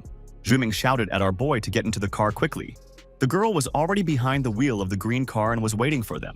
As Yemo and Swimming jumped into the car, the boy shouted at Tong Tong to step on the gas, and the car took off. Tong Tong turned around and told Swimming and the kid she didn't know to sit still. Swimming asked the girl to focus on the road and then thanked Yemo for his help and introduced himself, and asked Yemo which squad he belonged to. Yemo also asked in response how these assassins became their target and admitted that he did not belong to any squad. The white-haired guy advised Yemo to leave as soon as they were outside the city, and our hero admitted that he was just about to get out of Ninghai because he had offended a big shot here. A dumbfounded Swimming asked who Yemo had offended, and the boy admitted that it was the Song family and the Chen family. The guy was shocked and asked if Yemo was talking about the Song family in Ninghai and the Chen family in Lungtu City. The young people's conversation was interrupted when someone's phone, which was lying on the backseat of the car, rang. Yueming was surprised when he heard from Tong Tong that Daishan was calling him. The girl asked if she should answer the call. The guy screamed, forbidding to answer the call because they were trying to find them and the call should be rejected. The girl obeyed and rejected the challenge, but she was restless because she was very worried about Daishan. Yueming promised the girl that he would pull Daishan out, but now is not the time for that. He needs to keep an eye on the road and break away from his pursuers. Tong Tong warned Xueming when she saw a station ahead while driving along the highway. The guy immediately radioed the customs officer to clear the road for them and intercept the cars on their tail. The car's red lights flashed, and the white cars with the pursuers were still on its tail. The customs officers at the station were shouting into a megaphone, urging the boys on. The green car was already approaching the barrier. The masked pursuer, who was driving one of the cars, asked his partner if they should continue, since there was a barrier ahead. The partner was angry with the driver. He asked if he was an idiot for wanting to go to jail, and ordered him to turn the car around. The driver replied that he was afraid it was too late because he saw police cars chasing them in his rearview mirror. Xueming was jubilant because they had finally gotten away from their pursuers, while Tong Tong was worried and thinking about Daishan. Yemo had been worried about the checkpoints before, but now he was safe in a police car, which surprised him. Meanwhile, the man sat on the couch and watched the footage from the cameras on TV, where they were shouting about some kind of truth. The assassins told Tong Tong not to be stubborn, but she replied that it was a business mistake and the copy was negotiated, and she could not betray her boss. The girl, trembling with fear, tried once again to convince the masked guys that she was telling the truth, but they did not believe her, threatening that she would never see anyone again if she lied. The girl apologized to her boss on camera and begged him to let Daishan go and she would compensate for the loss of the company. The masked man replied that if it weren't for Tong Tong's business skills, the girl would have been dead long ago. The man, who was lounging on the sofa, picked up the remote control and switched to the next recording in order to continue watching. In the next video, Tong Tong was sneaking around the office after the workday was over. Looking for something, Ying was also in the office. He waved to the girl to get her attention. The guy was hiding behind the desk. Tong Tong told him to take the information about the gangs while she collected the rest of the evidence, and the guy asked if she had been interrogated again. The girl said that everything was fine. She had just explained everything, so Qin Longtu would no longer suspect her. When the man watched the CCTV footage, he frowned, saying that Yu Miaotong was really something. He picked up the form on the table that had Wu Xueming's name on it and laughed evilly, saying that this rat seemed to have hidden well. Xueming hugged the girl and asked her to be careful. Tong Tong replied that she understood everything and asked him not to worry. Tong Tong said that the guy had to leave because the patrol would see him and then they would be dead, and someone ran into the office. Xueming tensed up. He immediately heard footsteps and warned the girl that someone was coming. He asked the girl to turn off the light immediately because someone was coming. Masked assassins entered the office and began to examine everything carefully. The guy immediately realized that these were not just patrolmen, but there was no need to start a shootout, because then Tong Tong would definitely suffer. Xueming noticed the jacket lying on the chair. He realized that he could throw it and then distract those assassins and attack them. The young man told Tong Tong not to move no matter what happened, and promised to take care of the masked men. The boy with snow-white hair quietly grabbed the black jacket to throw it and distract the assassin's attention. He threw his jacket at the wall, and the assassins immediately began shooting, demanding that the man come out and show himself. The masked guys noticed that it was not a person, but just a black jacket that was flying past them in the office. The assassin perked up because he realized that they were wrong and it was a simple trick. Ming jumped out from his hiding place, firing his pistol, and congratulated the masked guy because his guess was correct. The guy caught the villains by surprise, so the shots were successful. One of the bullets shattered the mask into small pieces. As the assassins collapsed to the floor, Ming walked closer and concluded that these guys didn't seem to be dead yet. Ming told the girl that they couldn't stay here since they had been exposed, but Tong Tong was hesitant, since if they left, they would never be able to gather evidence against the Qian family again. The wounded assassin, whose face was half exposed, advised Ming and Tong Tong to think about themselves better, since the mission had already failed. He declared that the only thing that awaited the boys now was death, and at that moment he threw a bomb in the form of a small ball with a dial. Ming immediately realized that it was a bomb, but Tong Tong didn't yet understand what it was, so the guy yelled at her to climb on his back. When Tong Tong climbed onto his back, Ming told her to hold on tight and not let go of the guy. There were already 3 seconds left before the explosion. Mr. Qin, seeing the explosion on the video, thought they were just a bunch of trash, after which the recording stopped because the cameras were destroyed. A helicopter was already flying over the building, and they announced that Yu Miaotong and that guy had jumped out of the window, so they needed to call for reinforcements. The man watching the footage saw an error message on the screen and then turned off his TV. The pilot in the helicopter called the gentleman and said that Yu Miaotong and that guy had jumped out the window and escaped. Qin Longtu clasped his hands and chuckled, replying that he knew his scum would fail. The helicopter pilot told the gentleman via video link not to worry because they would comb the entire Ninghai area to find the escapees. Mr. Qian asked the pilot not to worry because he knew Tong Tong's character and the girl would return anyway. Meanwhile, in the green car, Ming told Yemo that they would have to return to Qiang, and our hero asked what kind of place it was. He explained that Qiang was not a place, but an organization under the Public Security Bureau that specialized in dealing with big bosses like Qian Longtu. Ming said that the organization had this name because their boss had this nickname. Yemo asked what the difference was between them and the Public Security Bureau, and Ming explained everything to him in detail. Ming asked what exactly Yemo did to the Chen and Song families. Yemo thought for a moment and decided to tell everything. Our hero confessed that he was responsible for the murder of Shenxi and Song Xiao because they forced her friend to marry and then made her disabled. The snow-white-haired boy was dumbfounded. He called Yemo fearless for being able to kill Song and Longtu's son single-handedly. Ming was indignant when Yemo told the guy that he was talking as if he wanted to arrest him, and it was no wonder, since he was from the Public Security Bureau. The white-haired boy grabbed Yemo's hands and shouted that our hero was exactly the one needed in Qianan, because there was much more darkness in the world now. According to Ming, even the police can't do anything about the gangs, and he once again asked Yemo, whom he considers to be no ordinary person, to join. Their conversation was interrupted when Tong Tong suddenly slammed on the brake pedal. Ming asked why she stopped. The girl didn't answer. She silently pulled the door handle to get out of the car. She took the hazard sign and walked back. Ming followed her and asked what she was doing with the hazard sign. Tong, without turning around, put a triangle on the asphalt and apologized to the guy, who was confused, not understanding what had happened. The girl admitted that she couldn't leave her friend knowing that Longtu would kill him. And she knew that the boss had just called her from Daishan's phone. Tears welling up in her eyes, Tong turned around and declared that she would beg Longtu to let Daishan go because she would not allow her friend to die because of her. A strong wind arose. Ming became alert, not understanding where it suddenly came from, and saw a red helicopter flying above them. When the boy looked closely, he saw a hieroglyph on the side of the helicopter that was very familiar to him. Ming then panicked because the helicopter belonged to Nanjing, a group led by Longtu. The girl asked Ming to leave and said that she would go with them. She walked closer to the helicopter to surrender. A man in a mask appeared from the helicopter window. He laughed evilly, and he had a loaded machine gun in his hands. Ming, who noticed this, was horrified. He immediately realized that things were bad because the people in the helicopter were armed. The guy ran after Tong and grabbed the girl by the hand. A moment later, the masked man opened fire on the guys. Ming shouted for Tong to run with him, and a burst of machine gun fire began from the helicopter, with bullets flying onto the asphalt. Meanwhile, Ye Miu got behind the wheel, looked out the window and shouted that he would drive, and ordered the guys to get into the car. The white-haired guy was angry at Tong. He shouted at how naive she was, because Longtao wouldn't let her friend go, and promised to pull him out. When the boys returned to the car, the bullets were catching up with them. Ming shouted for Ye Mo to step on the gas, and the car moved off. The helicopter was following the car at low altitude. The guys in masks did not stop firing, trying to hit the guys.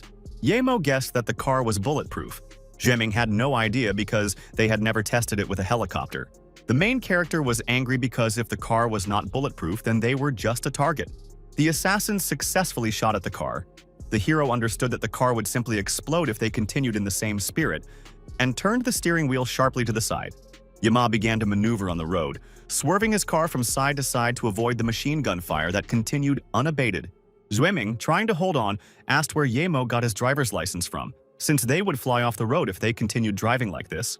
The main character turned around, reacting with surprise about the driver's license, and admitted that he was driving a car for the first time. The white-haired boy was taken aback. His face turned pale and his eyes widened. He screamed and assumed that Ye Mo was just joking. As Tong continued to race along the highway, she noticed a cave on the side of the road and screamed, drawing Ming's attention to it. The girl looked out of the car window and pointed at some shelter she noticed behind the curb. Ming was delighted. He suggested that they hide in the shelter, and then the helicopter would not be able to reach them, and Ye Mo agreed. Ye Mo turned sharply to the right and drove onto the side of the road. But then he noticed that there was a wall at the entrance to this shelter and shouted to Ming about it. Ming tensed up, knowing that they would be dead once they got inside if this cave turned out to be destroyed. He asked Ye Mo if he was ready for this, to which our hero shouted that it was better to die there than to be shot by a helicopter machine gun. The green car broke through the brick wall successfully, although the front part of the body was pretty battered. The assassin reported that the guys entered the shelter. The second guy in the mask was happy because that's how they caught their turtle in a jar. It was dark inside. Tong told her friend that it was okay, and Ye Mo said that she just needed to get used to the darkness and everything would be fine. Ming asked Ye Mo what his plan was, to which our hero stunned the guy by asking if he could fly a helicopter. Ye Mo smirked and explained that instead of waiting, they should attack them first, take the helicopter and destroy Longtu's base. The white-haired boy was delighted with Ye Mo's plan, clenching his fist and replying that they would do as our hero said. Turning around, Ye Mo asked Wu to cover him while he went first. Ming agreed to do so without any problem. Ye Mo decided to use his divine vision. He saw that there weren't many assassins, not counting the pilot. There were 4 of them. The protagonist announced that he was going to attack. He pushed off the ground and asked Ming to cover him, stunning the guy. Ming was shocked because Ye Mo moved so fast. He guessed that the guy was a master of ancient martial arts. Someone flashed near the entrance to the shelter. The assassins who were standing next to the weapons immediately noticed that someone had come out of the cave. After they noticed that Ye Mo was in the air, they were given the order to open fire. 4 masked guys started shooting with machine guns. The main character moved very quickly. An incredible number of bullets were fired at him, but they all flew past.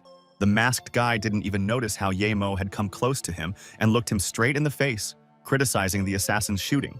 Afterwards, Ye Mo punched the villain's face, causing the assassin's white mask to shatter into tiny pieces. He eliminated one guy. The second and third were next.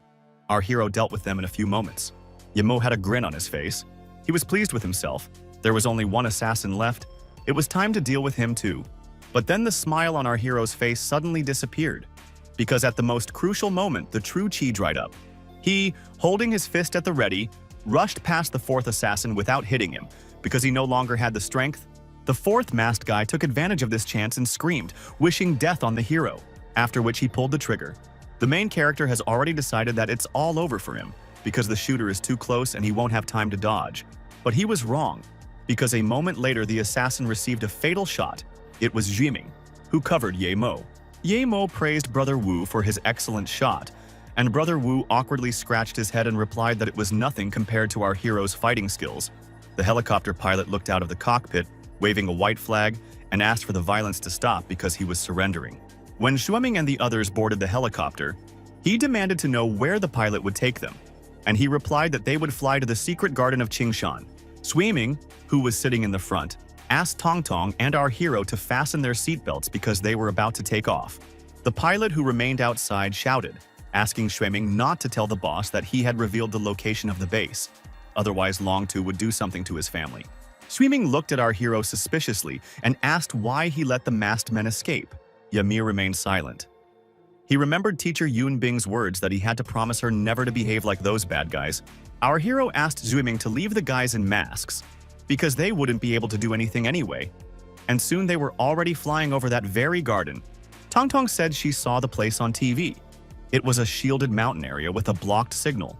Yemu asked if there was an ancient martial artist in this place, to which the girl replied that the garden was only used to hold hostages. The guy standing below waved a stick that was glowing, and Shueming informed the guys that they had been given a sign to land. When they landed and got out, the people greeted Tong Tong and asked what brought her here in the middle of the night. Tong Tong explained that Qian Longtu had sent her here to pick up a prisoner named Daishan. The bald man replied that he had not received any instructions from the leader, so he could not make a decision. And Tong Tong repeated that she had been sent by Longtu himself. The man became frightened when the girl asked if he wanted to receive the message from the boss himself, and agreed to go and find out about the prisoner. One of the assassins approached the bald-headed man and whispered something in his ear, after which his expression changed. He glanced at Tong Tong and asked Miss Yu if she wanted to go with him to meet Qian Longtu. The man snapped his fingers and ordered to grab the girl. There were already 4 assassins with weapons standing on the roof. Shueming once again tried to convince the man that Longtu had sent them and jumped forward, defending himself with his pistol. The bald-headed man expressed fear that the boss would cut off his head if the boys managed to take the prisoner, so he was ready to fight. Ye Mao remembered that he had promised Yun Bing not to use violence, but he was afraid that he wouldn't be able to handle this situation without using hidden weapons. The protagonist asked Shueming if he could help Zhang with his official duties, and the boy allowed him. A smirk appeared on Yemo's face. He said something about duty, and in an instant he seemed to disappear. The boy jumped high above the ground and fired several nails charged with true chi towards the enemies. The shaved-headed man was stunned when he looked up at the roof and saw that all the armed assassins had been eliminated. He trembled with horror and screamed. The man did not understand how it happened that all his partners passed away in an instant. A helicopter with camouflage paint appeared over the garden. The pilot called Shueming, repeating several times into the radio that it was Ti Qiang. Shueming, when he turned around and saw the helicopter, finally felt relieved because help had arrived for them. The shaved-headed man in the blue shirt stood motionless and trembling with fear, the shadow of a military helicopter looming over him. Tai Qiang announced through a megaphone that now that he was here, anyone who raised a weapon would be held accountable. Tong Tong asked how Ti Qiang's helicopters got here. The guy explained everything to her and asked the girl to find Daoshan inside for now. The 2 men grabbed the bald man and took him away. He laughed nervously and shouted, threatening that Longto would definitely take the lives of all the offenders. Shueming walked up to our hero and put his hand on his shoulder, then hugged him and said how much the guy had helped this time. He said that he didn't even know how to thank Yemo for his help, to which our hero refused to thank him, because it was a trifle. Shueming then asked Yemo if he was thinking about joining them, since he had a bright future in Qianan, and our hero hesitated. Yemo said that he was here to protect his friend, and until he found him, he couldn't do anything else. But the guys could call him for help if anything happened. The guy with white hair agreed, but asked if this was really enough for the main character. The protagonist asked Shueming how much he knew about ancient martial arts. Shueming said that ancient martial arts are very rare. There are only rumors about them, and most often they are absurd and exaggerated. The boy heard that Hu Zuo, from the Song family, also died at the scene of the crime, and he assumed that Yemo had been in a fight with him. Yemo said that this guy Hu was very strong. He had an injury at the time, so Hu Kuo was a dangerous opponent. Zhueming said that as far as he knew, ancient martial arts were divided into levels, and Hu Zuo was at the Xuan level before his death. Now, it was no wonder to Yemo that during the battle, Hu muttered something about the yellow Xuan class, but he found it strange that someone like Hu was at the second level. The protagonist tensed up, because in this world now, he definitely couldn't handle people of the Xuan, Earth, and Heaven levels. The guy sighed heavily and looked at the full moon. He thought that he needed to move to the third level as soon as possible. At this time, other events were unfolding in the night. Hong Kong. The man standing at the window was not disappointed in Wu Xueming. An old man approached him and said that Yuoming was the only one who broke into the organization undercover, saved dozens of hostages, and escaped with material evidence. Grandfather admitted that his throat was dry, and he wanted to have a cup of tea together. The man replied that it was just time to talk about Cheng. While pouring tea, the man with the scar on his face said that he heard that Qian Baihei was furious about his son's death, and it seemed that Qian was involved. When the man suggested that the aftermath would not be so easy to deal with, the old man asked him not to worry, as he would soon have a breakthrough in his training. The tea was already on the table. The elderly man carefully took the cup and took a sip of the fresh hot drink with pleasure. Smiling, the grandfather said that he would, however, like to take a look at the ancient martial art that this Wu Xueming was talking about. Soon the main character went to the nearest train station to continue his journey. Xueming, who saw him off, asked the boy to stay for a few more days, but Yemo refused because he had some business to attend to. Then Xueming handed our hero a gift. Yemo immediately assumed that it was an ID card. Looking at the ID card with Mo Ye's name on it, the guy said they looked very similar, but they were different because the guy in the photo had a mole on his right eye. Xueming explained that it was a small gift from Ti Cheng and handed him an artificial mole so that they would look exactly alike. But Xueming was uneasy. He said that Chiang wouldn't be able to cover for Yemo if he left, because Longtu would be looking for him everywhere because of his son's murder. Yemo asked the guy not to worry and promised to be careful, and then Xueming did not dissuade our hero. Xueming waved goodbye to Yemo and wished him a safe trip, and our hero boarded the train, which had already set off. At this time, Ning Qingsu was chatting on her phone and asked someone how the investigation into the Song family was going. Mumei replied to her in a text message that the main culprit had escaped and Yemo had most likely already left the city. And Ning Qingshui asked whether she should be happy or sad. On one hand, it was good that Yemo had already left the city. But what made Ning Qingshui sad was that she really wanted to see him. She texted her friend that she wanted to leave for a few days because she was bored in Ninghai. And then she looked at the bracelet and thought of Yemo. The girl couldn't wait any longer. She promised herself and the guy to find Yemo, wherever he was now. She remembered the reporter's words that Yemo was in Liuxi City, so she decided to go there. Yemo was riding on the train when a loudspeaker announced that the Wuning station was ahead, so passengers should prepare to get off the train in advance. Lying in bed, Yemo thought that there were only two ways to quickly increase strength. The first was the silver grass, which took too long to grow. The second way is to go to the Taklamakan desert in search of the purple herb, but if he never finds it, it will be a waste of time. So Yemo decided to do both, plant the silver grass, and then head out into the desert. They announced their arrival at Wuning Station and asked passengers to get off here if they needed to go to Luogang. And Yemo became interested when he heard this. He remembered that Zhao Wanqing said something about Luogang. It was a quiet city and it was not far from Korla, so it was worth going there. A passenger entered the carriage. A girl with blonde hair read on her ticket that her seat was in the third carriage, on the second bed. The guys who also boarded the train complained that there were too many sleeping places in this carriage. One of the passengers introduced himself to his fellow passengers as Qin Qingbing and asked the names of the others. The girl introduced herself as Wang Yan. The third guy who got on the train at this station was very shy. He stuttered and nervously introduced himself as Yu Erhu. Qingbin taunted the guy for holding onto his backpack as if it contained something very valuable, and he replied that it simply contained medical instruments. The boy apologized, saying that he didn't know he was a doctor, and the girl asked Yu Erhu what kind of medicine he was studying. Erhu laughed awkwardly and said that he had received medical skills from his ancestors and that he would practice them in Lugan. And Qingbin told the boy that it was amazing. Yemo noticed that this guy Erhu, who was going to Lugan, looked good-natured, and came up with the idea of using the money to open a clinic in that city and employ Erhu. Erhu just came up to him. He felt awkward, but he confessed to Yemo that he was feeling motion sick, so he wanted to ask him for something. The protagonist realized what he wanted to ask Erhu for, and happily agreed to switch places as the train started moving. Night had come. Erhu was now sleeping on the top bunk, and our hero on the bottom. Meanwhile, Qingbin was not sleeping. He got up and put on his dark glasses. Yamiu opened one eye and looked at Qingbin, wondering what was wrong with the guy's glasses and why his eyes had been shining before. Spin noticed through his difficult glasses that the man lying on the bottom bunk had a lot of money in his bag. Yamo realized that these glasses allowed him to see through things, and he regretted that he didn't have a storage ring to avoid this trouble and hide his bag. A guy with long blonde hair began to silently creep through the carriage to get to our hero's bag.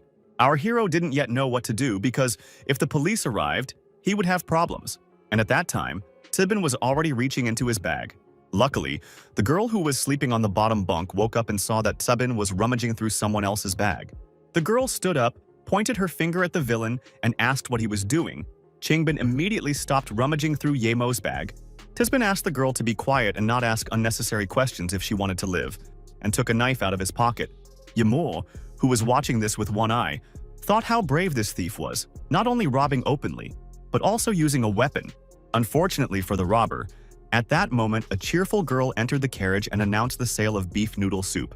The girl, who was holding a box of instant noodles, was surprised to see a man with a knife in front of her. Qingbin looked at the girl with displeasure and asked what she was staring at, and told her to get out of here. The girl turned out to be not one of the timid ones. She asked her uncle if he had any conscience at all, since he was saying such things, threatening his fellow traveler with a knife. The scoundrel was stunned. He didn't understand why all the girls were so stupid, and she shouted to the officer that some guy had a knife in his hand.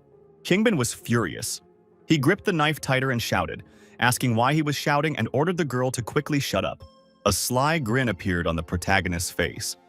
He took advantage of the moment and prepared a nail to subdue the thief. The guy quietly threw a nail, which hit the scoundrel's leg, after which Tsibin screamed from the unexpected sharp pain. Two concerned police officers came running to the screams and started shouting, asking the girl what was going on. The girls told the police what the villain had done. The officers were about to handcuff him, and Tisbin tried to prove that they were lying. Erhu woke up and asked what was going on. The protagonist also pretended not to know what happened. The girl said that the guy next door tried to steal Yemo's things, but the police had already caught him. The main character thanked his fellow traveler for her help, and Erho understood why the thief had asked about his backpack before.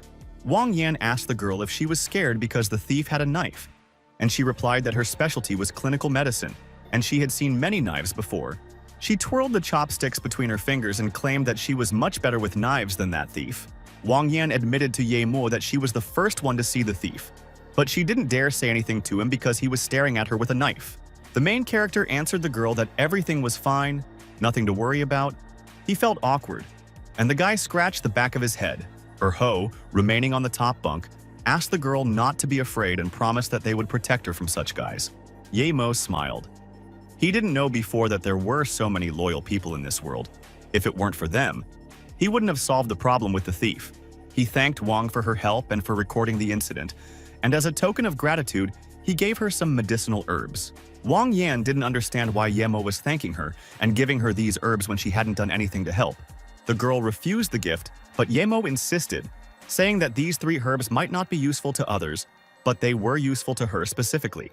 Yema noticed that her complexion was pale yellow, and she had trouble sleeping, so taking the herbs 3 times a day would improve her condition. Wang Yan was shocked and asked the guy how he knew this, since she was going to the city just to meet the doctor. Erhua was also shocked and asked if Yemo was really a general practitioner who could tell a girl's condition just by looking at her. Yemo admitted that he knew a little about it and suggested that Erhuo open a clinic together to help people. The guy immediately agreed, and the girl, a clinical doctor, also expressed a desire to go with them. The protagonist thought for a moment and replied that the girl could also go with them to look after Erhu. The girl was very happy. She thanked our hero and said that she would go get her luggage and then return. Yemo noticed that when the girl smiled, she looked like Ning. He hoped that Ching Su was okay after he gave her his true key.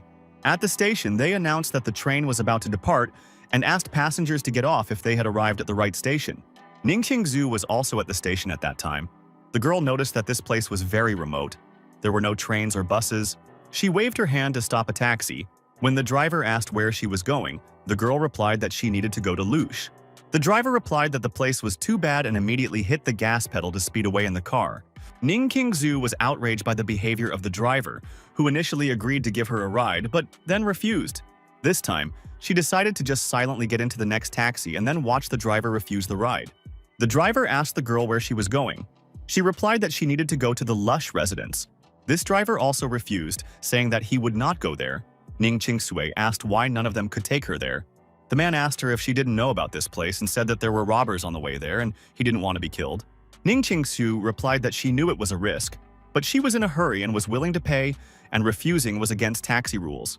The driver realized that he had no other choice, so he decided not to refuse the girl a ride. He grinned and said that he was willing to go there for 5,000 yen because it was more than 100 kilometers to get there. Meanwhile, in Liuxia, Fang was greeting a guest. Shi suggested the man to celebrate the fact that the Pudao Association was the best gang in the world. Fang replied that it was all thanks to Shai, who stated that he was impressed that the man had made such a good place in the city, and they clinked glasses. After dinner, Fang offered Shi to stay the night. The red-haired guy refused because his people were waiting for him. Finally, the association boss asked Shai to be careful, and the boy got into his car and sped away. When Shido arrived, the boss immediately asked him what he thought about it. Shido shared his opinion that Shi's visit was suspicious. Fang said that he heard that Shi was an arrogant man who killed many girls, so Shi too should keep an eye on him. There was a party in one of the city's clubs, and the host suggested that all the guests have a good time that night. Ning Qingshuo was already there. She walked towards the colorful club building with a suitcase, guessing that this was the Camellia Hotel. She was surprised to see that the hotel had a bar upstairs, as it must have been quite noisy, and decided to go elsewhere. The girl became upset when she tried to find another hotel on her phone and discovered that they were all full. She realized that it looked like she would have to stay there overnight, and decided to just put on headphones if it was noisy and move tomorrow. Ning Qingsu walked into the bar, greeted everyone at the door, and asked those present if the Camellia Hotel was here. She, who was at the bar at the time, took a glass of drink and asked what such a beauty was doing in this city. The guy with red hair stood up and offered to arrange everything if the beauty wanted to stay at the hotel. Ning Qingsu refused. It was a mess here. She wanted to go somewhere else, but Shi had already ordered to find a better room for this girl at his expense. The girl silently turned around with her suitcase and walked towards the exit, wanting to go and find another hotel. Before she could leave the bar, Ning Qingsui met a tall and muscular man at the bar who asked if his boss had allowed her to leave. Ning Qingsui was visibly frightened. She was shocked that these people were behaving like this in a public place. The red-haired boy walked up to Ning Qingsui and said that if she dared to step out the door, she would not like the consequences. The girl's eyes widened in horror, and she froze when she realized that she was in trouble in this bar. Shi, holding a glass of drink in his hand, beckoned Ning Qingsui over with his finger and asked him to drink before he got angry. Ning Qingsui didn't know what to do. She assumed that someone here knew Ye Mo. After all, Xiaolei said that the guy had many friends in the city. The girl, hand on her heart, admitted that she came here to meet her husband. His name is Ye Mo, and he is from this city. Shituo, who was also at the bar and watching everything, was shocked when he heard that it was Ye Mo's wife in front of him. He decided that he needed to tell Boss Fang everything immediately, because if it was true, they would definitely be in trouble. When Shai heard Ye Mo's name, he jumped back in fright because he had heard a lot about this young man. The girl was also surprised by this reaction. Ning Qingsui asked if he knew Ye Mo, which made the guy think about it. She laughed loudly and replied that he had never heard of Ye Mo, and proposed that the girl become his woman. And then he would give Ye Mo a chance to survive. She too urgently called Fang and said that someone posing as Ye Mo's wife was in trouble at the bar right now. And Nan was very surprised. Fang started yelling and scolding Shitu for not helping the girl yet. He ordered the guy to make sure that nothing happened to Ye Mo's wife. A stunned Shido asked his boss if he was sure he needed to do this now.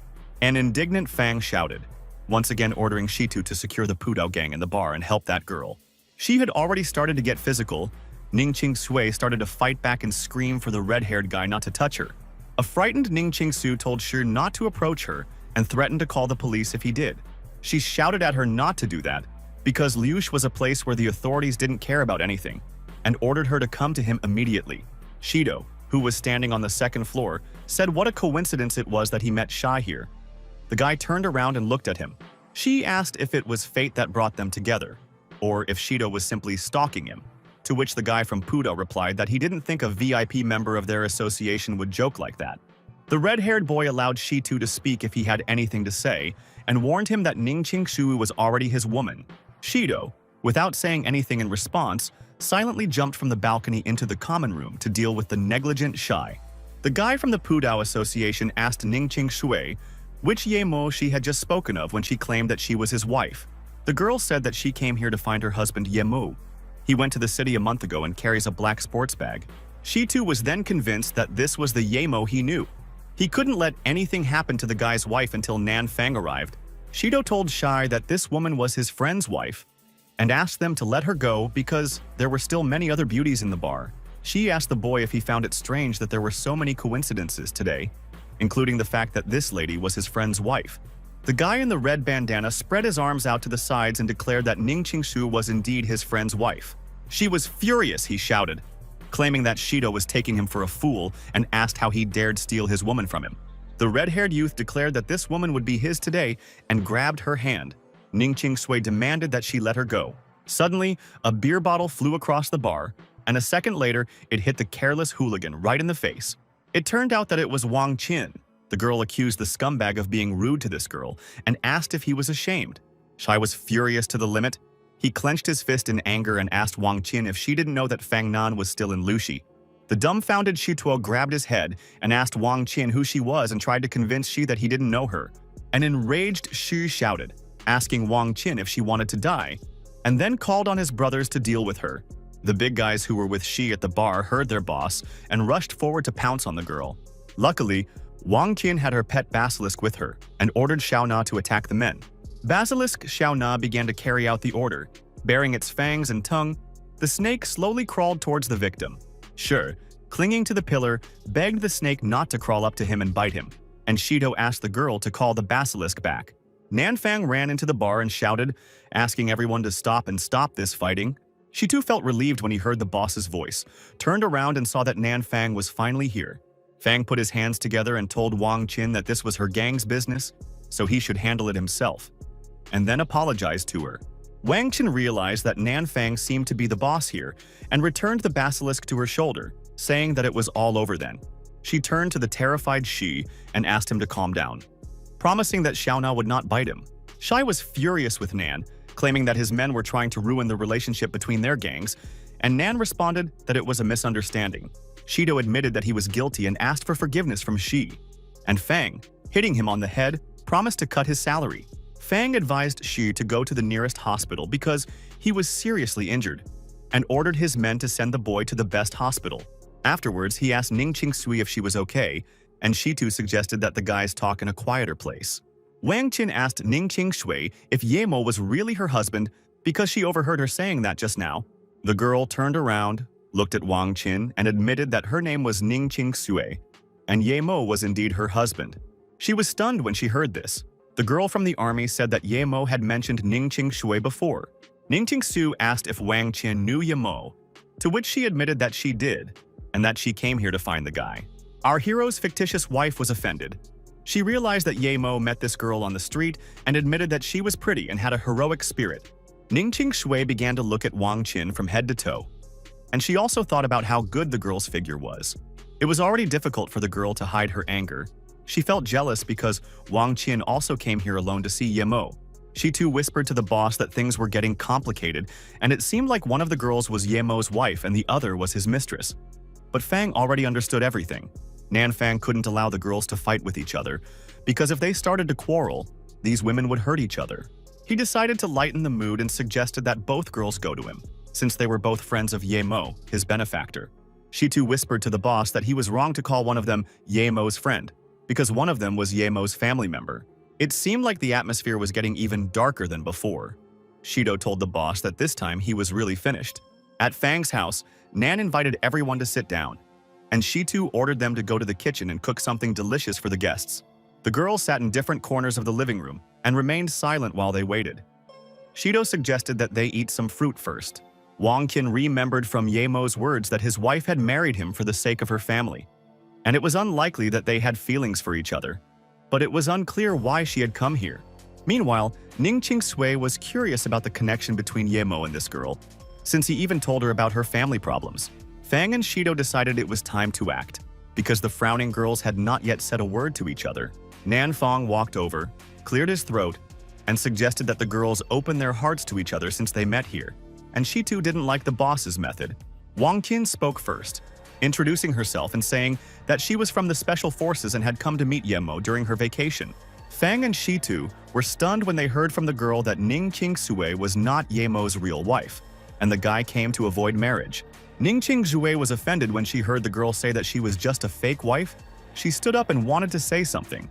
Wang Qian also stood up from her chair in response, assumed a self-confident pose, and asked if she had been wrong in her assumptions. Nan intervened and asked the girls to calm down and not get angry, because he couldn't allow them to quarrel for Yemo's sake. Wang Qian glanced at Nan and asked what his relationship was with Yemo and how he met him. Since he spoke in such a tone, Fang smiled, recalling how he met Yemo, scratched his chin and replied that it was a long story. Nan said that Yemo came to Liush by fate. He saved a man from death and helped raise the gang from its knees, and Fang promised the guy that the citizens would no longer be bullied. Wang Qin admitted that her life was also saved by Yemo. At that time, she was on the verge, and the guy saved them from enemy fire. Ning Qingxue was dumbfounded. She didn't understand why they called Yemo the god of war, since she thought he was a worthless person. Fang was shocked to learn that Wang Qin and Yemo were also friends, and suggested that when Yemo returned to the city, they should ask him about his adventures. Wang Qin asked if Yemo was not in the city, to which Nan Fang replied that our hero was not here now. Ning Qingzhu asked Fang if he knew where Yemo was now. The man replied that the guy liked being alone. He went to look for plants without saying where. The man added that Yemo had a house in Lush, so he could take the girls there to try their luck at finding him. Only Wang Qin had an idea of where Yemo might have gone. She told the guys that our hero must have gone to the desert. She said that Yemo once found a map. She translated it for him from Tibetan, and the Taklamakan desert was marked on the map. Ning Qingxue asked what Yemo might be looking for in the legendary Death Desert. Wang Qing replied that the guy was most likely looking for a magical plant. The fictitious wife thought that perhaps her husband began training to survive because he was expelled from the family. Ning Qingxue asked if she could have a copy of the map. Wang Qin allowed her to have the copy she drew herself. Then she changed her mind, shouting why the girl needed this map, and assumed that Ning Qingxue was going to go to the desert on her own. The girl, thinking, replied that sometimes a lot of ideas come into her head out of nowhere. Ning Qingxue admitted that she didn't know how to describe her feelings. The day before, she knew that coming to Liuxie was also dangerous, but she hoped to find Yemo. Wang Qin was taken aback and asked if the girl had only married Yemo because she was forced to do so. Looking at the bracelet, Ning Qingxue admitted that she was scared of her own feelings and now she couldn't get Yemo out of her mind. She said that she used to use our hero as a shield. But then she began to realize that he left without giving her a chance to speak. Wang Qin looked at the girl with displeasure, she thought. Why in that case Ning Qingxue was in a hurry to divorce the guy? Ning Qingxue said that she was telling Wang Qin this now because she seemed to be a special person to Yemo, since he told her about the fake marriage incident. Wang Qin thought that Yemo hadn't let her get close to his heart either, because after that meeting, the guy never called her. She wondered if Yemo might have someone else he liked, and then told Qingxue that it was too dangerous to go to the desert alone. Wang Qin said that the girl was lucky to meet her here, and warned that the desert was teeming with sandstorms and the sun would burn her skin. Ning Qingxue replied that she knew the desert was dangerous, but Yemo had gotten into trouble the day before to save her when she was in a coma, and he hadn't said a word to her since then. She said that she just wanted to ask Yemo why he was so kind to her, and if it turned out that he hated her, she would immediately leave forever. Wang Qin asked if Ning Qingxue was an idiot to risk her life to meet a guy, and reassured her that Yemo did it for her happiness. The girl told her that Yemo really wanted to meet her. He just couldn't because he had things to do right now. Ning Qingxue's expression jumped when she heard this, her cheeks turning red as she was told that Yemo wanted to meet her. Wang Qin told the girl that she would go with her because she had experience, but first she needed to go to Luscana to get tools and medicine. As lightning flashed across the night sky, Longtu approached his son's portrait and said that he wanted to see him, as 7 days had already passed. The man told his son that he could now sleep peacefully because his father would definitely find the killer and take revenge on him. A subordinate ran up to Longtu and said that Song Yuanyi, the old man from the Song family, was asking the man to meet him outside.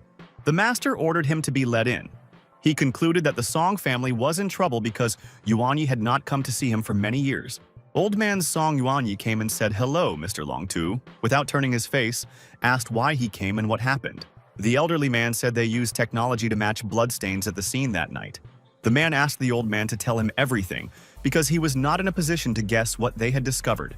The old man started shouting and said that the bloodstains showed that the person at the murder scene was Ye Mo, who had been expelled from the Ye family. Mr. Longtu turned his worried gaze to the side when he heard about the Ye family's involvement, specifically their exiled son. He said that he heard that Song Shaoan was killed by Ye Mo, and now he heard that his son died because he was involved in the Song family's affairs. The old man replied that he also heard that the base in Tianjie was destroyed. The bodies were examined, and this tragic event was very similar to the previous one. Mr. Longtu frowned. He realized that the Ye family was also involved in the tragedy that happened at the base. Song started shouting. He said that his family had nothing to do with it. It was just that Gu Huqiu, who was responsible for Xiaotang's security, was killed. But Longtu was unyielding. He told the old man that once Ye Mo was caught, Song would not escape responsibility, and Song did not argue. The old man gritted his teeth in anger. He would never have thought that the enemy Ye family would disguise an ancient martial artist as an abandoned son. Our hero's clinic opened, and the townspeople heard an announcement that all Chinese medicines were on sale for 20% today. The girl was handing out leaflets at the entrance, asking passers-by if they wanted to look inside to buy medicine at a discount. At this time, our hero sat on the roof and greeted everyone, while the girl stood below and pestered everyone with leaflets. Ye Mo was curious about whether the galaxy grass he planted a few years ago had sprouted yet, and wanted to take a look. The guy darted from the roof to his garden bed with lightning speed. He saw that the recently planted seeds had already sprouted. He realized that the soil in Luokan was very suitable for this plant, so he could go to the desert without worrying. Erhu came over and asked if Ye Mo was looking at the plants again. The guy replied that he was checking if the seeds had sprouted. The guy asked if our hero was going on a trip. He replied that he would be leaving for a long time, and the guys would have to worry about herbs. A worried Erho admitted that without Ye Mo, the clinic would not be able to operate, as people come with illnesses he knows little about. Ye Mo reassured him and said that everything would be fine because Erhuo's pulse checking and acupuncture skills would be sufficient. The train announced the next station, Luokang, and asked passengers to pack their luggage in preparation to disembark. Wang Qin and Ning Qingsu got off the train. The Special Forces girl confessed to her new friend that she had not been to her hometown for several years. Ning Qingsu admitted that she didn't expect such a small city to be so noisy. And Wang Qin said that a lot has changed in the past 2 years. The girl answered her mother's call, and she shouted that she heard that her daughter was going to the Taklamakan desert to look for Ye Mo. Mom was against it. She shouted that the girl shouldn't go because it was dangerous. But Ning Qingsu stood her ground, claiming that she would take care of herself. Ning Qingsu told Wang Qin that her mother was coming here to take her home, so she needed to quickly gather materials. Wang Qin grabbed Ning Qingsu's hand and told her to hurry up after learning that her mother was going to the city to pick up the girl. Little did they know that at this moment, Ye Mo was very close. The guy was about to leave his new clinic, telling Erhu and Yang Yi that he was leaving her to them. Ning Qingsu asked Wang Qin as she ran why they didn't call a taxi, and she replied that her house was just around the corner from them. The girl asked Wang Qin to run slower because she was wearing high heels. The girls ran around the corner when Ye Mo came out onto the street. Walking down the street, the protagonist felt strange. It seemed to him that he had just heard Ning Qingzu's voice. He scratched the back of his head, wondering if he was hallucinating because it was impossible for Ning Qingshui to be in Luokang. Meanwhile, in Yanjing, in the Ning family, the girl's mother complained that her daughter no longer even wanted to listen to her. Mother told Susu that she wanted to bother her to go with her to Luokang, but she didn't think her daughter would be waiting for her in that city. Susu agreed without any problem and asked her not to be so polite. But she thought that it would be better for Aunt Lan to stay at home since going to the desert was dangerous. Aunt Lan agreed to stay at home and asked Susu with a smile on her face to bring Ning Qingsui back home safely. Soon the protagonist was already flying on a plane. Ye Mo admired the view of the desert from a bird's eye view. He found it beautiful and majestic. He wondered how many traps lay within the depths of this beauty, hoping that he could find the source of the purple heart vine. Already at the airport, he held the map in his hands. The guy saw that the building was located at some distance from the desert. Ye Mo didn't realize that he was currently being closely watched by a smart surveillance camera that had captured the target's face and analyzed it. The main character came to the desert as a simple tourist. While he was drinking water, the guide asked everyone to come to her. Arriving at the edge of the desert, Ye Mo realized that the marked location was still far away. He was relying on luck to find the purple heart vine. The boy stood and looked at the desert, drinking water. and then became wary because a chill ran down his spine. A bright strip of blue light flashed. The main character barely managed to dodge, receiving a small scratch on his face. It turned out that he was attacked by a man in a black and white mask using a retractable knife hidden in his glove. The tourists brought to the tour guide's attention that someone was fighting nearby while there was a skirmish between Yemo and the assassin. A whole crowd of guys wearing the same masks started running towards the place. They were ordered to catch Yemo, no matter whether he was alive or dead. The protagonist tensed up because, seeing a whole crowd running towards him, he realized that his location had been discovered. He single-handedly fought off 3 men in black suits and masks while they tried to attack him with their hands and feet. Yemo saw that the masked people had abilities similar to Huzuo, and there were a lot of these guys, and he was afraid that there would be even more. They were surrounded by tourists who were filming everything on their phones. Yemo knew that he could easily injure them if he used a hidden weapon. The most important thing for him now was to find the purple heart-shaped vine.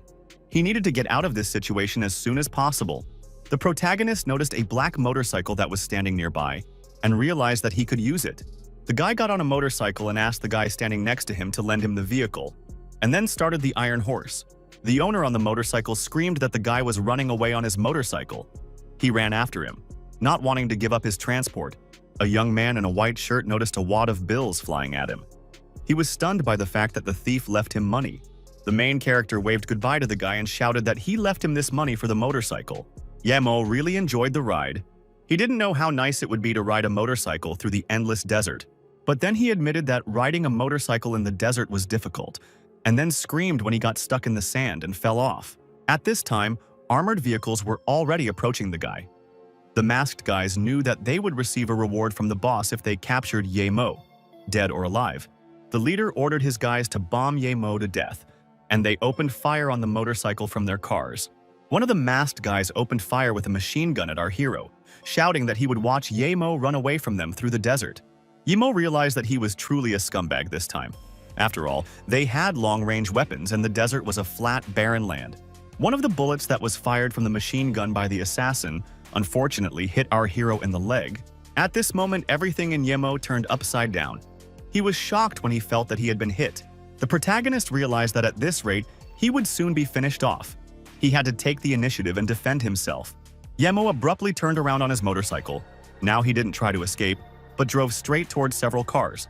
The masked guys shouted that Yemo was crazy for rushing at them. The leader ordered his subordinate to crush the guy. The protagonist decided to place a bet. Either he would lose his life or survive, and then jumped off the motorcycle, sending it crashing straight into a car. The masked assassins were at first confused about where Yemo was and why he had disappeared. But then one of them noticed that the guy was in the sky. The main character was indeed in the sky. He jumped high above the ground, after which he charged a sharp nail with firepower. Shouting for the villains to try this red-hot nail, Yemo threw his hidden weapon straight at the villains. A red-hot nail pierced the motorcycle, namely the compartment where the fuel was stored.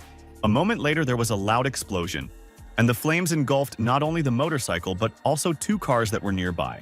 Yemo got rid of the masked guys. At night, he made a fire and realized that he needed to find a source of water. And then he checked the map. He heard from the locals that there used to be a lake on Lopnor, and legend has it that the god of wind gouged out Lopnor's eyes and broke Milan's legs to prevent his daughter from falling in love. However, the crippled Milan still hugged Lopnor. The wind god was furious and scattered them to the east and west of the desert so that they would never see each other again. In the end, Milan fell ill from missing Lopnor. Her soul fell from the sky and the lake disappeared, leaving silver sand. And Yemo was now moved by this story. The open sky and people missing each other. All this reminded our hero of the story about him and his master. During that battle, his master blocked the damage to save him and used a spell. Then he realized what the master was thinking, but it was too late. The main character, sitting by the fire, looked at the sky and wondered if the master was still waiting for him, and if he would ever be able to see her. Yemo became alert. He heard strange sounds coming from nearby. He shouted, asking who it was. The guy was perplexed. He heard something, but did not understand what it was. And even the local lizard paid attention to the sound. He assumed it was just a hallucination because there was nothing around him. But that sharp scream was very familiar to him. The guy was outraged when he heard this sound again. It suddenly disappeared from the place where he was sitting before. The protagonist threw several nails charged with true chi and shouted, ordering them to stop hiding. The nails almost hit someone, but that person suddenly disappeared. And Yemo then realized that he had not misheard. Yemo was in a defensive mood when he saw a huge spot of light in front of him, followed by a fast streak of light rushing past him. The main character was outraged. Someone was trying to catch up with him, and he jumped back again to avoid being wounded by the strip of light. Yemo shouted for him to stop and realized that this was not a human's doing because he sensed an abnormal energy. He assumed that it was a ghost cultivator who had sent his soul to Earth to continue cultivating here. But then he gave up on that idea. Trying to escape, the boy asked this mysterious creature not to blame him for his harshness, and said that he continued to behave strangely. Realizing the man was still there, he shouted for him to try his fire nails and threw them at the creature. Everything around calmed down, but the nails didn't hit the man, but the ground, and the guy ran to them to check. When Yemo pulled one of the nails out of the ground, he was surprised because there was black ash on the ends. This meant only one thing. Yemo did not miss and dealt damage to him. But he did not understand where this person was now, because the energy immediately disappeared. The main character got scared when, putting his hand on the sand, his palm began to rapidly sink inside. Yemo panicked. He didn't understand what was happening and why he was being sucked in. The guy was already knee-deep in quicksand. Even using his true chi, Yemo couldn't get out. And then he gritted his teeth as he realized that this wasn't just quicksand. The guy trembled from pain and tension. He felt as if hands were pulling him down into the ground. Now the main character was chest-deep in sand. He was panicking because the more force he applied, the faster he sank. Red in panic, Yemo stretched out his hand, hoping for salvation. He didn't expect that he would die here like this. The main character's whole life flashed before his eyes. He saw the faces of the girls he met along the way. Suddenly, he heard someone's voice, ordering him to open his eyes and not give up. Then Yemo's eyes widened. The protagonist was shocked when an unknown magical whip grabbed him and pulled him out of the quicksand. The lasso, emitting a bright yellow light, lifted the stunned hero high above the ground, preventing his death. The creature then threw Yemo back onto the ground, and the protagonist landed on the sand with a thud. When Yemo found the strength to stand up, he saw a stranger in white shoes approaching him. The guy was stunned when he saw the girl in front of him. He stared at her and thought that there was a master in front of him. The girl with snow-white hair, whose face was covered by a yellow veil, looked at Yemo questioningly. The dumbfounded Yemo didn't understand who this girl was. Her description completely matched the master: narrow waist, thin and curved neck. At that moment, when the guy opened his eyes, it seemed to him that he saw the master in front of him, but now he realized that he was wrong. The protagonist folded his hands together in a respectful gesture and thanked the girl, who threw him a bottle of water. Yemo was surprised when he caught the bottle of water and asked if this water was really for him. He used the ability to check the girl's bag. There were only cookies and water in it, so it was obvious that she wasn't cultivating. Yemo said that his bag was nearby, so he didn't need water, but he would definitely repay her for her kindness. And the girl replied that it was not necessary. The main character stood silently in a stupor when, after these words, the mysterious stranger quickly disappeared from the scene. The boy realized that Ye Qigong was much stronger than Hutso, and then, remembering what he wanted to ask, he asked the girl if she knew what those things were. Having already run far beyond the horizon, Ye Qigong replied that she didn't know, but perhaps it was related to the smell of our hero's body. The guy scratched the back of his head. He didn't even use perfume, so he didn't understand what kind of smell he could be giving off. The protagonist finally realized that Ye Qigong might have been referring to the scent of the purple vine that was in his pocket. He realized that he was the only one being attacked here because he was the only one who brought the purple heart vine, which the others did not have. Another thing that bothered him was that when he was chasing that shadow, he felt its breath before he came to that place. He was used to rumors that on the surface Taklamakan was no different from other deserts. But he had also heard about a city that had been buried a long time ago. The boy believed that once he found the shadow, he would find a lot of purple heart vine. So he decided to leave a mark here for now and then come back for the bag. Armed with a shovel, Yemo began to scoop up the sand and examine it in his palm. He saw large fractions of stones among the sand. Soon, the hero began to dig without stopping. The more he dug here, the more diamonds he found, and it seemed to him that there was something heavy below. The excavations lasted for 3 hours. The main character was still actively working with a shovel, trying to find something valuable under the sand. Once again, while trying to scoop up sand with a shovel, the guy came across something hard that prevented him from doing so. The protagonist's eyes widened when he realized that after 3 hours of excavation, he had stumbled upon something valuable. Yema began to remove the sand from the thing with his hand, and he saw something pale yellow in front of him. Even the local reptile perked up when it noticed our hero falling through the ground through a bright blue portal.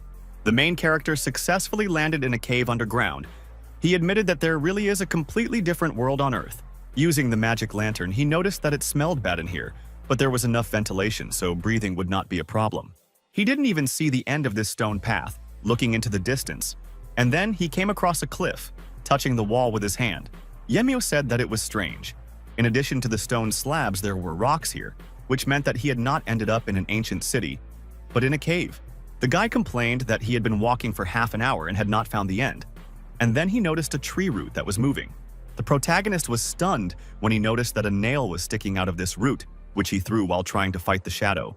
He didn't understand why his nail was there, and he refused to believe that the shadow that was attacking him was a tree root.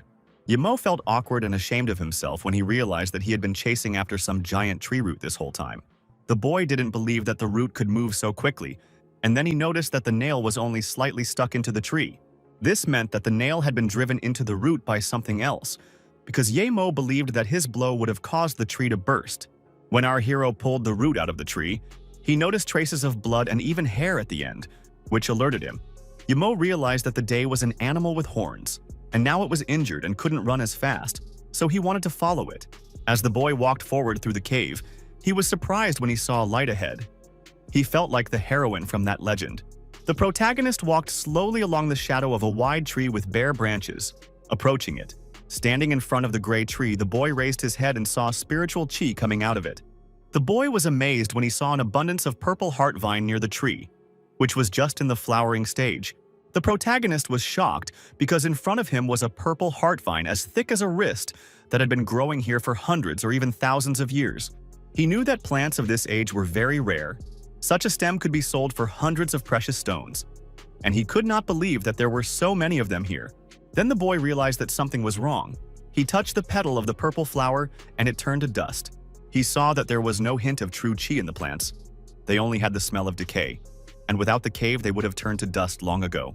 Yemo guessed that this tall desert poplar was growing thanks to these plants, but it also seemed to be gradually withering away. Scratching his face with his finger, the protagonist felt very sorry that the plants he found were in such a state. The boy turned his head and chuckled when he noticed a stone slab standing nearby. Yemo noticed the inscription and read that it said Lake Ku, and was surprised to realize that this place used to be a reservoir. The guy threw his backpack on the ground and said, "What difference does it make?" He sat down at the stove because nothing mattered anymore. His location has been discovered.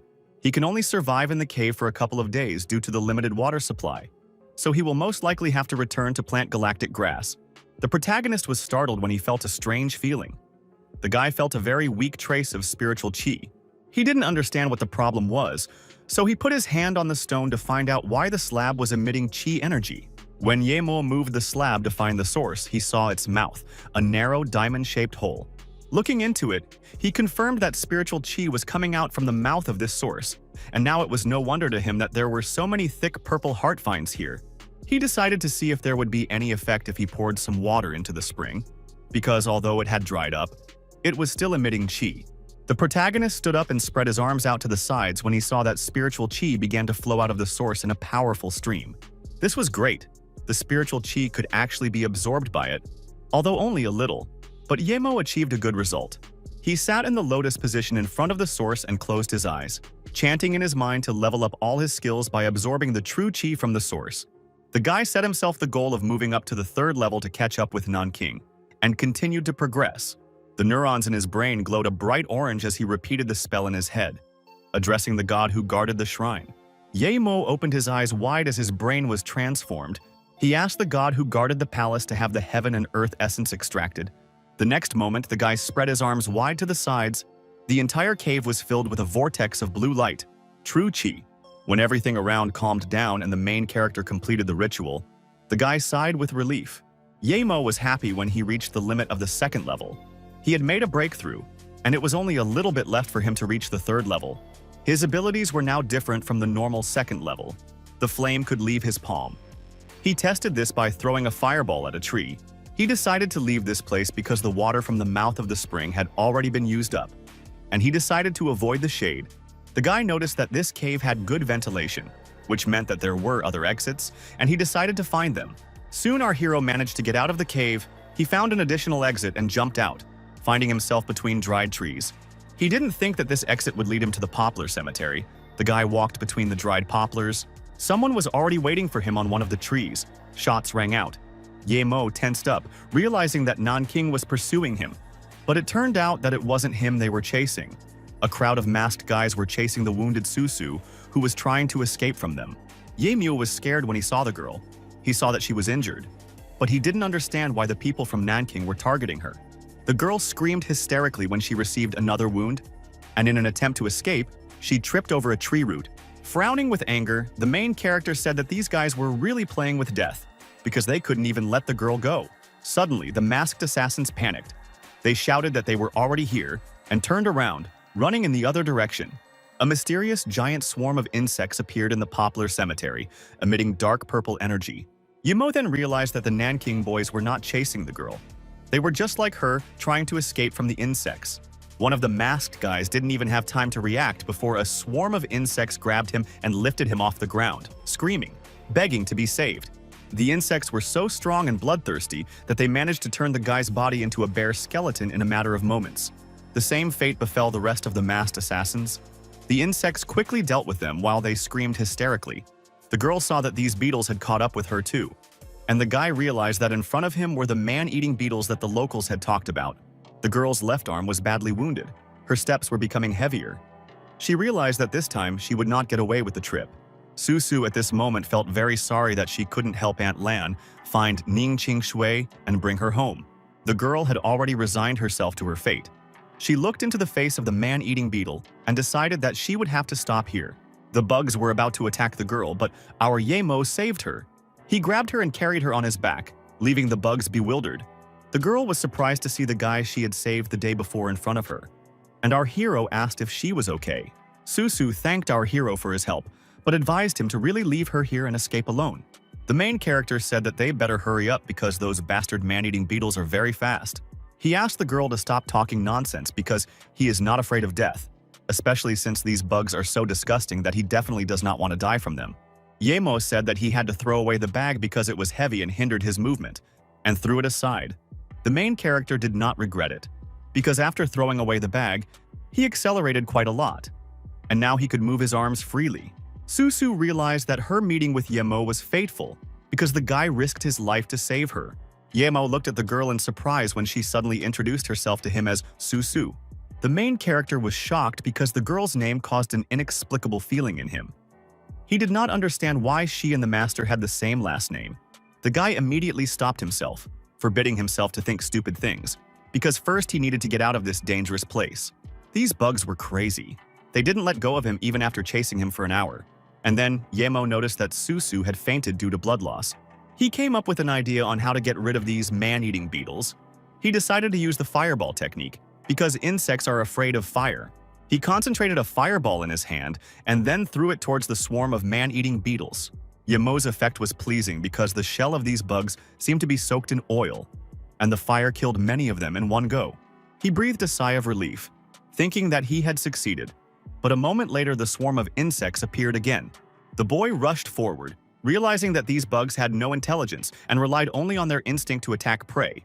He had just reached the peak of level 2, and every time he used fireballs, he used a lot of energy, so he needed to minimize the expenditure. Yemo decided to use the fire talisman to increase the power of the technique. It was of little use in real combat, but for the bugs, it was just right. Activating the talisman, Yemo threw it towards the swarm of beetles, shouting as its power was released and fire engulfed the sky.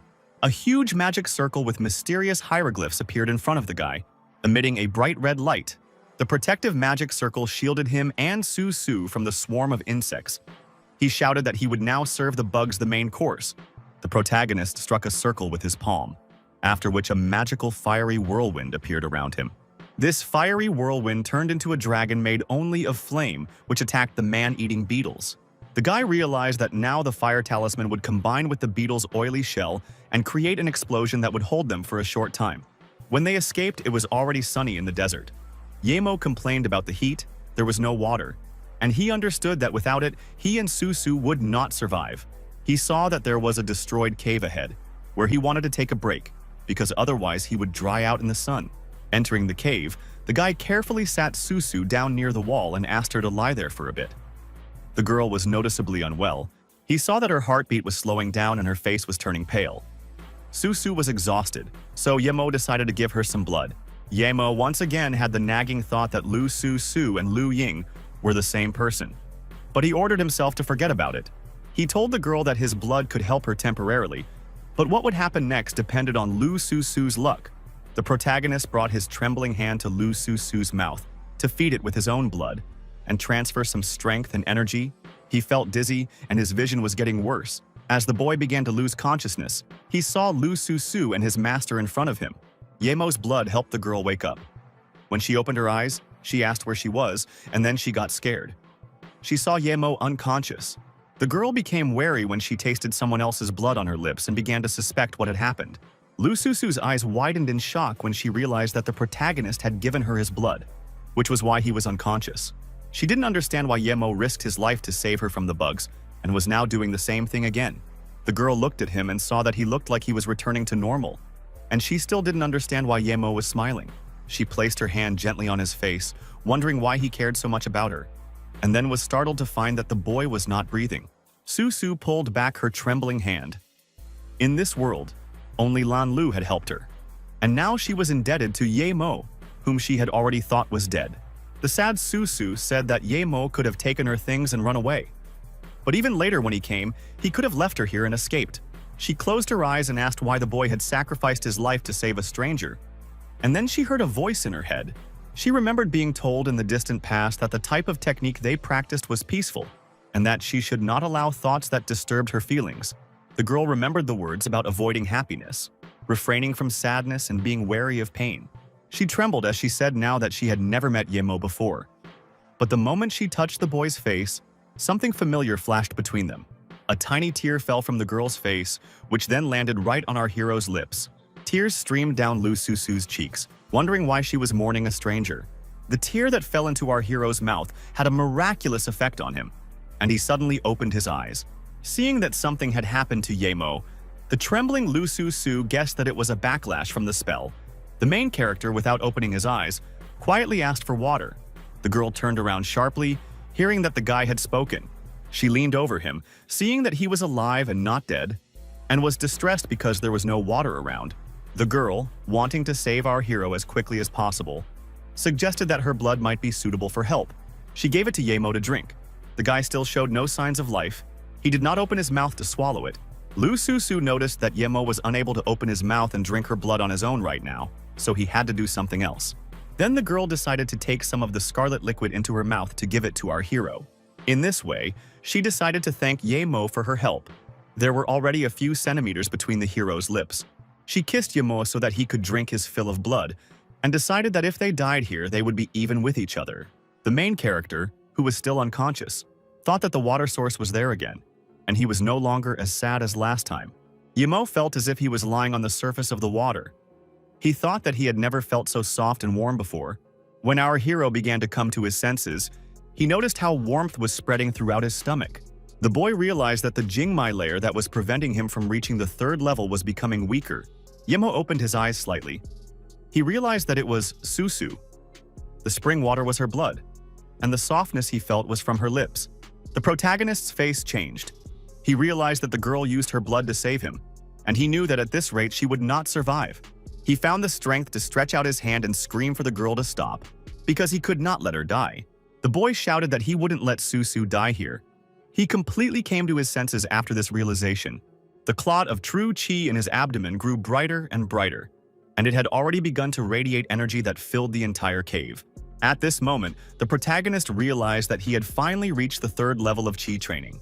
The tearful, ash-haired girl, seeing that Yemo had finally woken up, was overjoyed and said that it was great.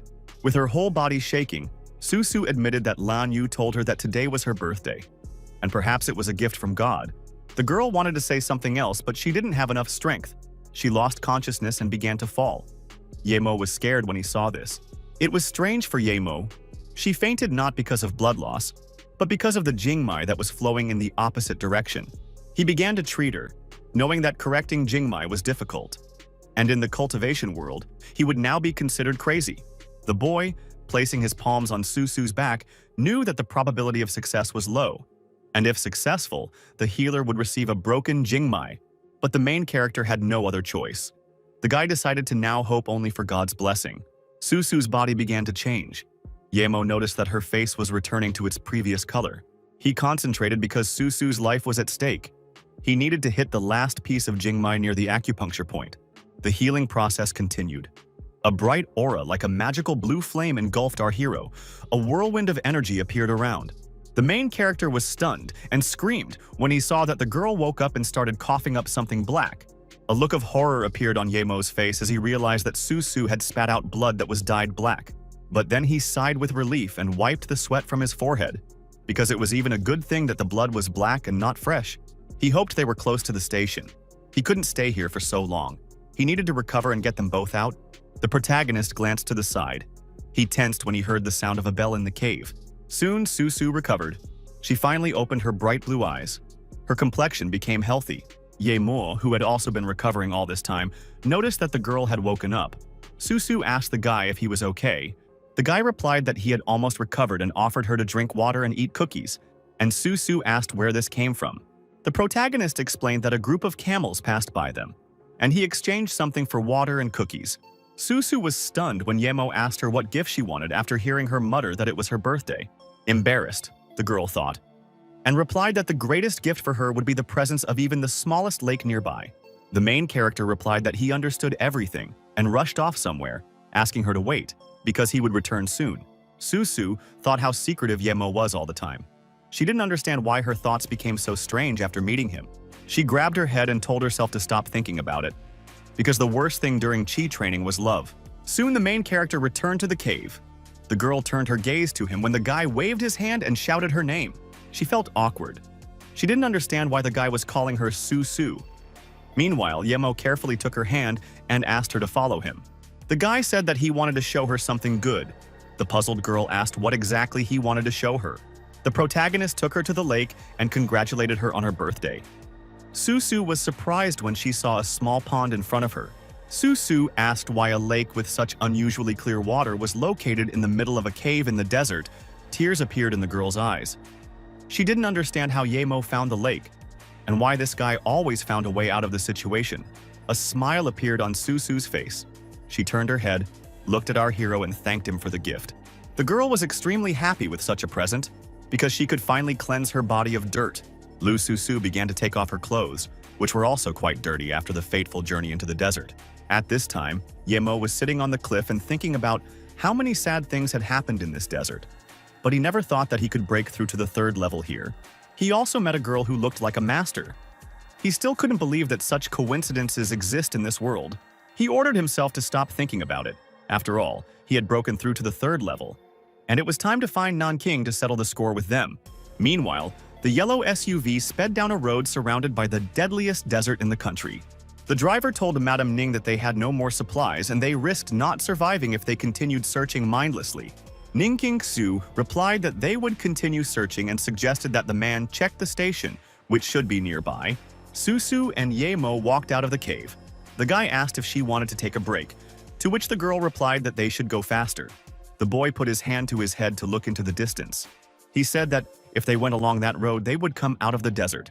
At this time, Wang Qin asked Ning Qingsui not to be sad, because looking for Yemo in the desert was like looking for a needle in a haystack. The girl turned away and looked sadly out the window. She thought about Yemo and asked the guy where he had gone. She chuckled when she saw two people in the desert. She didn't understand why they were walking there without anything with them. Ning Qingsui's eyes widened in shock when she recognized the silhouette as her husband Yemo. The girl immediately screamed at Wang Qin. She started waving her arms, repeating that she thought she had just seen Yemo. The two of them looked out of the window. Ning Qingsui pointed at the guy in black and asked the girl if that was Yemo. Wang Qin's eyes lit up and she shouted that Ning Qingsui was not mistaken. It was really Yemo, and it seemed like he had a girlfriend. Ning Qingsui shouted at the driver to stop immediately and turn around. When the protagonist and his new acquaintance approached the road, Susu told Yemo that she had to leave him since they had already gone out. Yemo briefly replied to the girl that he understood. Sadness was visible on his face and in his voice. He did not want to say goodbye. The boy asked Susu if he could hope to see the girl again in the future. Susu asked Yemo not to look for her anymore because otherwise he would bring trouble to her and him, and thanked him for the best birthday ever. Wang Qin and Ning Qingsu got out of the car. The girl asked her friend why she stopped and suggested that she go catch up with Yemo. Ning Qingsui asked herself why she was embarrassed to approach him now, even though she had been looking for Yemo for so long, and wasn't her goal to apologize to the guy? Biting her lip and trembling with excitement, Ning Qingsui repeated to herself that she didn't want to marry the guy, and she was just grateful to him. As a result, Wang Qin and Ning Qingsu ran towards our hero. The girl from the army started waving her arms and shouting that they were here. The girls ran up to Yemo. Wang Qin said how glad she was to see him, and the guy asked them what they were doing in the desert. Lu Su asked the girl in the green cardigan if she was Ning Qingsu, and Yemo's fictitious wife confirmed her guess. The girl with sad blue eyes said that she was Lu Su, and her mother asked her to bring Ning Qingsu home. A dumbfounded Ning Qingsui asked the girl if she was the aunt her mother always told her about. Wang Qin began to praise Aunt Susu for how young and beautiful she was, and how her age was impossible to guess. While Ning Qingsu admitted that it was the first time she saw her, turning around, Susu told the girl that since she was okay, she should tell her mother that her aunt was coming back, and Ning Qingsui asked if she wouldn't go with them. The girl turned around one last time and looked at our hero, telling the guy that she was already leaving. The protagonist, Ning Qingsu, and Wang Qin stood silently and watched Lu Su slowly walk away. The girl tried to convince herself that her feelings for Yemo were due to his heroism, and she would come to her senses when she returned to meditating at home. Yemo knew that he had no reason to ask her to stay. Susu was similar to his master in that she was taciturn and had her own opinion on everything. Wang Qin slapped her hand on Yemo's shoulder and asked how long he would stand there and stare at Susu, who was about to leave. The guy blushed with embarrassment, scratched the back of his head and said that he was just daydreaming. And in order to change the topic, he asked Ning Qingsui how her injury was. Ning Qingsu said that she had already recovered and came here, and Wang Qin interrupted her to tell Yemo a long story. After Wang Qin told her everything, Yemo forbade Ning Qingsu from going to such a dangerous place like Liushe, and the girl trembled all over. The guy came closer and asked the girl to take care of herself in the future, because he would be upset if something happened to her. The girl found the courage to hug our hero tightly, trembling with excitement. She asked for forgiveness from Yemu. She apologized to him again and admitted that she just wanted to find the guy to apologize. The main character asked her why she was crying and what she was apologizing for, because he didn't hold a grudge against the girl. When a tearful Ning Qingsui asked if they could go back together, Yemo pushed her away from him before answering. He explained that he still had important things to do, so they couldn't go back together, and they should say goodbye today. Yemo asked Wang Qin to accompany Ning Qingshu home and take care of her, since the desert was not a safe place. At this point, the guy finished his speech and finally, he once again asked his fictitious wife to take care of herself. The protagonist left, leaving the girls alone and waved goodbye to Wang Qin and Ning Qingsui. Ning Qingzu shouted that she would wait for him to return, and Wang Qin waved her hand and said that they would see each other soon. Yemo turned back and thanked his fake wife for saving the galactic grass for him. The girl began to tremble again from an excess of emotion and cry. She said Yemo's name as his silhouette disappeared into the sandstorm. A guy in a black and white mask ran into the bedroom and told Brother Wolf that their mission had failed. The wolf looked at his subordinate with displeasure and asked if a bunch of idiots couldn't handle a young man from a rich family. The masked guy reported that this Yemo was too strong. They used the best guns but still lost. The wolf replied that he would deal with Yemo himself and ordered his subordinate to keep an eye on the guy and also ordered him to call Li Hu here. Meanwhile, Yemo was walking around the city at night and he noticed someone watching him from around the corner. The guy realized that spies from Nanjing were really everywhere. He allowed the pursuers to lead this time. The masked pursuer was at a loss. He and his partner ran out from around the corner and grabbed their heads, not understanding where Yemo had disappeared to. They were dumbfounded when they noticed the demonic red eyes behind them. Yemo sneaked up on them unnoticed and asked if they were tired of following him around all night. The protagonist put his hands on their shoulders. They trembled and begged him not to kill them, and Yemo ordered them to bring him to their boss. The masked guy told Yemo that their car was that way. They would reach the car when they walked the entire street. The pursuer realized that Yemo was truly crazy, putting himself in such danger while the entire street was swarming with their guys. The Nanking gang member quietly moved his hand behind his back and used his fingers to signal to one of his partners. It turned out that there were also snipers hiding in the buildings. One of the bandits was now aiming his gun at our hero. A masked man holding a sniper rifle was hiding on the roof. his finger on the trigger. However, the sniper was unable to make a shot, because a moment later he was decapitated, which was visible in the reflection of the drink spilled on the asphalt. The masked men didn't understand what was happening when they turned around and saw that one of their partners had been killed. Yimo warned the boys that if they allowed themselves to point their guns at him, it would be the end of them.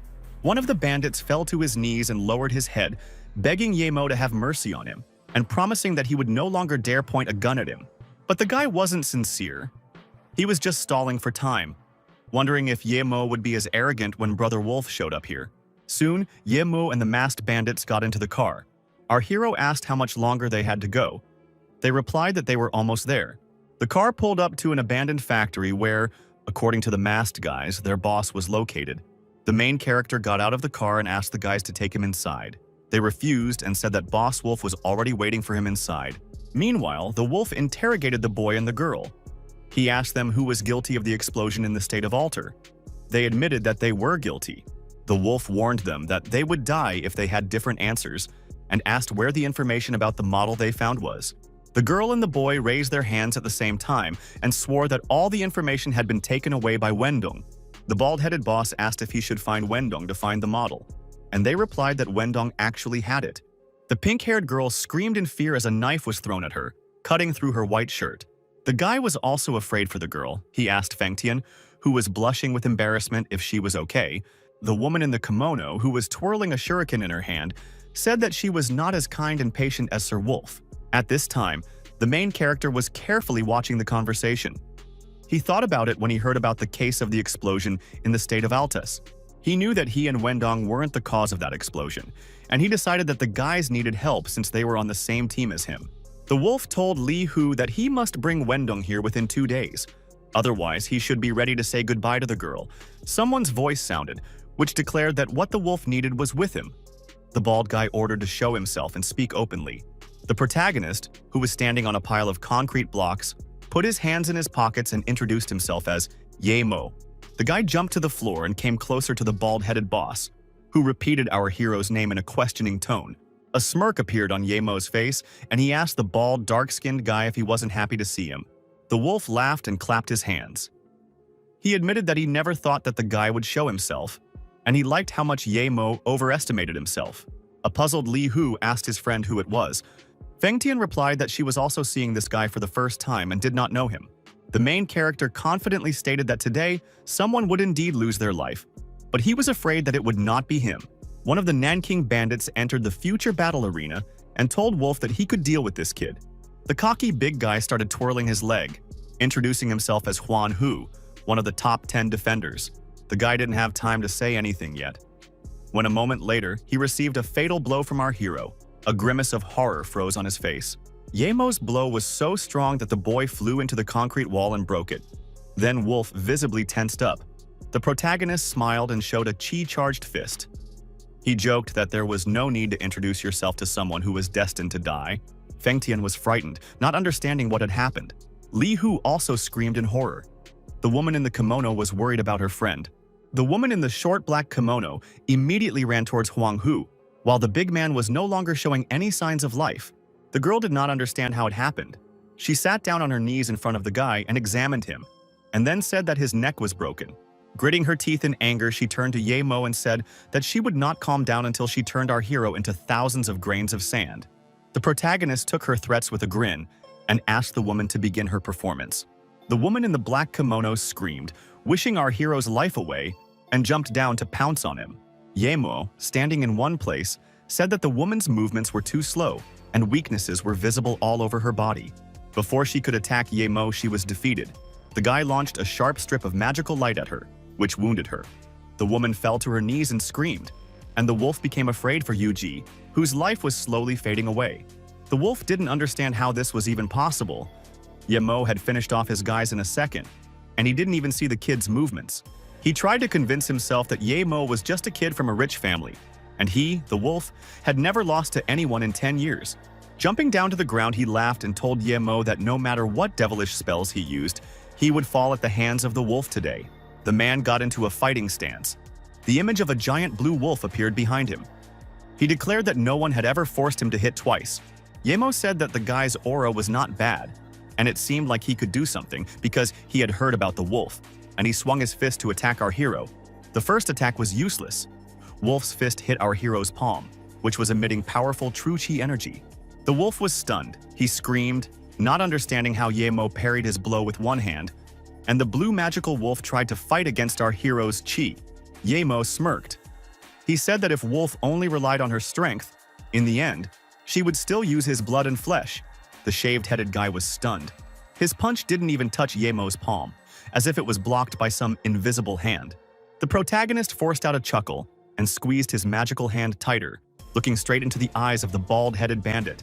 The magical hand made of true chi clenched the wolf's fist, rendering the Nanking boy no longer a capable fighter. The shaved-headed man with facial piercings screamed as he felt a sharp pain shoot up his arm. When the other gangsters heard their bosses scream, they ran en masse to the factory to check. The masked guys, as soon as they burst into the room, asked Wolf what happened. Yemo noticed their appearance. Wounded and stunned, the wolf screamed, ordering his subordinates to open fire and get rid of the guy in black. The four masked guys opened fire at the same time. But for Yemo, it was nothing. Because at the third level, the speed of the bullets seemed low to him. The bandits continued to shoot, and our hero deftly dodged the bullets and accumulated true chi to fight back. A second later, with one blow, Yemo managed to get rid of 4 guys at once, leaving them no chance of survival. Feng Tian asked her friend if 10 Wendongs could defeat this guy.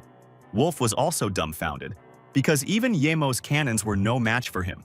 He realized that even Xian Daoren, the second head of Taijiang, was inferior to this Yemo, even though he was rumored to have reached the black level. Approaching the exit of the factory, the protagonist, with his hands in his pockets, turned around and asked if Nanking really had so little strength. Trembling with fear and anger, the wolf asked Yemo to stop talking nonsense and stated that he was not the type to be afraid of death.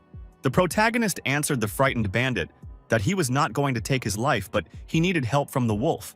He told him to tell the Qian leader that everything that happened here was only Yemo's doing, and to tell him to get ready because our hero would be visiting him soon. The wolf stood up quietly and, trembling with fear before our hero, stutteringly agreed to carry out his order. Afterwards, the main character concentrated a bright fireball in his palm, which emitted magical sparks. He threw this ball straight at the masked guys he had just gotten rid of to cover his tracks. The guy asked the 2 who were sitting by the wall what else they were waiting for and why they weren't following him. Li Hu and Feng Tian immediately stood up and ran after our hero, addressing him as boss and asking him to wait for them. The wolf understood that all the mercenaries of the gang leader would not be able to defeat a man who could throw fireballs. The shaved-headed guy shouted, calling for all the servants to gather to recall the order and prevent Yemo from being killed. Wolf also asked his subordinates to provide him with video recordings from today and said that he wanted to return to the base. When our hero left the factory, he wondered if Li Hu and Feng Tian were stuck there, because the guys were fiddling around for a long time. Only now could Yemo show weakness. He coughed because the fight was not that easy, and hoped that Wendong was safe. Once in the car, Feng Tian asked Yemo if he was hungry and suggested that they find a place to eat together and talk. At the cafe where they stopped to eat, the girl asked if what Yemo had said earlier about the model and documents was true. The main character suggested that they talk to the girl after they ate, and began to gobble up the food, stunning the guys. Putting the empty dish on the plate, the guy, without stopping eating, asked Feng Tian what their connection was with Wendong and why they needed the model. Li Hu said that they were Wendong's friends, and the model was important to the country, and they were willing to buy it from Yemo if he had it. The guy admitted that they had no money now, and the main character asked how he could be sure that they weren't lying now. Li Hu provided the guy with his documents, but due to his profession, some details about the guy were classified. Then Yemo realized that they were special agents. He said that he would leave the model in a safe place, and the guys could pick it up themselves. Li Hu stood up with joy and thanked Yemo, and Yemo smiled and flashed his red eyes, warning that he would not let them go if even one word they said was a lie. The special agent handed Yemo a receipt that said Li Hu owed our hero 500,000, which stunned the guy. Yemo was impressed that this thing cost so much, but he didn't show it. He stood up and left, waving his hand, and said that this dinner was on him. Feng Tian and Li Hu exchanged glances after the guy left, and the eye-patch-wearing man admitted to his friend that he hadn't taken any money. The girl yelled at him, asking why he, a big boy, without taking any money with him, dared to sit and eat here. When Li Hu yelled back at her, she chased after him, asking the Cyclops if he was tired of living that he dared to raise his voice. The protagonist, hearing their shouts from the street, did not understand why Feng Tian and Li Hu were arguing again while they continued to quarrel. Meanwhile, Mr. Ye said that their family business has recently experienced some pressure from various sides. The head of the Ye Beirong family said that many factories and plants had to be closed, and asked if Qian Longtu was really involved. He Liang Fu, who was in charge of the family's business, replied that they could confirm this, especially since even some of their high-ranking employees had gone missing. Mr. Ye didn't understand what was wrong with Longtu, and how dare he interfere in their family's affairs, to which Liang Fu said that it was most likely Ye Mo's fault. Ye Wenqi stated that Ye Mo, who had been expelled from their family long ago, would not dare to cause trouble in their country. The head of the family asked Liang Fu where he got this information, to which the boy replied that he had spies in the Song family. Mr. Ye Beirong became wary when he heard the news from the Song family and looked at Liang Fu with distrust. The man looked down, chuckled, and remembered the old fox Song Yuan when he heard about the spies in the Song family. He warned Liang Fu that the news about Ye Mo was most likely conveyed to the boy on purpose. The dumbfounded Liang Fu looked at the Lord and asked if he wanted to say now that the Song wanted them to fight Longtu.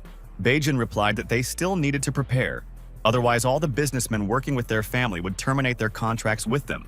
According to the gentleman, Song Shaoan is just a rich playboy, and it is unlikely that these problems can be related to financial pressure on the Ye family. Liang Fu guessed that the Song family was setting everything up for the sake of the battle.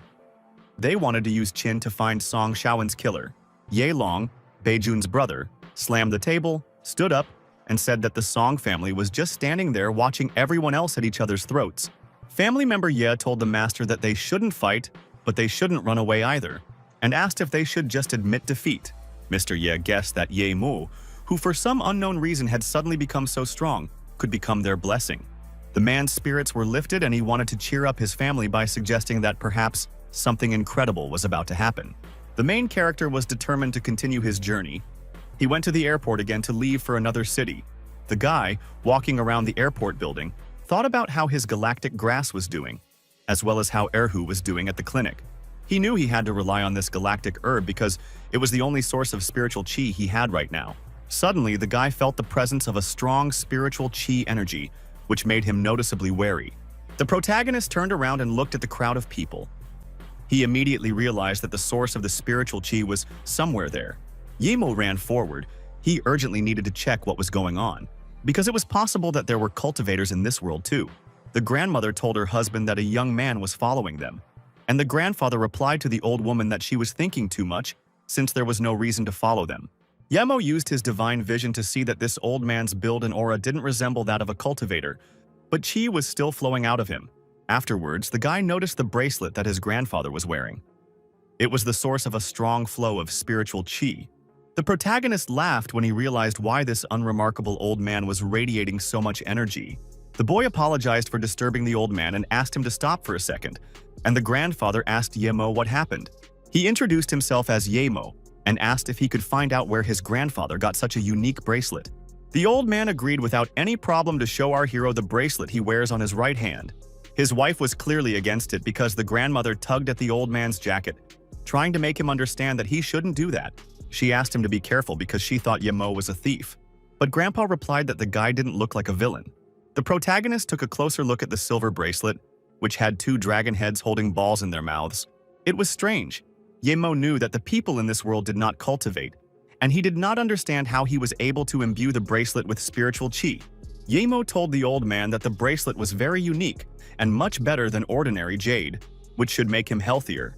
The grandfather was surprised to hear that the young man knew something like this. He didn't think that at this time anyone could be interested in this. The protagonist apologized to the old man and asked if he could find out where the old man got the bracelet. The old man said that he had received the bracelet from an old friend many years ago and advised Ye Mo to visit the Old West Street in Luokang, where many similar bracelets were sold. Ye Mo guessed that the Old West Street was the equivalent of the Sea Treasure Garden in Ninghai, and realized that this old man was also interested in magic. When the guy returned to the clinic, he was met by Yang Yi. He asked the girl why the clinic was closed and where Erhu was. Yang Yi said that Erhu was taken away by the police and she had no choice but to close the clinic. The news left Ye Mo puzzled. The girl explained that a few days ago, a patient came to them and complained of stomach pain. Who prescribed medicine, but the patient did not know how to prepare it.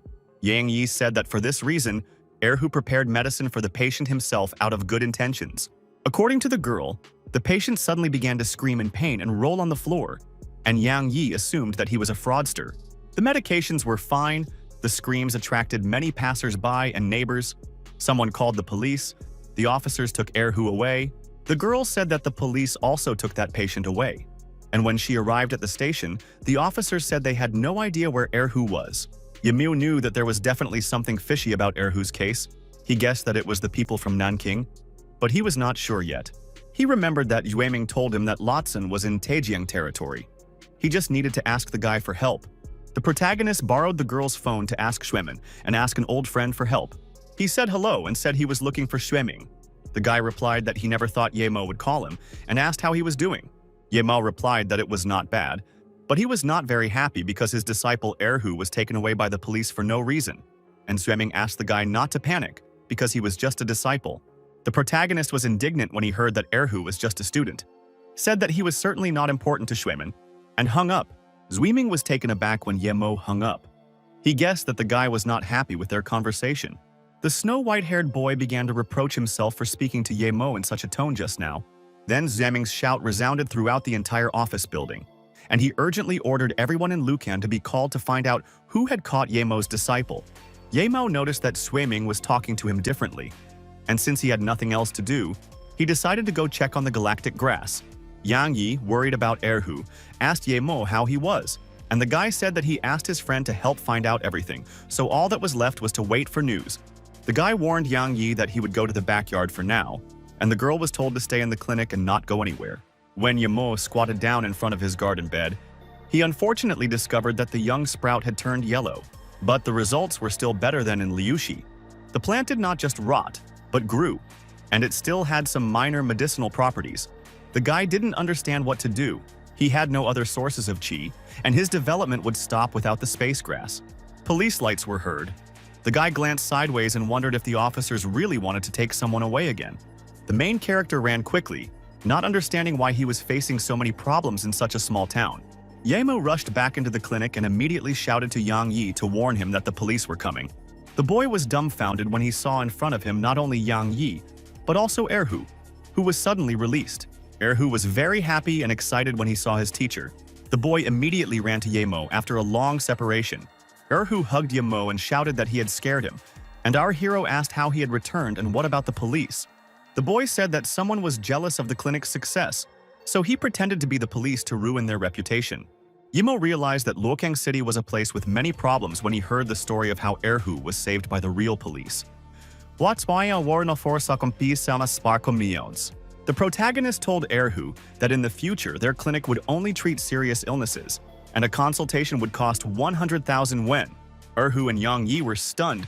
They stared at the boss with wide eyes and shouted, "Why is it so expensive?" The student did not understand where they would get money to live, because with such prices there would be no patients. Yemo asked him not to worry about finances because he had many debtors. The protagonist smiled slyly. He planned to bring more money when he went to look for Longtao to settle his debts. Yemo told the students to read books and learn how to mix medicine, which would help them in the future if they didn't have a job. Erhu and Yang Yi were delighted when Yemo said that he would close the clinic for 3 days to celebrate Erhu's return. Meanwhile, Xueming was beating his subordinate with a baton and shouting at him, asking who gave him permission to capture Yemo's disciple. The boy, trembling, made excuses to the chairman and begged him to spare him because he didn't know that Yemo was the boss's friend. Tong Tong rushed into the room and asked Xueming to cool down. She offered the guy some tea, but Xueming didn't stop. He punched his subordinate again because he almost brought big trouble to him and Taijiang. The ash-haired guy snapped his finger and told someone to come take this beaten-up idiot to jail. Tong Tong disagreed. She told Xueming that that guy had done nothing wrong, so he couldn't put him in jail. Xueming shouted that it didn't matter to him. Good was good, and bad was bad. The guy needed to defend his position in Taijiang, so he did this. When the boy threw his cup of tea on the floor, Tong Tong told him that he had changed a lot, had become strange and illogical. The girl took offense at Xueming and ran away, screaming that she didn't want to see him anymore. Xueming was frightened when he saw that the girl had rejected him. He stretched out his palm and shouted to stop Tong Tong. He gritted his teeth and trembled with anger. He didn't understand what his fault was after all. He did this for Tiejeng's sake, and he would have let the guy go if Yemo wasn't so strong and ruthless. Soon, the chairman of the business department in Loken came to our hero's clinic. He said that he had come to visit Yemo and Erhu. The chairman admitted that what happened was their department's fault, and he was very sorry that they had caused so much trouble. The man, fawning over our hero, said that he had already asked his company to send 100,000 to buy medicine for Erhu. With a demonic gaze, Yemo replied that Erhu's body had many bruises on it the day he returned, which meant that he had been beaten. The chairman waved his hands and promised that this would not happen again.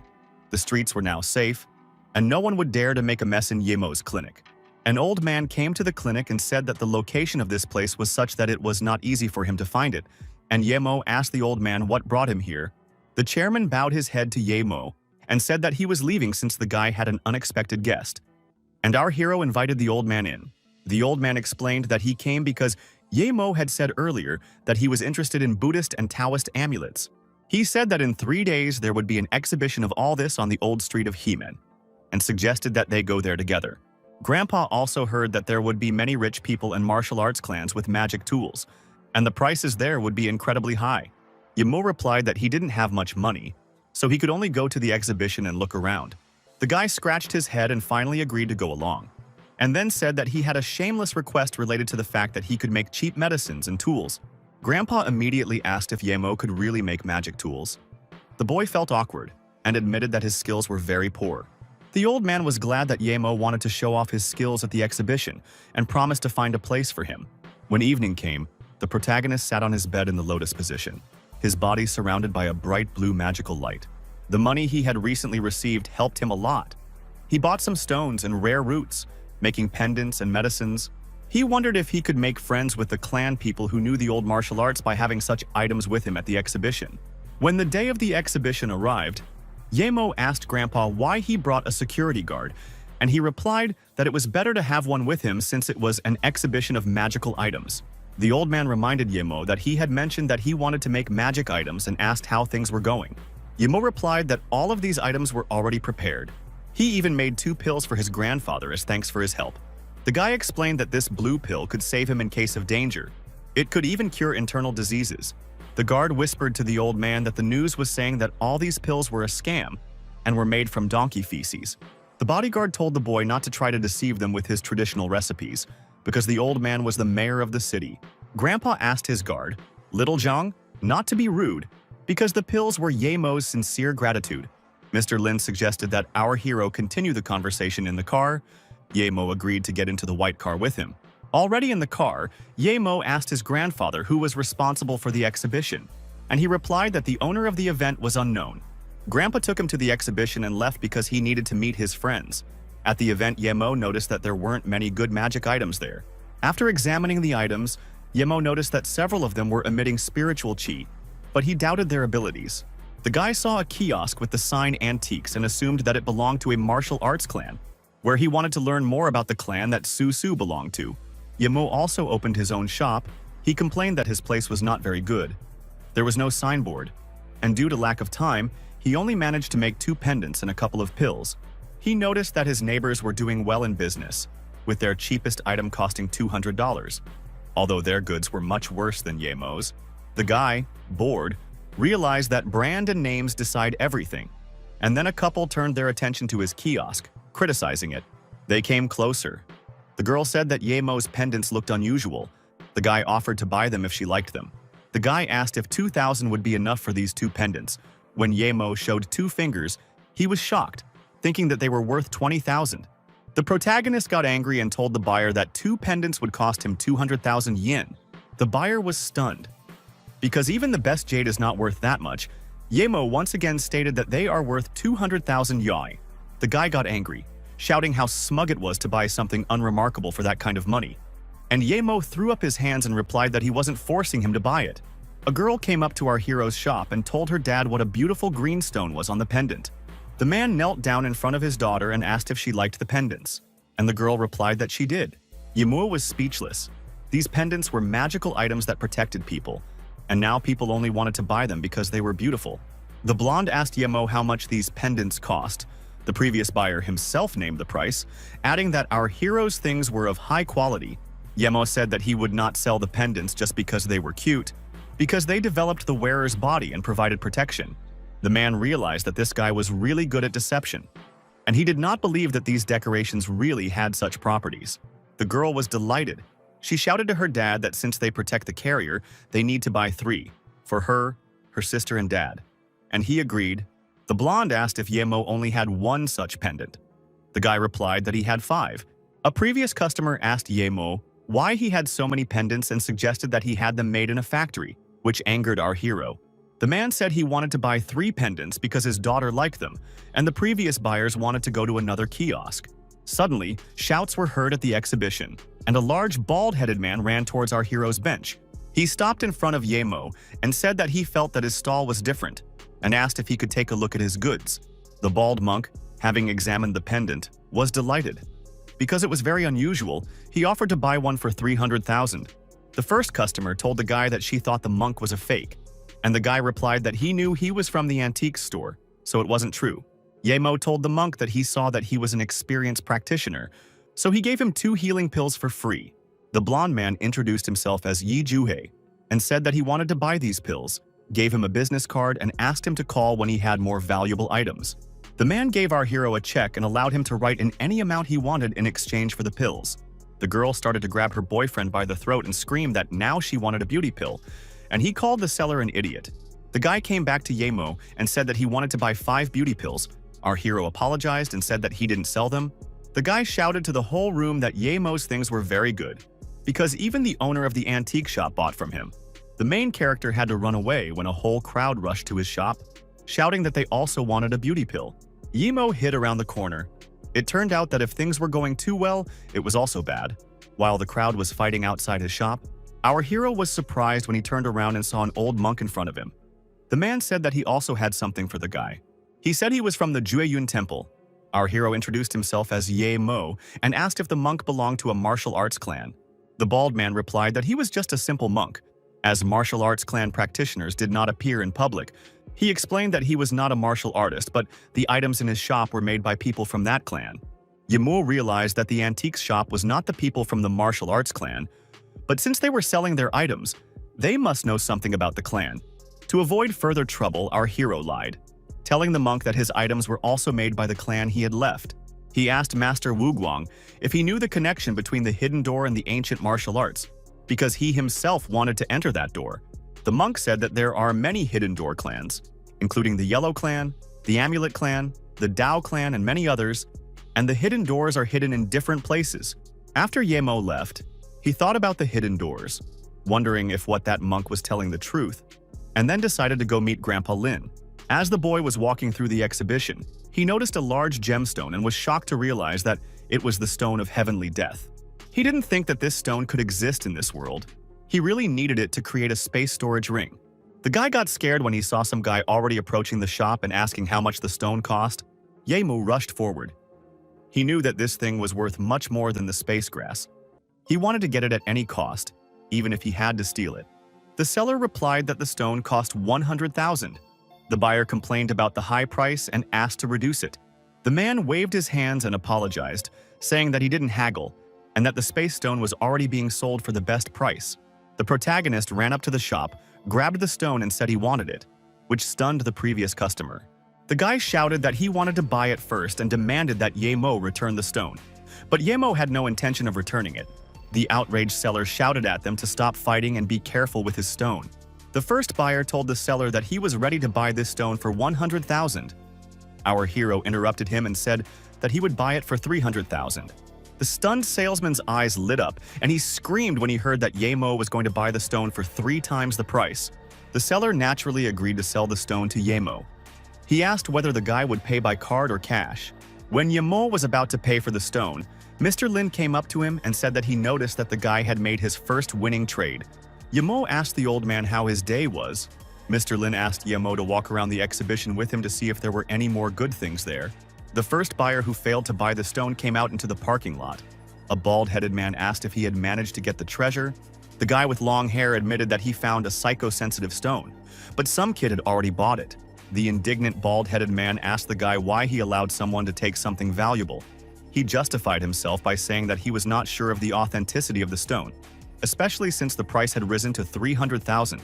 The bald man shouted that the guy was stupid, because this could have been the very treasure that their master had been looking for years.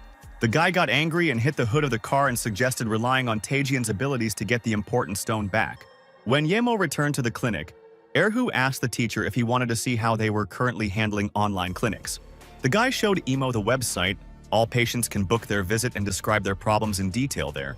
Yemo asked if they could continue to operate without opening their physical clinic but only online. And Erhu promised that they would be responsible for the online clinic. The main character attracted too much attention at the exhibition and understood that now many would want to know where he was with the stone. So a remote clinic is now an excellent option. He asked Yang Yi to take this check and asked her to find a quiet remote house where they would move to because they were changing the clinic's operating style. The boss told Erhu to pack his things while he did other things.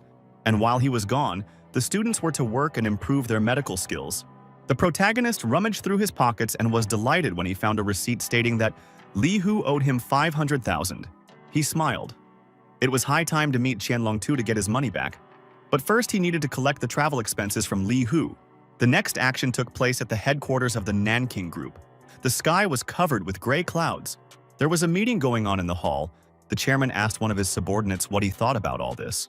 Dong Fangqi, the defense advisor, said that he had concluded that this Ye Mo was very strong and that he was probably being assisted by a hidden door. Then Dong Fangqi asked the opinion of Madame Hui Yan, who was sitting opposite him. Hui Yan stated that she and her assistant Yu Ji, who had lost both her arms after meeting Ye Mo, needed to return to the mountains to recover. The chairman had no objection. He allowed the woman to leave but warned that he would not see her off. Hui Yan stood up and walked towards the exit of the hall. Her assistant Yu Ji stood up and ran after her master, trying to reach her. She asked the master why they were in such a hurry, since they had not yet finished with their revenge. And Uncle Qian was very nice to them. Hui Yan said that Long Tao was a bad person and that he only treated them well for the sake of gain. And after a fruitless month-long pursuit, there was no point in participating in this anymore. Yu Ji was indignant. She screamed, "Don't they want to take revenge on Ye Mo? After all, he destroyed all her skills, depriving her of her arms." The master got angry at the disciple and called her stupid. She asked if she didn't understand that Ye Mo's skills were terrifying. Long Tu called Hui Yan a stupid priest and a timid woman, but decided to just leave them behind since they had helped the Nanking gang so well. The strongest in Nanking, Niao Qiang, put a cup of tea on the table and reminded everyone that Doran of Taejiang would also soon emerge from seclusion, which made things more complicated. Nanking Army Captain Li Sandao and Chairman Long Tu were of the same opinion. Xiandaran was already a problem beyond measure. Dong Fangqi asked the boss not to worry so much.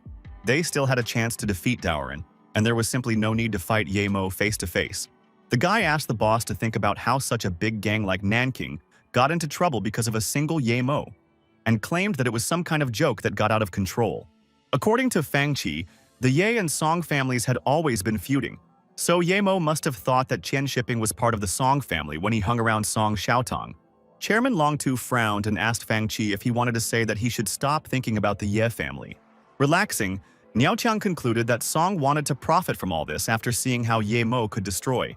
Fangqi meant that it was time to use the Song family to force Ye Mo out of the village, and then use cannons and bombs against him. Captain Li Sandao asked Fangqi how exactly they were going to use the Song family, since they were the ones who had set up this trap.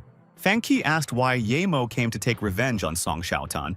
The captain replied that he heard it was because of his wife Ning Sui. The defense advisor then asked what they thought Ye Mo would do if he heard that the Song family had taken his wife away. Smiling madly, Fangqi declared that Ye Mo would fight Song until one of them died, which would be noticed by the country's security, and Ye Mo would become the most wanted criminal. The captain was delighted, saying that this was a great plan, and that now they would be able to turn the game around and win the battle. And then he laughed. Fangxi told the captain that Li Sandao seemed to have some brains, and he attacked him with his fist to stop him from acting so smug. After defeating Sandao, Fangxi stepped forward and preemptively told the boss that they should show Ning Shui's murder if Ye Mo continued to hide. Long Tu declared that this plan was good and then ordered to send people to find Ning Shui and make sure Ye Mo found out about it. Meanwhile, Wang Qian and Ning Sui were walking around the city. The red-haired girl noticed how nothing had changed in Luokan. The air was still fresh and clean. Wang Qin looked at her friend questioningly when she noticed that Ning Qingshui was acting as if she was very sad. She asked Ning Qingshui why she was still sad when they had already confirmed that Ye Mo was fine. Ning Qingshui admitted that she didn't know. Touching the bracelet, she said that she was glad that Ye Mo was safe, but now she had mixed feelings. The girl suggested that she should let it all go and return to her family, remaining the good girl she had always been. Wang Qin replied that she could not advise her on her feelings, but still advised her to return to her family, promising that Ye Mo would return to her too. Ning Qingshui pricked her friend by saying that she could see that she also had feelings for Ye Mo, causing the dumbfounded Wang Qin to panic and blush. Wang Qin asked her not to worry, because she just respected Ye Mo, and if the two of them were happy, she would only be happy. The Special Forces girl understood that Ye Mo would never look in her direction no matter what her possible sides were, especially since she saw the guy only looking at Su. Ning Qingshui and Wang Qin, while walking, did not yet suspect that in a moment they would be attacked by unknown people in black suits. Wang Qin looked back with a wary gaze and felt that there was some kind of dangerous aura behind them. At the last moment, she covered Ning Qingshui with her body, urging her to be careful, and a masked guy rushed past them. After protecting Ning Qingshui, Wang Qin shouted at the pursuer, asking who he was and what he wanted from them. The boy ran forward again, shouting for Wang Qin to get out of the way or else she would die. And the girl gave the command to Xiaoliang to bite the villain. Xiaoliang's basilisk immediately jumped forward from its owner's shoulder, the magical snake baring its teeth to attack. The attacker took the fact that the snake attacked him lightly, saying it was some kind of stupid trick. The masked villain's abilities were much better. He deftly dodged the basilisk's attack and grabbed it by the tail. Wang Qin was stunned. She didn't understand how it was possible that the man not only dodged the attack, but also immediately grabbed Xiaoliang. The attacker in the black paska shouted that Wang Qin could take his beast back and threw the basilisk aside. Xiaoliang was thrown to the side and hit a pillar after the basilisk was roughly handled by its pursuer. Wang Qin was furious. She screamed that she would not forgive this villain. The girl attacked the guy with her fists. The Nanking bandit thought that this girl seemed to be assertive and her punches were like someone who had trained. The Special Forces girl was visibly scared when the villain grabbed her arm, blocked her blow, and was ready to counterattack. The masked guy yelled that she was moving too slow and attacked her with his knee, sending her flying into the air. Wang Qin flew to the side and crashed onto the ground, screaming. Then she found the strength to get up, but her whole body was trembling. Ning Qingshui, who was watching this fight from the side, was frightened and shouted her friend's name when she saw that she was injured. She started running towards her friend, asking if she was okay. Wang Qin shouted at Ning Qingshui not to come near her. The masked guy threatened Wang Qin with his fist. Thorns were visible from his glove, and he advised her to take care of her life first. The bandit rushed forward to pounce on Wang Qin, who shouted at her friend to run without looking back and not to worry about her. Ning Qingshui shouted at Wang Qin to be careful because there was a man running behind her that she didn't notice. The Special Forces girl turned around abruptly and cast a wary glance at the man from the Nanking gang.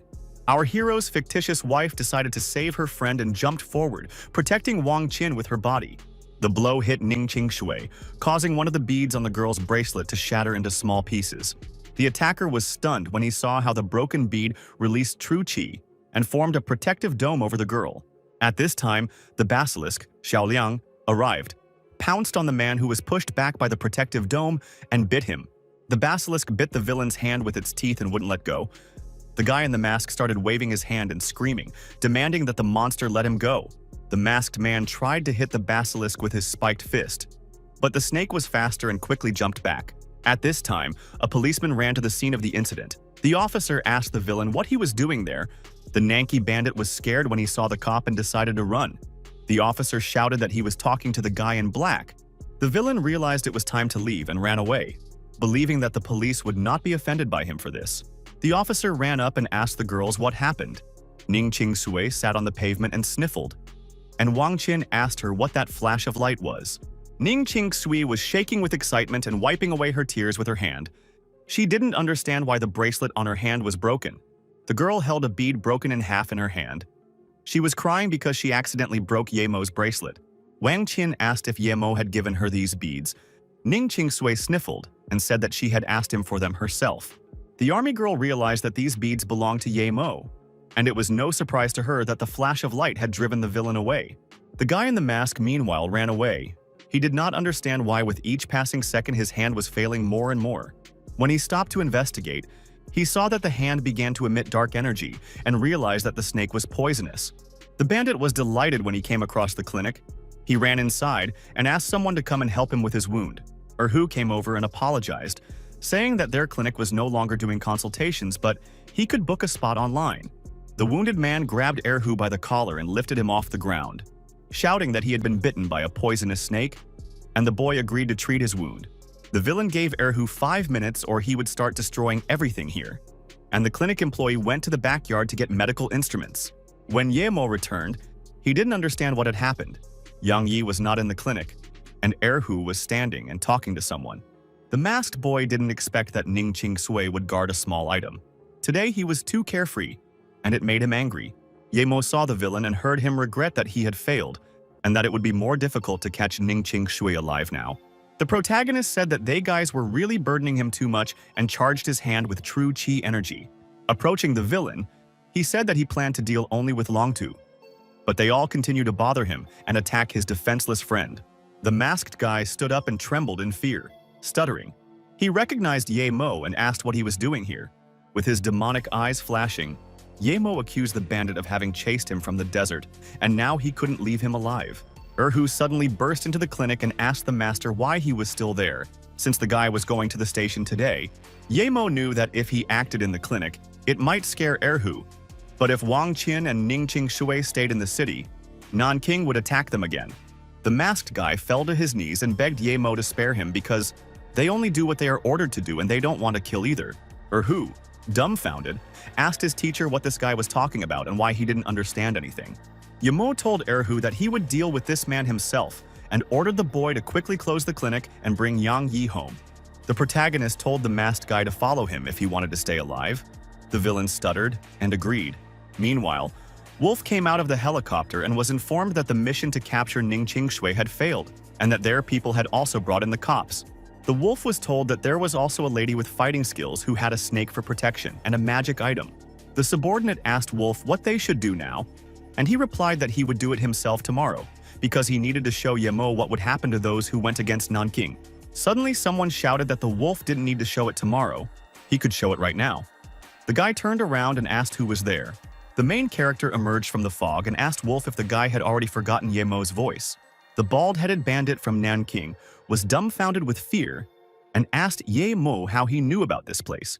A masked guy peeked out from behind Ye Mo and greeted Wolf, who immediately accused him of betrayal. The protagonist stated that he not only knew this place, but also that he wanted to bring trouble to Ning Qing Shui. Clenching his fist, Wolf laughed and said that he couldn't defeat Ye Mo in a fight. But even under the threat of death, he wouldn't tell the guy their plans. The wolf glanced back in fear when Ye Mo suddenly appeared behind him. He didn't understand how our hero had appeared behind him so quickly. Our hero attacked the wolf first. He hit the bald-headed bandit with such force that he lost his footing and flew back. Ymil guessed that Wolf's old wound had not yet healed since he had knocked him down with one blow, and the bandit admitted that his entire body was numb. The wolf's subordinate trembled in fear. He saw with his own eyes that Ye Mo's abilities were incredible, and he didn't want to die just like that. The protagonist said that he was giving Wolf one last chance and demanded that the bandit lay out all his plans, and then Ye Mo would pardon him. The wolf shouted that he wouldn't tell him anything. He would only accept his defeat when he was deprived of his life by Ye Mo's hands.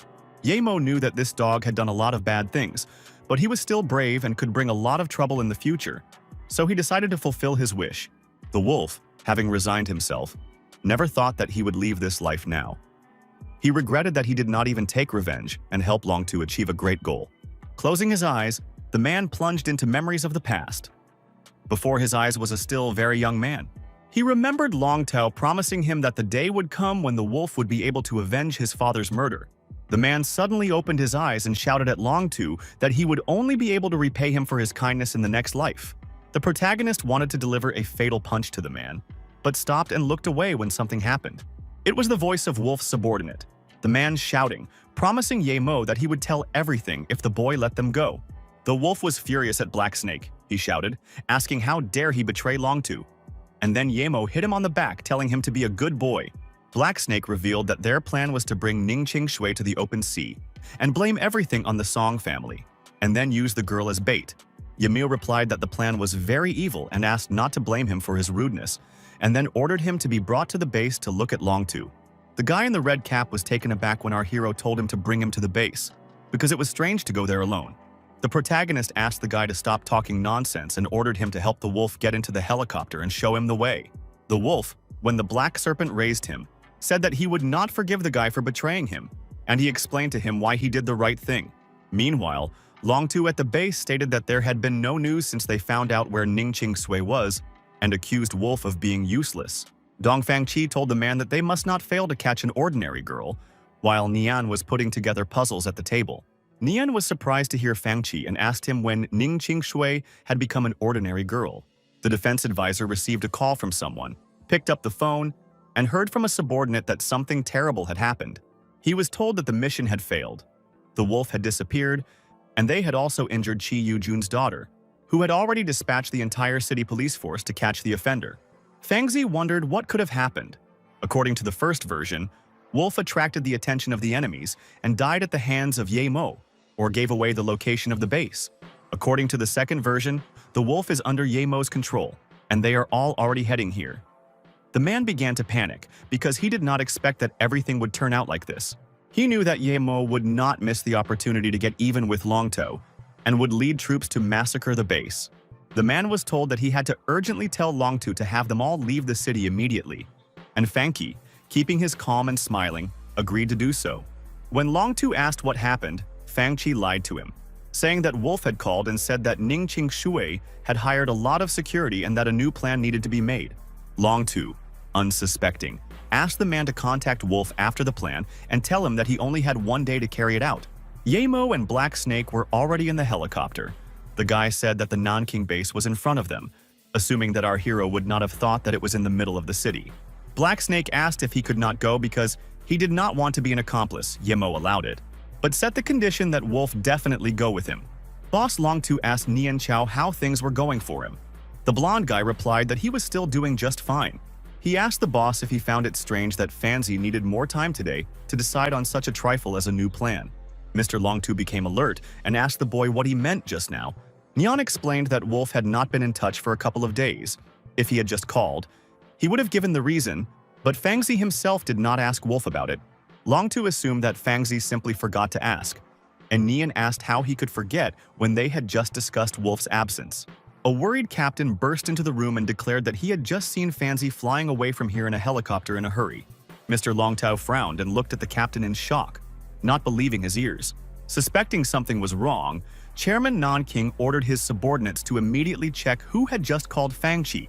The masked guy soon reported that he had checked everything. The call came from the scout they had sent to Luokan. Enraged, Longtou couldn't understand how Fangqi dared to betray him. He ordered to immediately catch him and bring him here. Nian Cao guessed that Wolf had been killed or taken under control. The location of the base had been revealed. Otherwise, Fangqi would not have flown away in such a hurry. Longtou thought about it and realized that it was all because of Ye Mo. Because since Fangqi had escaped, it meant that he knew that the man would not be able to defeat it. The furious boss shouted for them to immediately catch and attack Ye Mo no matter what. After all, this guy had forced Fangqi to betray Longtou and escape. Within moments, a massacre had broken out at the Nanjing base, with someone attacking several masked guys who were sent flying back and breaking furniture. The captain of the Nanking army and the gang boss were startled when they heard the noise. They shouted, asking who was so impudent here. Ye Mo landed on the floor. Nian Chao was amazed and said that our hero was fearless, since he decided to break into the base alone. Having destroyed the entrance to the hall, the protagonist swaggered into it and told Longtou that they had finally met. Mr. Longtou shouted at Wolf that he was an ungrateful creature and asked how the boy dared to betray him. The wolf that was backing up behind Ye Mo shouted back, justifying that he had not betrayed Longtou, and asked to be allowed to explain himself. A guy in a mask ran into the hall and told Wolf that Fanzi asked him to give him this piece of paper when he returned to base. The wolf took this piece of paper and began to unfold it. He was surprised. The guy was interested in the contents of the note. He was shocked when he read that the one who killed Wolf's parents was the same man who adopted him many years ago. Trembling in shock, Wolf couldn't understand how Longtou could kill his parents, but everything started to fall into place in his head. Wolf glared at Longtou and asked if it was true that he had killed his parents as Fangzi had written. Mr. Longtou clenched his fist in anger at Fangqi and shouted, threatening to deal harshly with this traitor who had once again offended him. Crying with anger and resentment, Wolf screamed, asking why Long Tu, after the murder, acted like his patron and asked him to make Nanking stronger. The captain asked the wolf not to be so angry because it was probably a misunderstanding. But the guy did not calm down, wanting to take the life of the bastard who made him an orphan. Yemo realized that Long Tu had deceived Wolf, and now he had a good candidate to become the head of Nanking after he dealt with the current boss. The captain shouted to Wolf that Long Tu had once saved his life, so he would not allow the boy to attack the master. The enraged Wolf could not calm down. He shouted at Captain Li San not to blame him for this and was about to attack, when Long Tu called everyone, Yemo, who remained calm, asked him not to do it, because no matter how many people came here, they would come to certain death. Long Tu put his hand on Nian Chao's shoulder and said that he was counting on him. He asked to get rid of Yemo in exchange for half of the man's business. Nian Chao sighed heavily and complained that he couldn't even calmly put the puzzle together. The protagonist asked if Nian Chao would finally stand up, because he wondered what kind of person was sitting there and keeping silent. The blonde-haired boy lowered his head and closed his eyes, smiling and telling Yemo how cheerful he was. He stood up, activating his red aura, and declared that Yemo would have to pass through him before he could get rid of Long Tu. Yemo realized that this Nian was very confident in his own strength to allow himself to sit there so calmly. He wanted to test how strong the strongest man in Nanking was. Grinning, the main character asked the guy what kind of hat was on his head, assuming that it was a magical item. Nian Chao smiled back and asked if he really liked it, and offered to let Yemo wear one of those hats. Scratching his face with his finger, our hero declined the offer and replied that Nian Chao in a cap simply looked like a malicious crane. Angered, Nian Chao rushed forward, asking Yemo not to say that he was only fighting using his mouth. The guy asked Yemo to let him show us what our hero was really worth today, jumped up, and activated the magical insect. But Nian Chao's skills didn't frighten Yemo. Our hero smirked and was about to disappear the moment he was attacked. When Nian Chao unsuccessfully tried to hit our hero, he was stunned, not understanding where the guy had gone. He turned his gaze back when he was called by the protagonist, who was already standing behind him with a chi-charged fist. The protagonist attacked the boy from Nanking, and his chi-charged fist struck Nian Chao's elbow. Nian Chao couldn't stay in the air any longer and jumped back, landing on the floor, his arm visibly shaking from Yemo's strike. Long Tu tensed up. He saw that this Yemo was on the same level as Nian Chao. He didn't understand what the Ye family had done to cultivate such a talent. The boss shouted, asking why all their subordinates were standing and ordered them to go help Nian. But they were reluctant, claiming that Yemo was a ruthless killer and they would bring their own deaths that way. A crowd of masked men ran out of the room, saying they wanted to guard the building from the outside, angering their boss. At this time, Nian Chao was recovering from the first round of the fight with Yemo. The guy's hand was shaking badly after our hero's blow. Nian Chao tensed up because he couldn't believe that Yemo's strength and speed were stronger than his, even though the boy looked like he was 20 years old at most. As a plan formed in the blonde's head, he smirked and pushed off the ground to carry it out. He jumped into the air, charged his leg with his energy, which glowed with a red aura, and shouted for Yemo to take his blow if he was a man. Nian Chao was about to attack. The protagonist answered the boy that, of course, he was ready to fulfill his last will. The strongest fighter from Nanking tried to attack our hero with his foot, but Yemo blocked this attempt with his hand.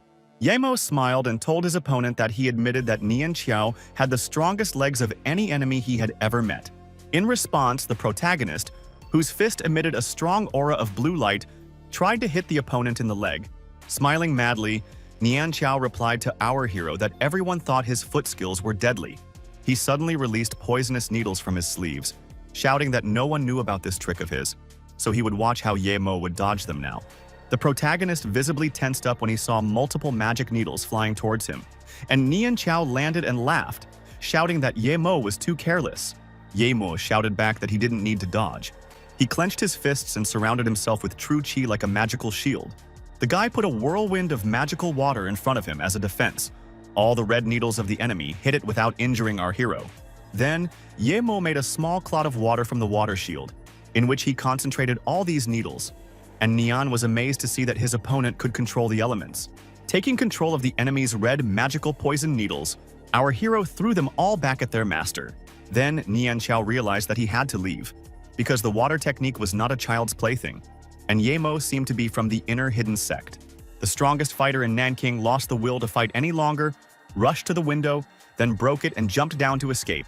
When Long Tu saw that his best fighter had escaped, he was shocked, the man shouting out Nian Chao's name. He trembled with anger. The man did not understand how it was possible that his strongest fighter was forced to flee by just one person. Ye Mo came up from behind and told boss Nanking that it seemed like his best warrior had abandoned him and run away. Long Tu turned around and saw our hero. The wolf, distracted from beating the captain, turned around and assumed that Ye Mo had already won, and the beaten military man was trying to call the boss for help. The protagonist suggested Long Tu to show other tactics if he had any, and promised to entertain the boss until the end of today. Suddenly, Boss Nanking fell to his knees in front of our hero, no longer having the strength or desire to fight. He admitted defeat, and the wolf laughed loudly, saying that he never thought that the thief Qian would get his way today. Long Tu told Wolf that he took him because he sensed the boy's potential, but he ended up using only forbidden tactics, which made the boy even more angry. Yema told the man that he was just a bearer of the surname Qian, and that to the rest he was no different from ordinary hooligans or guys from the army. The leader of the Nanking gang did not dare to look the protagonist in the eyes. He was trembling with horror and fear in front of him. Our hero understood that the Nanking gang was strong, and he could use them to find the spiritual herb. When Yemo stepped aside, Wolf asked our hero if he was leaving. The guy replied that he would leave Long Tu to him to decide what to do with the boss. Yemo's action touched the wolf. He told our hero that his life now belonged to him, since he allowed him to take revenge today. Meanwhile, Long Tu was kneeling and smirking, thinking that Ye Mo and Wolf could only expect their own deaths. The man knew that in the next second a helicopter would appear near the base. He was right. A red helicopter flew up to the window. When the protagonist looked to the side and saw the helicopter, he guessed that Boss Long Tu was not going to give up yet. A moment later, gunshots rang out and the masked guys sitting in the helicopters began shooting at Ye Mo non-stop. The main character rushed forward, dodging a burst of machine gun fire. He was determined to deal with the bandits in the helicopter. He shouted at Wolf to deal with Long Tu while he dealt with the helicopter, and the boss shouted at his subordinates to get rid of Ye Mo. Intending to get rid of those in the helicopter, Ye Mo once again repeated to Long Tu that these people were just toys to him. The protagonist jumped out of the window and was about to hit the helicopter with a chi-charged fist to get rid of it. The helicopter pilot only had time to freeze in fear before the aircraft exploded after Ye Mo's strike. Meanwhile, Long Tu offered to spare Wolf's life because he raised him despite killing his parents. But the wolf had no intention of forgiving him. He was fierce, shouting that the old thief Qian could now only apologize in hell. A moment later, the angry boy, clenching his teeth, dealt with the killer of his parents with his fists. Then he laughed loudly, raised his head up and turned to his dead parents, saying that he had finally avenged them. Soon, Ye Mo walked out of the house after handing over all the instructions to Nanking, and Wolf ran after him, asking why he was leaving so quickly. Ye Mo told Wolf to deal with the Nanking people on his own, and warned that he would come back and take his life if the gang continued to commit evil. Wolf had more to say. He said that the Ye family didn't agree, but they didn't refuse either when Long Tu asked them to help catch Ye Mo. Our hero realized that the Ye family wanted to completely cut off ties with him and were not against catching him, but Ye Zifeng and Ye Ling would remain in his memory forever. He remembered his brother. Ye Zifeng always came to school after Ye Mo was kicked out of the family and brought him money, and every time Ye Zifeng came, Ye Ling's sister was with him. But for some reason she stood at a distance and looked strangely. The protagonist asked Wolf to take him to Yanjin. He stated that he himself intended to deal with the Ye and Song families. The Black Snake stood by the helicopter. He asked Ye Mo to come on board to take our hero to where he needed to go. Ye Mu boarded the helicopter and it took off. Wolf waved goodbye to the protagonist. Meanwhile, at the Ye family base, Ye Baron, the head of the family, a man asked for everyone's opinion on whether Long Tu should help catch Ye Mo. Ye Han told his grandfather that everything was clear. He needed to catch Ye Mo and give him to Nanking, because it would only be useful. Zifeng disagreed. In his opinion, Ye Mo was still a family member, and there was no point in teaming up with anyone to capture him. Ye Han replied that Ye Mo was no longer one of them. Because of Ye Mo, their business was in trouble, and cooperating with Nanking was the only way to become stronger. Ye Birong said that what Huan and Zifeng said made sense, and asked the rest of the family to give their opinions. Liang Fu was on Ye Huan's side. He said that he was willing to work with Nanking and detain Ye Mo, even if it was for show. Shuang was also asked to make a choice. The man with the mustache said that between Ye Mo and the family business, the choice was obvious. Zifeng didn't know what to do because everyone was willing to give Ye Mo away for the sake of benefit. And if Grandpa made a choice now, his brother would be in trouble. His eyes widened as he realized that his grandfather had not actually called the meeting to discuss losses and benefits. Ye Baron said that this matter needed more time to be resolved because Ye Mo was no longer the weak guy who once left the family. Everyone else agreed that something strange was going on, and Wang thought how irritating it was for Zifeng to act as if he was full of love for Ye Mo. The next action took place in Yangjin. The city was already dark. Our hero Ye Mo went there. The guy hung up the phone in the payphone in annoyance. He was indignant, not understanding why Li Hu was taking so long to pick up. There was only one place he knew in Yanjin, and that was the Ye family's house, so he decided to see how they were doing. The guy was taken aback when he suddenly heard a scream behind him. Some angry girl was calling him. It turned out to be Ye Ling, she screamed, asking her brother why he dared to appear in the city, knowing how much trouble he had brought to the family. Ye Mo was at a loss, and she continued to shout that she heard that Nanking wanted to cooperate to catch the guy. She turned around and said goodbye, saying that she was very busy and that Ye Mo deserved to be banished for walking around the city so calmly when the situation was at its worst. Ye Ling was still the same as Ye Mo remembered, still as unfriendly. But the boy was more interested in how his little brother Ye Zifeng was doing. The girl stopped, turned around and asked our hero why he was still standing there so stupidly. She gave him 1 second to get out of her sight. Otherwise, the girl would ask someone to hurt Ye Mo's brother. Finally, the girl called our hero a fool and again walked away towards the building decorated with rainbow lights. Ye Mo noticed the sign on the house. It said, "Heaven in the Sky." He didn't understand why Ye Lin was going to such a place alone. In this club, a respected bald-headed man was relaxing, surrounded by 2 girls who were flirting with Master Song. Ye Lin walked in and asked Song Xiaochen if he had already thought about what she asked for because she wanted a clear answer. Song Xiaochen told the girls to leave because he had some business to do, and they became indignant and asked him to call them when he was done. Master Song stood up and said that it was very rare to see the Ye family's little miss, and then suggested that they have a drink together. Ye Lin asked him to stop doing this. She stated that she wanted Ye Mo to live because Nanking was targeting him, and asked what Master Song's conditions were. Taking the glass of alcohol, Song chuckled thoughtfully and reminded the girl that her Ye family didn't come looking for help that often. Song came close and stated that he wanted the emerald staff that was lying in the Ye family's old house in exchange for his help. Ye Lin slapped the bald-headed guy and shouted that this was unacceptable. The girl was angry at Master Song. Sun clenched his fist in anger and shouted, asking how she dared to hit him and asking her not to be offended by the response. The man shouted, ordering his subordinates to tie up the girl, and the tied-up Ye Lin, when she was tied up, demanded to be released. Smiling sarcastically, Sun reminded the girl that he publicly and in the shadows protected her brothers. Otherwise, they would no longer be alive. Ye Lin closed her eyes and panicked, trying to think of a way to get out of this situation. She promised Song that she would steal the emerald staff for him, and even tell him where her family's secret factories were if he let her go. Master Song replied that that was the right place to start, and lied when he said that his heart was breaking when Ye Lin secretly asked for the protection of his exiled brother. Ye Lin demanded that she be released quickly, since she had already agreed to give the bald-headed man the emerald staff. But Master Song did not agree. He grabbed the girl, saying that he would not let go of the meat that already belonged to him. The girl screamed, demanding that the man take his disgusting hands off her. But Song Xiaocheng was adamant. He only laughed maliciously in response. The girl's screams even amused him. When he heard someone's voice, the man became alert and turned around, not understanding who had come. It turned out that it was Ye Mo. The guy entered the club, and a security guard ran after him, shouting to Master Song that this man had broken in here on his own. Ye Lin's eyes were already filled with tears, and she was shocked when she saw her brother Ye Mo in front of her. Master Song greeted our hero and said that he thought the boy would be interested in watching his sister suffer. The girl trembled even more in fear. She didn't understand why Ye Mo didn't listen to her when she asked him to leave. She remembered the last conversation with her father, when he, lying in a hospital bed, said that he was most worried about her and her 2 brothers. He asked her to remember that her daughter should be careful with her uncles, and also that she should protect the weakest Ye Mo. The man grabbed his daughter's palm with a trembling hand and shouted at her to promise that she would protect Ye Mo, since he had let him and his mother down.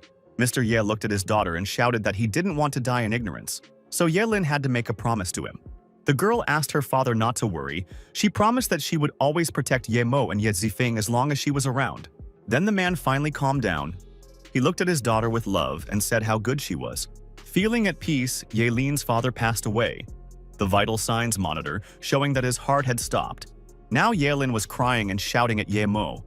What an idiot he was for not leaving as she asked him to. because now she wouldn't be able to protect him as she promised her father.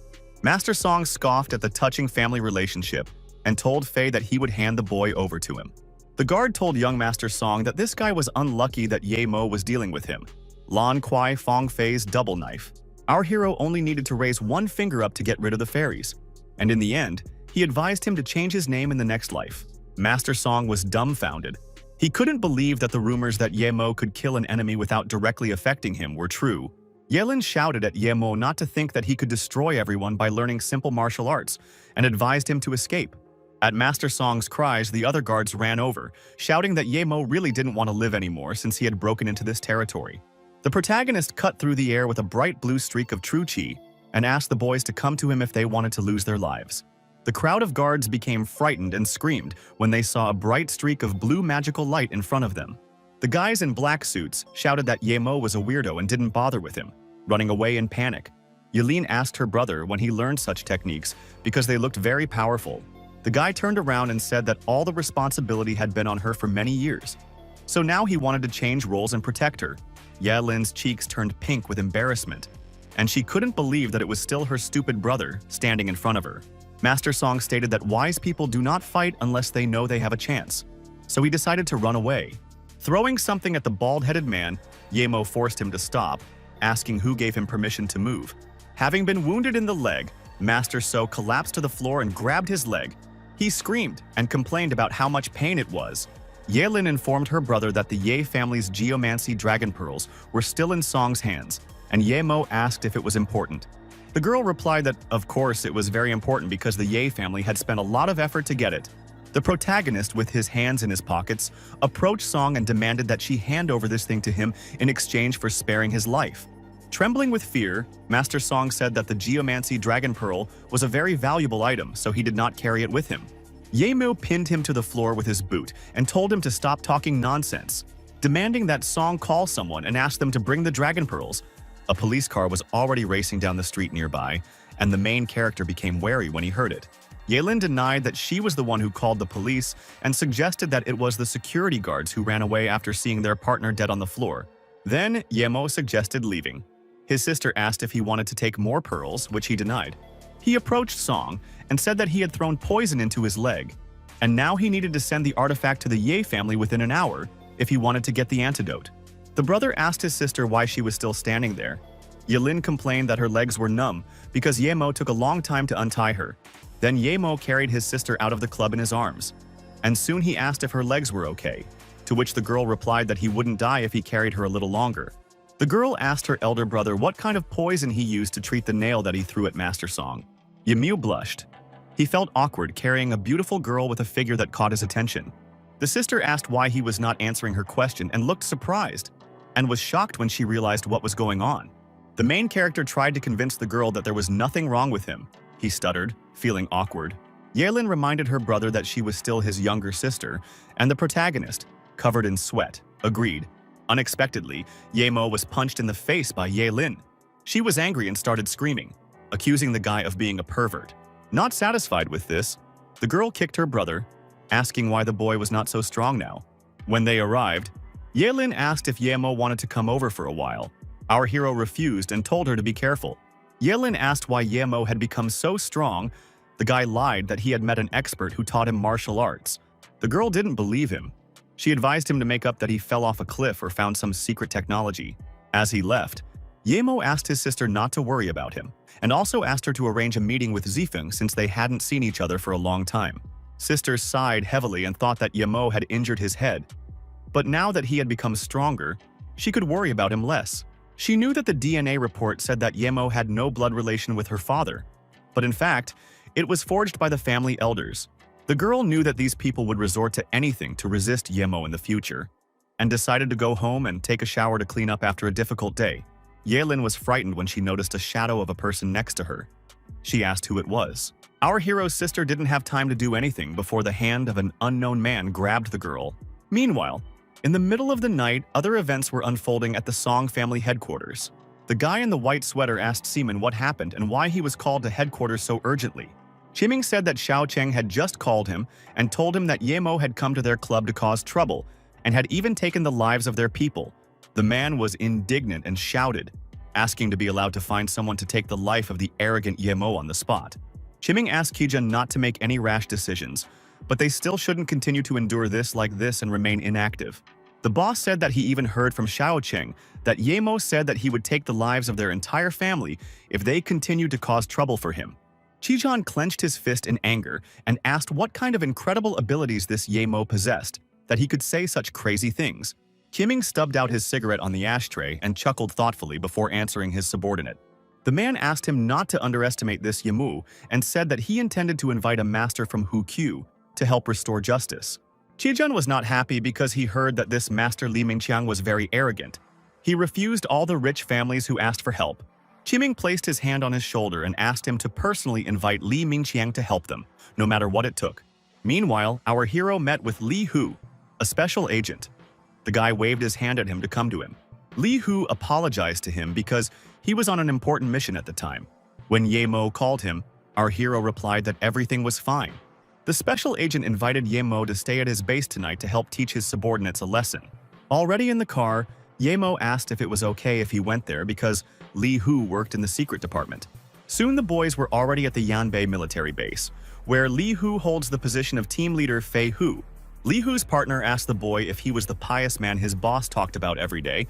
Lu Gan began to examine and touch our hero from all sides with amazement. Our embarrassed guy asked not to touch him.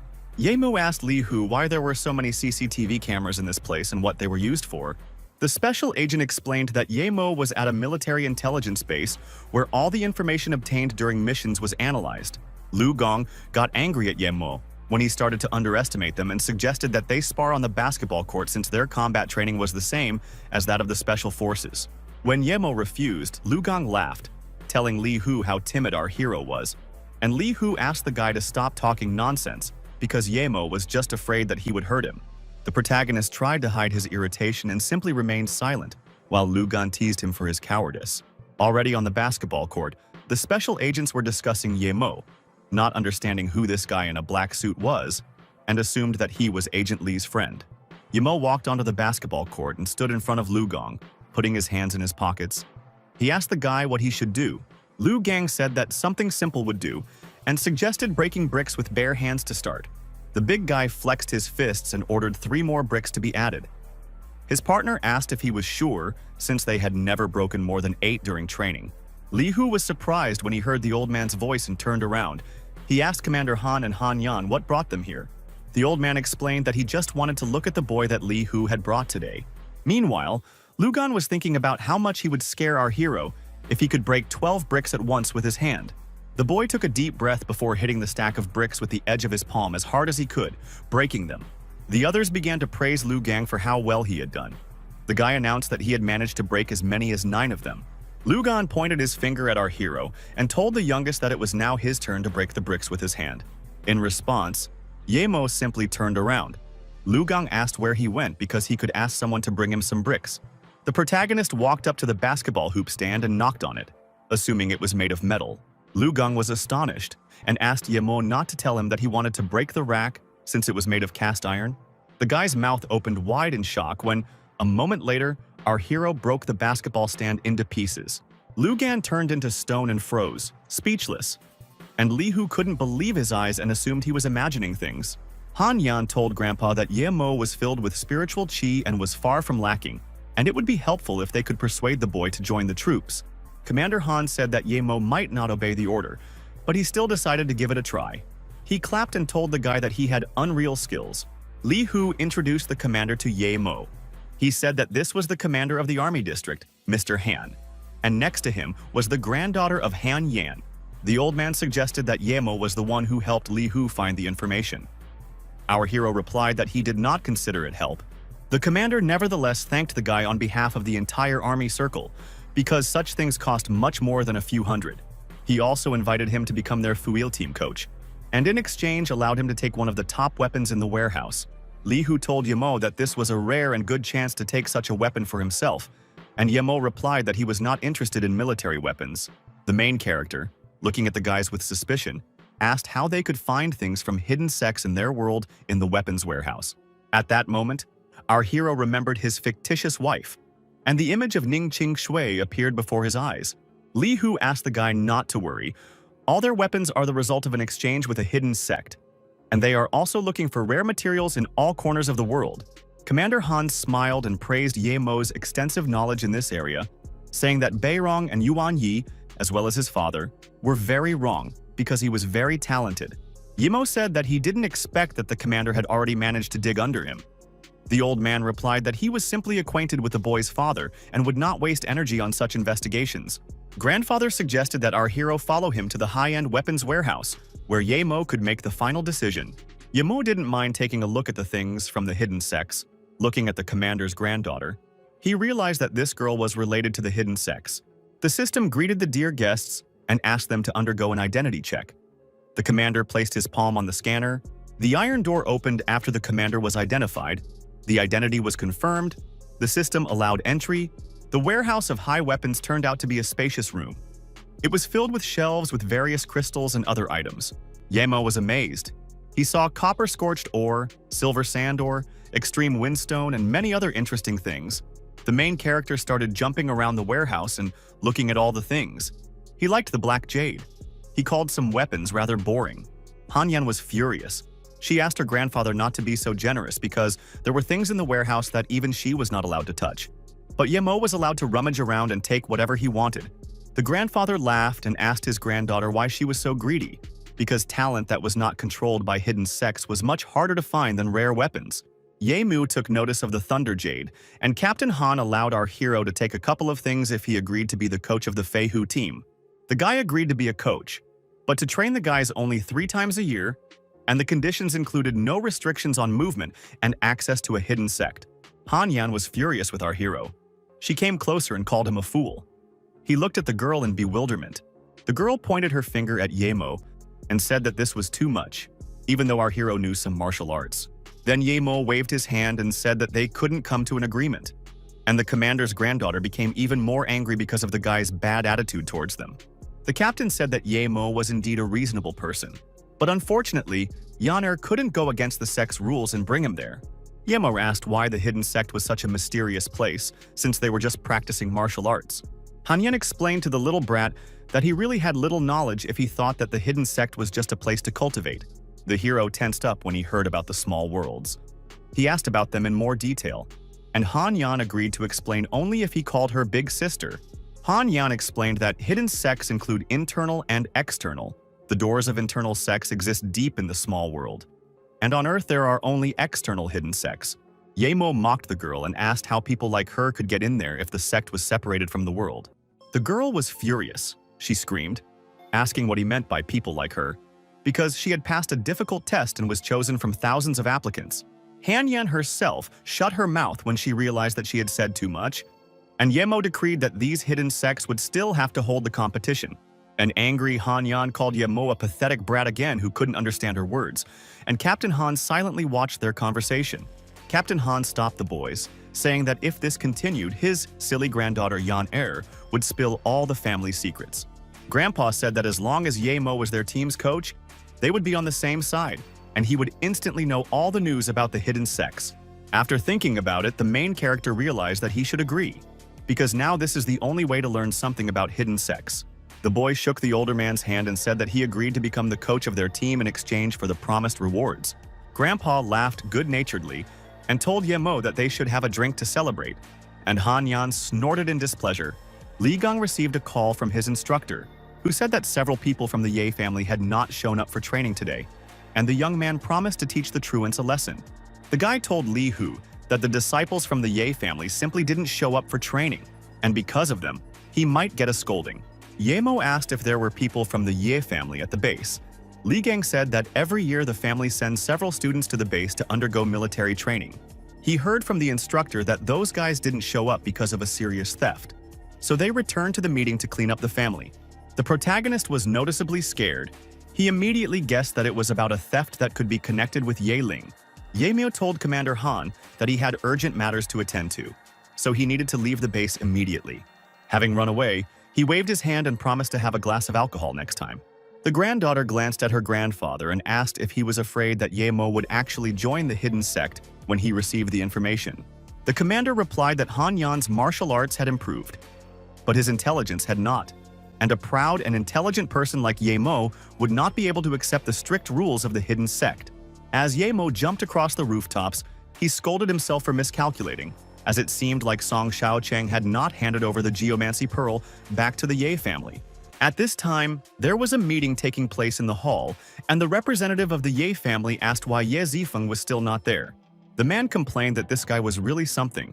His sister was kidnapped, and he didn't lift a finger. At this time, his tortured sister sat on the stage under the spotlight. The girl was tied up and trembling with fear. The girl didn't understand why Zifeng hadn't come yet, because her brother was always in touch. The only explanation was that he was in the same trouble. The guys from the Ye family waved their fists and claimed that they heard that Ye Lin was the one who stole the geomancy dragon pearl. The man with the mustache asked the head of the family what he was waiting for and whether he would arrange a meeting or not, since Zifeng was half an hour late. Ye Birong originally planned to remain as the head for a couple more years and then hand over to Zifeng. But now that the pearl has been stolen, everything has changed. The head of the family rose from his chair and shouted, ordering everyone gathered in this room to calm down. Baron said that everyone already knows the reason for today's meeting. There is evidence that Ye Lin stole the pearl, and he admits that he is also guilty of it. The man announced that he was stepping down as the head of the Ye family and handing it over to Ye Wenqi, so that the next head would decide what to do with Ye Lin. There was applause in the hall. Everyone present was happy with the announcement of the new leader of the family. Wenqi shook his father's hand and thanked him for his speech, and his father told his son that the fate of the family now lay in his hands. Baron asked his son to note that Ye Lin was still his brother's daughter, and he should give himself some slack in times of need. The new head of the family asked his father not to worry, because he is not ruthless, so he will decide everything as it should be. Wenqi came onto the stage and came closer to the girl. She did not understand how it could happen that her father handed over the position of head of the family to Wenqi. The man with the thin mustache put his hand on his heart and declared to the entire room that today was a special day for him. He said that he was not sure that he had the ability to become the head of the family, but since his father had chosen him, he should take on this role and not disappoint them. Ye Sheng clapped, but he didn't understand what the head of the family was thinking when he made such a choice. The others also applauded, although they were not satisfied. Wenqi said that the geomancy dragon pearl was a treasure, so Ye Lin could not be forgiven for stealing it. She had to be punished. However, at yesterday's trial, Ye Lin showed signs of remorse and revealed the location of the pearl. So the punishment will only be expulsion from the family. Brother Jean told Baron that outsiders might say he used his position to trade his granddaughter's life. Baron replied that, alas, the title of head of the family can indeed be fought for, but there is no chance of becoming one when one of them dies. The new head of the Wenqi family asked someone to take Ye Lin out of here since she had already been expelled from the family. Suddenly, our hero appeared in the hall. The guy, holding his hands in his pockets, asked who dared to touch his little sister. The shaved-headed guys started whispering. They were expecting a sensation from the guy expelled from his family, who came to make some noise. Worried about her elder brother, Ye Lin screamed, asking Ye Mo why he was here when he had nothing to do here. Baron also looked at our hero warily. The former head of the family did not understand what Ye Mo was doing here. Wenqi shouted that they had a family meeting today, and Ye Mo had long since ceased to be a family member, so someone should get him out of here. Two guards ran into the hall and asked Ye Mo to leave, but a moment later they were wounded in the leg, although our hero did not even turn around. Jin noticed that Ye Mo's movements were very fast. The guy really looked like the one rumored throughout the country. Wenqi got angry at Ye Mo and shouted, asking him how he dared to resist and whether he really thought that the guy was uncontrollable. Ye Mo walked up to his sister and asked why they beat her so badly. Wenqi shouted, asking if Ye Mo was deaf because he didn't pay attention to him. Ye Lin admitted to her elder brother that the dragon pearl was indeed stolen by her, so she had nothing to refute. Someone in the hall asked Ye Mo to listen. It was a person who was moving around the room very quickly. The main character turned his wary gaze to the side. He became interested in who this person was. Before Ye Mo could turn around, this mysterious guy was already meters away from our hero, moving very quickly. With his fists thrust forward, the boy, whose eyes were covered by a blindfold, introduced himself as the one-eyed black dragon. Ye Mo, who was defending himself with his hand from the blows, realized that the person in front of him was the strongest person in the Ye family and shouted at Ye Lin to move aside. Wenqi shouted for Black Dragon to teach Ye Mo a lesson, while a fight broke out on stage between our hero and the guy. The one-eyed Black Dragon, while attacking, asked Ye Mo not to worry and promised not to touch his little sister. The protagonist, about to attack back, asked to be allowed to thank the guy on behalf of his sister. After the guys started swinging their fists, the space around them was filled with bright stripes of light of true Qi energy. The one-eyed black dragon managed to successfully attack Ye Mo, punching him in the chest. Ye Mo tensed up. He confirmed that the speed of the black dragon's strikes was truly amazing. And then he noticed that the guy's fist was rapidly approaching again. The black dragon was so fast that even our hero missed another blow, this time to the face. The main character had to retreat. After another attack, the guy jumped back to increase the distance between them. Yelin was very worried about her older brother. The girl shouted at Ye Mo to be careful. Wenki chuckled and said, "Is this really all that Ye Mo can do?" and stated that his father had clearly overpraised the boy. Only Jin had no doubts about Ye Mo's abilities. He stated that the black dragon's pathetic tricks would not be a problem for the guy. The fight between the one-eyed black dragon and Ye Mo continued, and they were now swinging their fists in the hall above the seats. Ye Mo tried to strike his opponent, but the opponent ducked and shouted that Ye Mo had too many openings. The main character missed another blow. This time he was hit in the jaw with a fist, after which the guy jumped up, grouping himself. Our hero used the wind blade trick. He swung his leg, creating a bright turquoise strip of light in the air. This streak attacked the one-eyed black dragon, who tried to defend himself by putting his hands in front of his face. Ye Mo's opponent tensed up, clenching his teeth, not understanding what kind of skill our hero had. So quiet and invisible, although it delivered a dozen sharp blows, Ye Mo saw that the trick had worked and that his opponent was able to dodge his melee attacks, but was unable to withstand the wind flow. A new idea came to Ye Mo's mind. His demonic eyes flashed, and he disappeared from the enemy's sight. The guy began to rush around the hall around the one-eyed black dragon, causing him to bewilder. Ye Mo's movements were imperceptible. Ye Mo smirked when he realized that he had almost been fooled by the guy, and that the black dragon was indeed blind, and then pushed off the floor again. The one-eyed black dragon did not notice how our hero was about to attack the guy from the air. The main character finally landed a successful blow, after which the enemy flew into the wall and screamed in pain and surprise. The people in the hall were stunned. They recognized that Ye Mo was very strong, and the new eyes of the family were worried about the black dragon. Baron asked Jin why the black dragon, who had the advantage, was defeated by Ye Mo in one blow. Jin explained that the black dragon had been blind since childhood, and he could only sense the enemy's movements at close range through their breathing, and Ye Mo had simply hidden him. The man with the monocle thought that the main character's skills might be incomprehensible even to people from hidden sects. Wenki accused Ye Lin of colluding with outsiders to disrupt their family gathering, and the girl claimed that the DNA test was fake, and Ye Mo was not an outsider. The new head of the family looked at his father and stated that Ye Mo's blood had been tested in the lab, and it was found that he was not part of the Ye family. Irritated by Wenki's behavior, Ye Mo walked over and kicked him in the stomach, complaining about how noisy the man was. The protagonist confirmed that he was no longer part of the Ye family. Sister Lin screamed, asking the guy to stop talking nonsense. Ye Mo was about to announce in a cold and stern voice what would happen to all of them if anyone touched his sister Ye Lin in the future. The guy showed clenched fists, activating his strong aura, and declared that in this case he would take the lives of their entire family. The people in the hall were outraged by Ye Mo's behavior. They shouted that he was crazy and that they all shouldn't be afraid of him alone. Ye Mo suggested that they all attack him if they still didn't understand what he just said. Yelin was very worried about her older brother and tried to reach out to him. The protagonist said that he initially didn't care about the Ye family's affairs, but when it comes to his sister, he won't sit idly by. Ye Mo asked if anyone had even asked why Ye Lin, who didn't know how to steal, had stolen the dragon pearl on her own. Ye Lin admitted that the Song family threatened to kill Zaifeng and Ye Mo if she did not steal the dragon pearl. Enraged, Baron jumped up from his chair and shouted, asking why Ye Lin didn't tell him that she had been threatened. An indignant Ye Lin asked her grandfather if things would have been different if she had told him everything, and stated that no one would have bothered anyway. The girl said that Ye Huang took her to the house where the treasure was kept several times until she saw that the room where it was kept was not locked. Ye Mo stunned his sister by asking why she didn't think that the open room with the pearl looked too suspicious. The girl realized that Ye Huang already knew what she wanted, and the room was specially open to lure her in. Wenki shouted at his niece, asking how she dared to slander Ye Huan and accused her of being truly worse than a beast. Ye Mo told Wenki that he was good at distorting the truth and he should help the Ye family take the life of their black sheep. Baron stated that everything Ye Mo said was just the guy's guess, and there was evidence that it was Ye Lin who stole the pearl.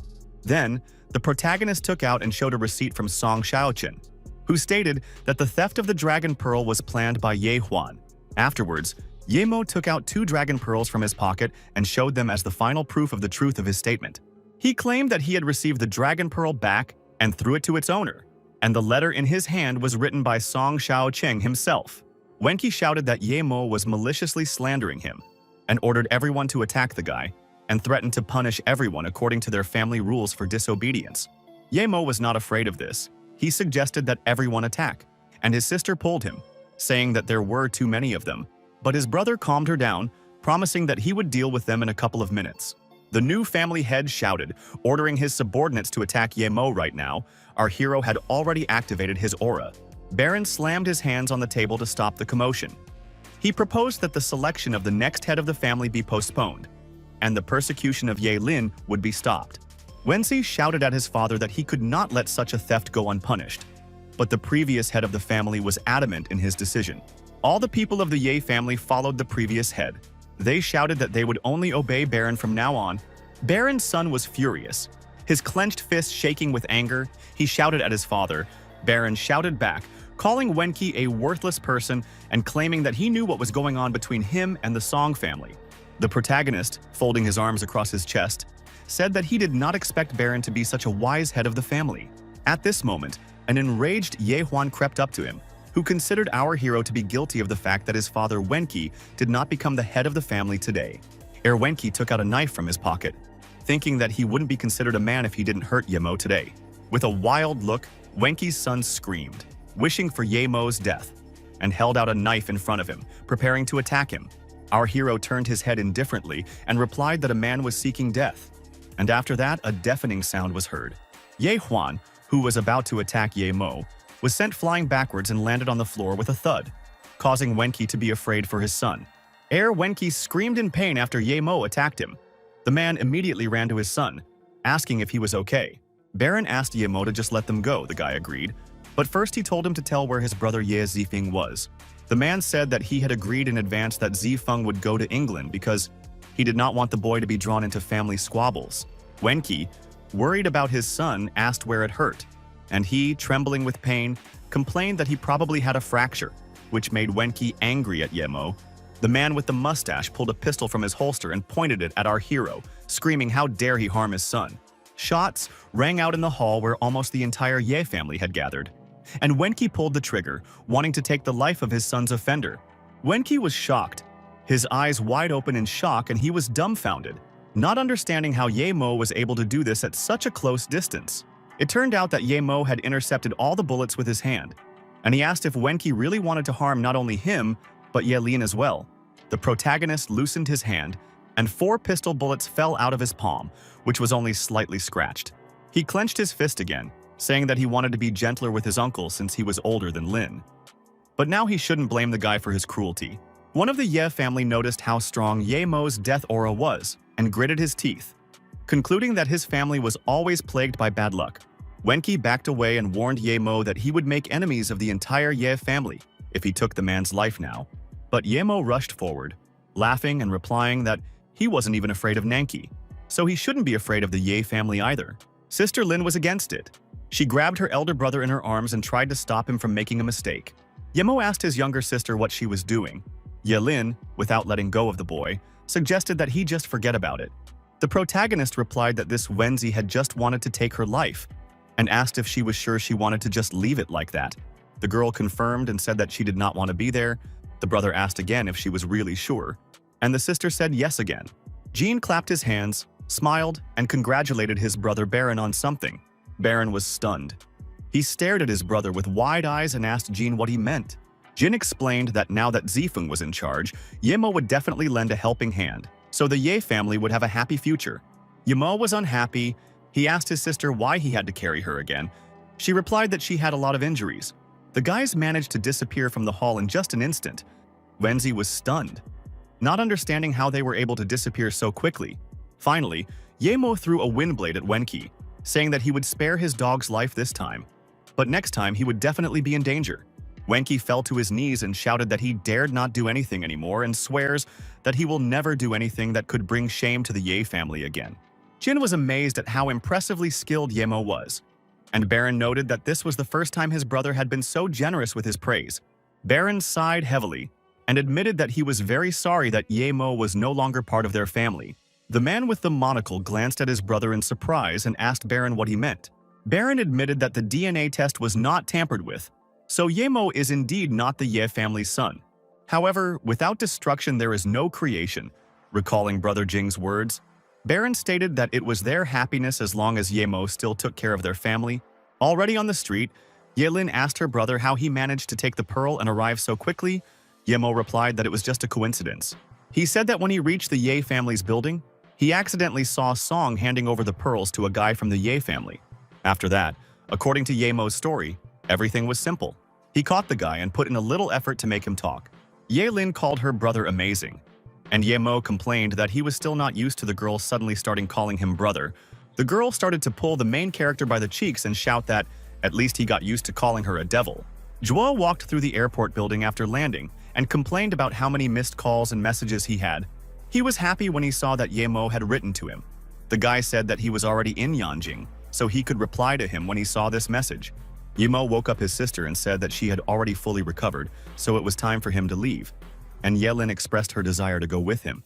The guy told her to stay in the city and wait for Zifeng to return, especially since he was going to Luokang, and it would be troublesome if she went with him. The girl did not leave her brother's side and asked if Ye Mo was afraid that the Song family would find her and create more problems for him. Ye Mo asked her not to worry and introduced her to her brother Li Hu, who would take care of her all this time and not let her be harmed. He also gave his sister 2 bracelets with emerald beads, one of which he ordered to be given to brother Zifeng. Ye Mu told his sister to always carry the bracelet with her because it could help her in difficult times and even save her life. The girl doubted that these bracelets could save her life. The insulted and offended brother said that they were magical, and he tried hard to make them. Ye Lin asked if her brother was hinting at pocket money. The guy replied that he didn't look like he was in need, and his sister could give the bracelets back if she didn't want to. The little sister got angry and yelled at her brother, asking why he continued to borrow from Wang Ying. She continued to scold him for spending money on all sorts of nonsense while Ye Mo tried to justify himself to her. Li Hu, watching their conversation, burst into tears. He said how touching it was that the younger sister was worried about the life of her older brother. Ye Mo was furious when Ye Lin told him to stop using money from rich girls and suggested that he enroll in management courses. The protagonist looked back when Li Hu asked him to wait and stated that he had a phone for the guy. The guy asked Li Hu to forget about it because he was not used to using such technology, and the special agent said that this was not a simple phone. Li Hu said that this phone was fireproof, explosion-proof, and wiretapping-proof, and it already had all the contacts, so Ye Mo agreed to take it. The main character asked the guy to tell Commander Han that he would definitely contact him when he was free. Soon Ye Mo went to Zhuo's mansion. The man greeted him happily and said that he had been waiting for him for a long time. Zhuo met him at the entrance of the house. He took the girl with him and introduced her as his niece named Yunkin. The blonde girl greeted Uncle Ye, who was offended because he didn't think he was so old that he was called uncle. Zhuo suggested that the guy spend the night in the guest room and continue in the morning. Ye Mo asked him to take him to his sick son because he needed to return to Luokang as soon as possible. The man led our hero into the bedroom where his son, who had been ill for a long time, was lying. He said his name was Zhuo Huatang and asked if the fact that he had just given him some tranquilizer medication would affect the treatment. The main character replied that it would not affect him and began to examine the guy. He opened his eyelids with his fingers to check his reaction. The father said that he would immediately bring medical equipment for examination, and Ye Mo replied that it would be enough for him to check the boy's pulse. To do this, the protagonist placed 2 fingers on the sick boy's wrist and used true qi. Ye Mo's expression changed. He was surprised when he felt that there was true qi present in the sick boy's body. Now it was no surprise to him that the boy could not be cured. It turned out that he was not even sick, but someone had simply transferred their internal qi into his body. Ye Mo told the man that his child would live. But first he needed to answer some questions, and he immediately agreed to answer any question. The protagonist asked Uncle Zhuo before his son Huatan became like this, whether the man had ever offended anyone or had a feud with anyone. Zhuo was perplexed and replied that despite his opponents in business, he had never had any conflicts with anyone. However, the man said that Huatan was kidnapped before this illness, and he heard that other kidnapped children had died. The protagonist wondered why someone would kidnap so many children to infuse them with internal qi. Ye Mo asked Zhuo to make sure that it was quiet while he carried out the treatment. and the man agreed to arrange it without any problem. Our hero took out a case of needles, pulled out one of them, and told the father that he would use acupuncture to treat his son.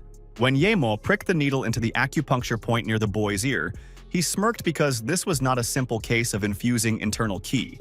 It appears that someone implanted a poisonous insect into the bodies of these children, a cruel practice, and the surviving children became a vessel for the creature's life support.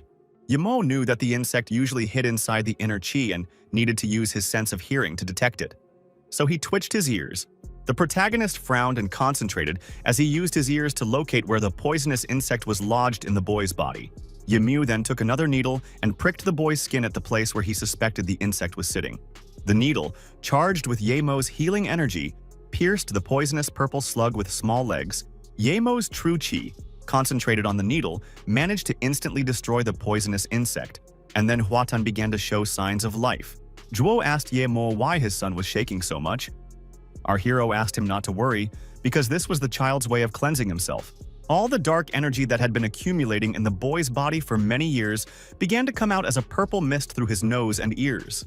Zhuo doubted that one needle would be enough to cure his son, but Yemo assured him that his child would now live in peace.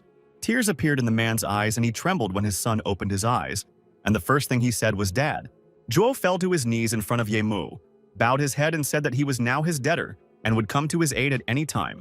Our hero told him to get up, because he had not done anything difficult. The man, crying with happiness and excitement, asked the main character if there really had been an insect living in his son's body all this time. Yemo explained that when his son was kidnapped, the implanter implanted a poisonous insect into the children and injected internal qi to locate them at any time. When Yemo suggested that a member of a hidden cult was involved, the man replied that it was impossible since they had only caught a simple teenager at the crime scene. The man said that the criminal should still be in Hong Kong. All this time, Zhuo was trying to find a doctor for his son, so he was not interested in the fate of the villain. Zhuo's niece peeked out from around the corner and told her uncle that Huatan complained that he was hungry. The man asked Yemo to sit down and promised to return soon because he needed to feed his son. Yemo plopped down on the sofa and thought that Zhuo did not suspect that the master of a hidden sect was not necessarily someone who acted strangely or dressed strangely. Since the affairs in Yanjing had already been settled, Yemo decided to return to Luokang to see how the galactic grass was growing. He was glad that Li Hu gave him a phone. Now he could call Yang Yi to find a plane ticket for him. The guy immediately took the phone away from his ear when Yang Yi complained that some man gave them $10,000 for treatment. But they couldn't cure him and didn't know what to do. The protagonist suggested that the girl return the patient's deposit if they couldn't cure him. Yang Yi replied that they couldn't do that, so they were looking for Yemo. The girl explained that Grandpa Lin brought this client, and the patient even left an invitation on the website for Yemo to come to Hong Kong for double payment, since he had heard about the reputation of our hero. Yemo asked Yang Yi what the current situation was, and Yang Yi panicked and prepared to open the computer to read him a detailed description of the patient's condition. She said the patient is a child who cannot move or speak. They have tried every possible institution but have not found the problem. Knowing that this was the person from Grandpa Lin, it would be hard for Yemo to refuse, especially since the patient's symptoms were the same as Zhuo's son. Yemo asked Yang Yi to book him a ticket to Hong Kong for tomorrow morning and ask Erhu how his galactic grass was growing there. Even before dawn, our hero left Zhuo's house. He explained to the man that he had urgent business, and Zhuo did not detain him. The man asked the guy to wait a minute while he went to the garage to get the car. The guy agreed to stand outside. The niece told Uncle Ye that his skills were amazing and asked him to teach her something. And now Yemo noticed that something was wrong with this girl. The roar of the engine sounded. Zhuo's car rushed towards the house from the garage. The man wanted to help Yemo get to the airport. Zhuo asked Yemo to jump into the car and told his niece to stay at home and look after Huatang. Yemo wanted to leave, but he stopped and asked if there had been any suspicious people around the girl recently. Ying was surprised and replied that there had not been. The main character replied that if she hadn't noticed anything like that, then that was good, and said that it was time for him to go. Already in the car, Zhuo asked the guy what suspicious people he had just asked his niece about. When the main character started to deny it, Zhuo stopped asking him questions and said that he was just starting to worry. The girl, who was emitting a dark aura, wondered if she would meet Yemo in Hong Kong in a few days, because coincidentally, she was also going there soon with Shuang Shuang. Meanwhile, on Mount Wuliang, Su Su prayed for Buddha to calm her heart and free her from delusional thoughts. When the girl closed her eyes, a terrible thought entered her head, and she opened them wide again, frightened. Susu felt unwell and trembled all over. Not understanding why every time she closed her eyes, Yemo appeared in her mind. Obviously, it was a one-time encounter and they didn't owe each other life and death. But for some reason, her mind kept lingering nearby. She reproached herself for being disappointed in her mentor's teachings and not even fulfilling his dying wish. Suddenly, the girl in the temple heard someone's instructive cry. She was told that her training was more like bullying herself. Susu turned around and saw Chinji in front of her, a girl in black clothes standing behind her with her hands behind her back. She sighed and came closer, asking how Susu was going to continue training here if she had already lost her heart after coming to the mortal world once. Lu Susu promised Shinji that she would definitely clear away the distracting thoughts from her mind and cleanse her heart. Night fell. The girl was already in her chambers. Suddenly she heard someone's voice in her head calling Lin. Susu lay peacefully in her bed, but her sleeping expression became restless as the voice in her head repeated Lin's name non-stop. Having found herself in another reality, Susu, standing on the surface of the water, asked who was speaking and demanded to come out immediately. The girl visibly tensed up when she noticed the man appear in front of her. She turned around to check who it was. This mysterious man in a white robe asked Lin if she no longer remembered him. Susu told the stranger that he was mistaken because her name was not Lin, but Lu Susu. The girl hanging on the red cross asked if Lin had forgotten about the plan to take revenge for the destroyed clan. Susu replied that she didn't understand what she was talking about. The stranger with bloody eyes looked intently at the girl and told Susu that she was Susu, and Susu was her. Susu was confused. She didn't understand who Lu Susu was if she was called Lin. The stranger's voice continued to repeat the same thing to her. Susu looked at her hands, continuing to claim that she was not Lin, but a girl who was training in the Weiliang Mountains. Her head started to hurt from the stranger's incessant voice. It all turned into a nightmare. Susu demanded that she shut up. The girl grabbed her head with her hands and screamed in pain. The stranger did not stop repeating that she was Lin, and Lin was her. Susu finally woke up from her nightmare. She opened her eyes abruptly and began to breathe heavily, trying to calm down. Chinji and Kinzan, who came to the girl's screams, told her that she had another bad dream. Susu asked why they were here.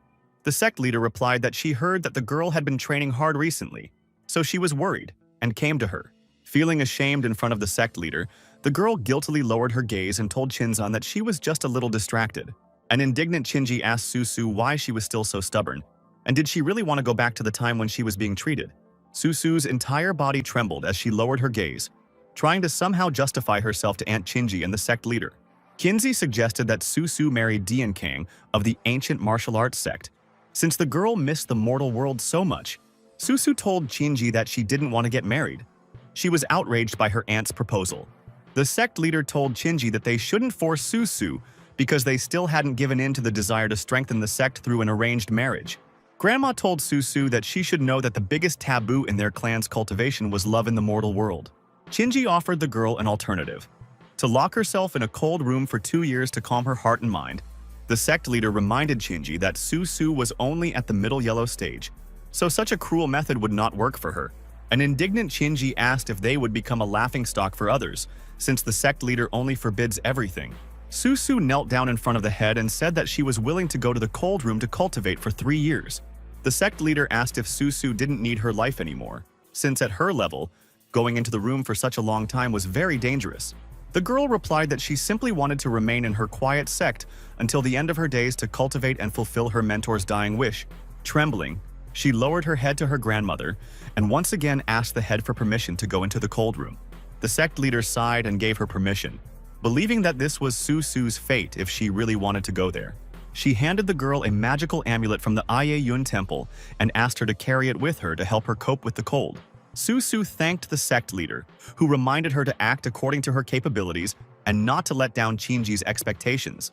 Chinji, who was watching this conversation from the side, realized that this old woman still had some interesting things. In the morning, the plane departed for Hong Kong from Lukang with a transfer in Yanjin, and all passengers were asked to remain in their seats. The main character was very happy with his new creation. He giggled and threw the phone into the space storage ring. This storage ring was indeed convenient for him, but next time he wanted to collect more Heavenly Deathstone to expand the storage. 2 men boarded the plane, the bald-headed guy complaining to his partner that because of him, they were returning to Hong Kong in economy class. The men in black suits found their seats and were about to sit down, while Yemo looked at them warily, crossing his arms over his chest. Yemo didn't understand why this man looked so familiar. And then he remembered that this was the guy who fought with him for the deadly sky stone at the exhibition. The bald-headed man asked his partner if he had already managed to ask about the place where they would be hiding. The man with long hair asked his partner to be more gentle.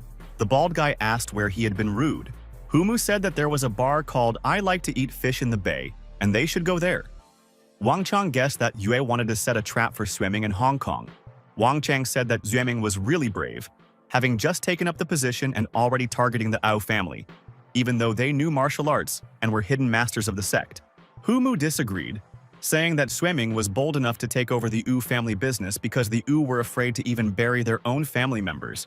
Yemo, eavesdropping on the conversation, realized that these two people knew Xueming, and Xueming was going to Hong Kong to carry out some mission. Wang Chang admitted that talking about this irritates him. Xueming always talks about justice. But because of him, Humu's younger brother died. Humu declared that Xueming was not only insane and selfish, but also took people's lives at will. And now he intended to teach him a lesson. Ye Miu realized that Xueming's comrades were sitting behind him, but they treated him with disdain, and he decided not to interfere in other people's internal affairs. Wang Chang told Humu that their master would be coming out of seclusion in 2 days, so he would know if they attacked now. Under cover of night, the next action took place in Hong Kong, in a temple in the Bay of Pure Oyster. In this traditional Japanese-style building, a grandfather named Mo Ken was sleeping on a bed. The man was sick. The one who was looking after Mo Ken asked Liu Cheng where the doctor that Grandpa Lin recommended was, and he was told that he would arrive soon. Qi Qiangwei entered the room and asked if this doctor could do anything, considering him to be a charlatan. Mo Ping replied to the girl that he believed that Lin was not recommending an ordinary person, since during his time as mayor, he had managed to make eccentric acquaintances. The man told Liu Cheng to go outside and wait for the doctor to arrive there, and report to the boss when he arrived. Liu Cheng didn't have to go outside. The wind whistled in the room, and a moment later, Ye Mo announced that he had already arrived. The protagonist landed with a bang on the floor in front of the front door, entering the patient's house through the window. Liu Cheng and Mo Ping were scared when they noticed the presence of a stranger. The boss shouted, asking who it was. The guy introduced himself as Ye Mo from the clinic and asked who among the people in the room was Mo Ping. The man was delighted when he realized that the doctor had arrived. He introduced himself as Mo Ping and asked how Ye Mo had gotten here so quickly since he had just given Yang Yi's address. Qiangwei realized that Ye Mo was at the highest level because from the foot of the mountain to the temple, there were a lot of guards who did not notice him, and the girl did not even feel his aura. Mo Ping stopped pestering our hero with questions and asked him to go to the bed where the sick patient was lying. As soon as Ye Mo entered the house, he felt a wave of strange aura. He realized that it was coming from the woman behind him and decided to use his divine vision. When the protagonist used divine vision to examine this mansion, the blue rays emanating from the patient's body attracted special attention. When Ye Mo saw them, he was truly stunned. He immediately understood what he had encountered in this mysterious house. He checked the patient's pulse, and Mo Ping said that his uncle had been in a coma for 2 years, and they still couldn't figure out the cause of the illness. Ye Mo asked everyone to remain silent because otherwise he would not be able to work. Qiangwei was indignant, saying that she did not think it was okay to ask such a thing. She got even more furious when the guy replied that he thought it was okay to ask such a thing since they invited him here. Mo Ping asked the girl not to be such a group and dragged her out of the house with him, telling Ye Mo that they would wait right outside the door. Qiangwei told Mo Ping outside that she shouldn't leave a stranger with her uncle, but he replied that she shouldn't suspect the one she asked for a favor. Meanwhile, Ye Mo began the process of treating Uncle Mo King by pricking his forehead with a needle charged with true qi. Ye Mio felt that the man's pulse was too slow. His veins were filled with energy just like Zhuo Huatang's. But what was implanted into Mo Kang's body was not an ordinary poisonous insect, but a mother insect, which was connected to many others by silk threads of qi. The problem was that the mother insect could not simply be killed and the threads cut, because then they would simply quickly find another person. Ye Mo took a closer look and saw that the insect's aura was very similar to that woman's, and he realized that things were taking an interesting turn. The main character decided to listen to what this living dead man would say. Since the poisonous mother insect could not be driven out yet, he allowed Uncle Mo Kang's soul to speak, and the astral body that was glowing with blue light rose up. The man was stunned. He asked our hero where he was and why he was like this. Yemo asked him not to worry. He explained that he used ethereal chi to temporarily awaken his consciousness. The dumbfounded man immediately accused Yemo of being from a hidden sect since he was able to use ethereal ki. Yemo said that the man was now at the Clearwater Bay. He came to save him at Mo Ping's request, and his illness was caused by a poisonous mother insect. Mo King was glad that he had finally returned home. But what saddened the man was that his illness could not be cured. The main character asked the man to tell him the whole story of what happened to him in order to help with the treatment. The elderly man admitted that he looked like this because of a man named Hongwu and the hidden Wangu sect. He said that 20 years ago he was an ordinary person. Then he met a woman, Xiaoru, who came to the mortal world for training. They fell in love with each other. But after Xiaoru announced that she was pregnant, she disappeared, and the man spent 16 years trying to enter her clan. But it was too late. When Xiaoru married Fengzi of the Hongwu clan, Mo King was furious.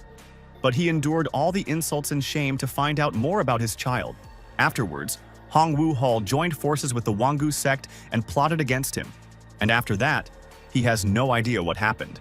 Ye Mo asked if Mo King knew who Changwei was, and he replied that she was Xiaoru's sister and that he had seen her once.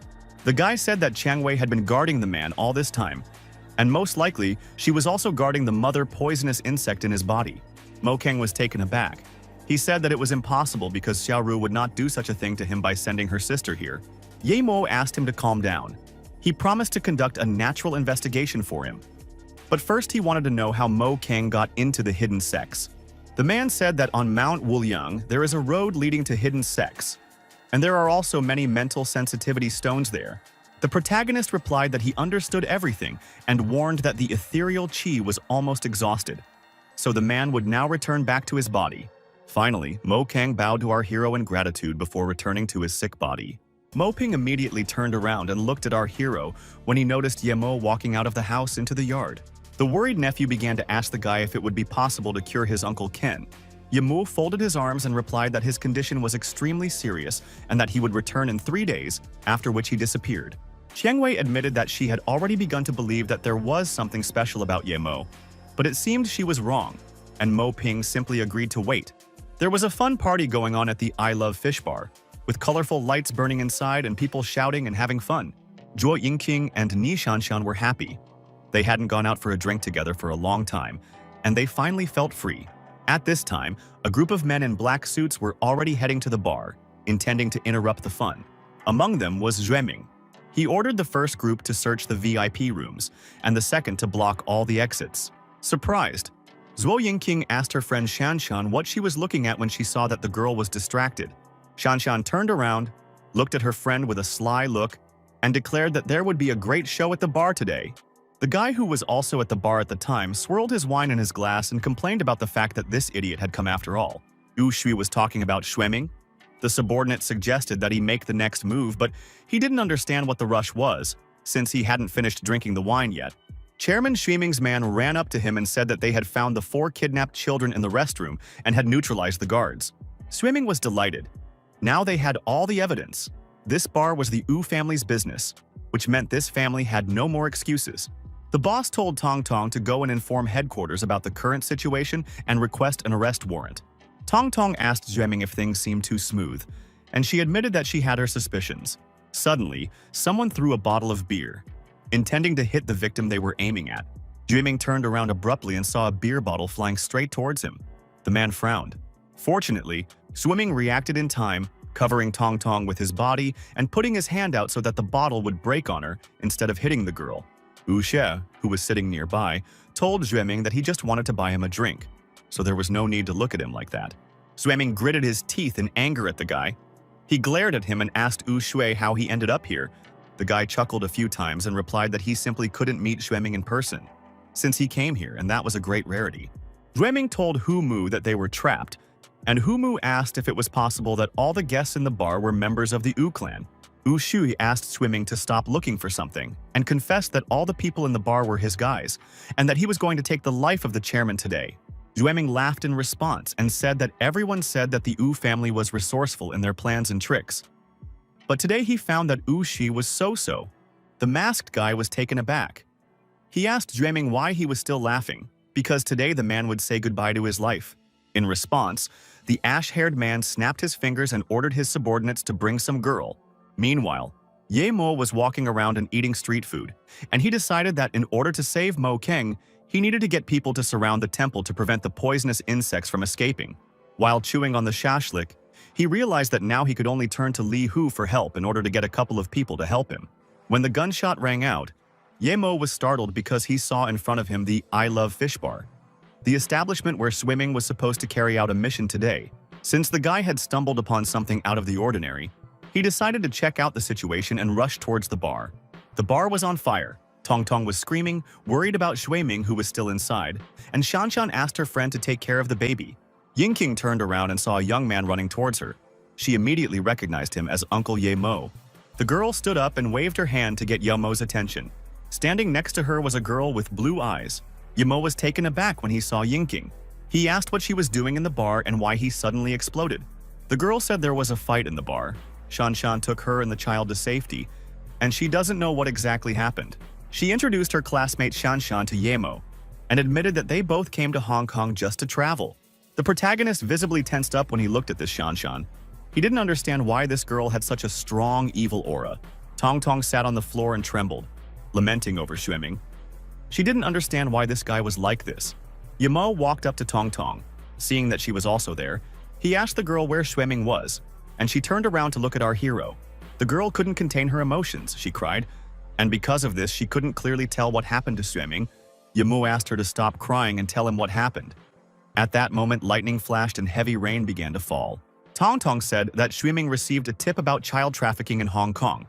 But when they arrived here, they realized it was a trap set by Ushui. She said that their people were not few and they could fight.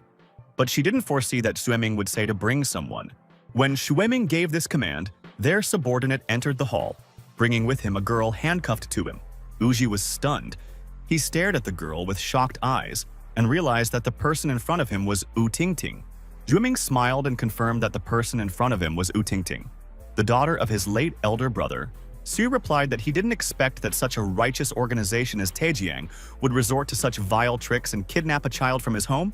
Shuiming told the boy to stop being sarcastic because all measures are good to defeat evil, and ordered everyone to behave well if they did not want the girl to be dead. Ushu stood up and clutched his stomach, laughing loudly and saying how funny Shuiming was, and then told his elder brother that someone had taken his daughter hostage. A menacing and stocky hooded guy standing nearby asked Ushui if he was sure about this. Then Usuhu took off his hood and declared that the girl was just part of his game, and he didn't care about her at all. Shuiming was shocked when he saw Ushuhu alive in front of him. He asked if the man hadn't died in the hidden sect back then. Zuhu grinned and said that they, the cockroaches, wouldn't have come straight into his hands if the man had died back then, and took out his magic gun. Ushuhu released several magical balls with spikes from his hand, which instantly eliminated one of Shuiming's men. Jiming and the others were shocked and scared when one of the guys from their organization fell right in front of him. Ting Ting screamed loudly in fear. The others surrounded Wang Chuan and started shouting his name as the man collapsed to the floor. Ushuhu, holding his hand charged with dark aura, asked Shuiming how he wanted his clan to be destroyed. Shuiming replied that he knew they couldn't handle the U family, but they shouldn't forget that they wouldn't get away with destroying his clan. The ash-haired boy didn't suspect that Hu Mu, who was standing behind him, would take out a knife and smile while looking at his reflection. Hu Mu, who was part of Shuiming's clan, would come up behind him and stab him while he was distracted by Ushuhu. When the man felt a sharp pain in his back, Shuiming froze in shock, realizing what had just happened to him. Trembling, he asked Hu Mu what he was doing, and he replied that he could not go back and report that everyone had died in an accident. Turning his head back, Weiming looked at the boy with hatred and accused him of betrayal. Hu Mu chuckled in response. The traitor pushed the knife forward again, not wanting to show mercy to the man who had caused his brother's death. Shuiming coughed, and Hu Mu asked if it wasn't the boss who forced him, since it was Shuiming who sacrificed Hu Mu's younger brother. Tong Tong, who noticed that Shuiming was injured, became frightened and ran towards him, shouting his name. Hu Mu, smiling evilly, wished the boss to go straight to hell, and promised not to touch the rest of the people from Taijiang who followed him. Shuiming shouted that this would only happen in a traitor's dreams and suddenly hit Hu Mu in the face with his elbow. The blow was so strong that Hu Mu flew back and dropped his weapon from his hand, screaming in pain. The boss was also not easy. He covered the wound with his hand and began to cough, shaking all over, and Tong Tong asked him if he was okay. The girl asked why Humu did this to him and what happened. Swimming in response looked at Tong Tong and said her name. Ying noticed that someone had injured that man. Shanshan said that he deserved it, since that man had taken a child hostage. Ushu decided that Shuiming had a bad character, since even his subordinates wanted him to take his own life. Wiming told Tong Tong that Humu was a spy and probably not the only one. But the problem was that the traitor's ability was no lower than Yemo's. The guy told the girl that direct resistance would not help. He told Tong Tong to count to 10 and run outside. He put his hand on her forehead and told her to run without looking back, asking her not to worry about him. And the girl obeyed. King heard and told her friend everything about the man having a bomb and asking the girl to run out of the bar first. Then Shanshan told her friend to count to 3 and also run to the exit, and she would take the girl with her on the way. The wounded Shuiming admitted his defeat to Ushuhu and allowed his life to be taken, but asked that he spare it for others. Tong Tong concentrated and began to count to 10 as Shuiming had ordered her to. The girl had already counted to 3. Usha told Chairman Zheming that he only had 2 lives and asked the man if that wasn't enough. Zhuiming's whole body was visibly shaking. He tried to maintain his composure and ordered himself not to move. Tong Tong continued counting in her head. The girl had already counted to 6. The time was approaching when she needed to run. Shanshan also started counting. She counted to 3 out loud so that her friend Yingqing would also know when to run. The girls rushed towards the exit of the bar at full speed, while Tong Tong counted to 9 in her head. Zhuiming was completely at a loss when he turned around and saw 2 girls running towards him. Zuhu, when he noticed the same thing, tensed up because he immediately thought that reinforcements were running towards Shuimin. Ting was very scared when Shanshan ran up to her and grabbed her, asking her little sister to come with her. The girl in the purple dress grabbed the girl in her arms and together with her friend, the 3 of them ran to the exit of the bar. Zuhu was furious. He waved his hand, leaving a bright streak of red light in the air, and asked how the girl dared to run away from him. As U was about to attack, Shanshan looked at her magical assistant in the form of a black plush bunny and gave him the command to act. The small plush bunny turned into a giant transparent magic shield that protected the girls from Zuhu's projectiles. Zhuiming shouted at Tong Tong to run out of the bar right now. The girl agreed and said that she would wait for him outside. Zuhu was about to grab them and ordered his younger brother not to move. Zhui agreed to stay put. The man in the green hoodie rushed forward, but Zhuiming appeared in front of him and had no intention of letting him go anywhere. Zhuiming lunged at Zuhu with his fist, shouting that his opponent was him. Chairman Wu failed to attack the villain from the Wu family because Zuhu got ahead of him and wounded his torso with a palm charged with dark aura. Wu screamed that his hand was so strong that Zhuiming was unable to stop him, and Chairman Wu gritted his teeth in pain. Zuhu was at a loss when he saw Zhuiming smile in front of him and heard that his opponent had not lost. Zhuiming lifted his white shirt. There was explosive on his belt, and there were only 5 seconds left before the explosion. The ash-haired boy, fatally wounded, collapsed to the floor, but finally uttered the name Tong Tong. As she ran towards the exit, he looked at the girl one last time and promised that they would see each other in the next life. There were 0 seconds left before the explosion, and only then did Wu Shuhu realize that there was a bomb in front of him, but it was too late. There was a deafening explosion, and Tong Tong barely managed to escape to a safe distance. When she heard the explosion, the girl turned around and looked there with a worried look. Now, after telling all this to Yemo, the girl looked towards the destroyed bar once more and said Zhuiming's name. Yemo placed his hand on her shoulder and expressed his condolences. The girl sobbed, mourning the death of Zhuiming. The grieving girl's gaze was directed into nowhere. Tears were streaming down her cheeks. She could not answer our hero. He had to distract her from her grief. The guy asked about the Wu family that she mentioned, specifically about Fengen. Tong Tong said that he was one of the founders of the Wu family. He was arrested by Shuiming in the child abduction case. Yemo admitted that he came to the city because he was also investigating a strange child kidnapping case, and Wu Fengen was involved in it. The protagonist became wary when he heard someone's voice coming from the bar, cursing the damn Shuiming. It was Wu Shuhu, who emerged from the flames unharmed, complaining that Zhuiming had even sacrificed himself to capture the Wu family. Tong Tong was shocked. She screamed, asking what was wrong with Zhuiming and why Shuhu was alive. The man laughed and replied that that cockroach had long been dead. While shielding Tong Tong from the man, Yemo asked him if he was Ao Shuhu, and he smirked and noted that our hero's spiritual chi was strong. Yemo accused Zuhu of being the cause of the poisonous insects in Clear River Bay, as well as the shameless kidnapping of children. Wu Shuhu laughed and clenched his fist, saying that our hero knew so much that today he would have to say goodbye to his life. Yemo told Tong Tong to take the children and hide while he sorted things out, and the girl asked him to avenge Shueming. Ying and Shan, indignant, shouted that they were not children, but the most beautiful and invincible sisters in this universe.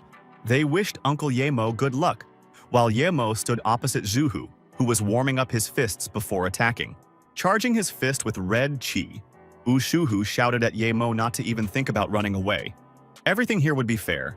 The man attempted to attack our hero with his fist, but it was no use because Yemo dodged it without much difficulty.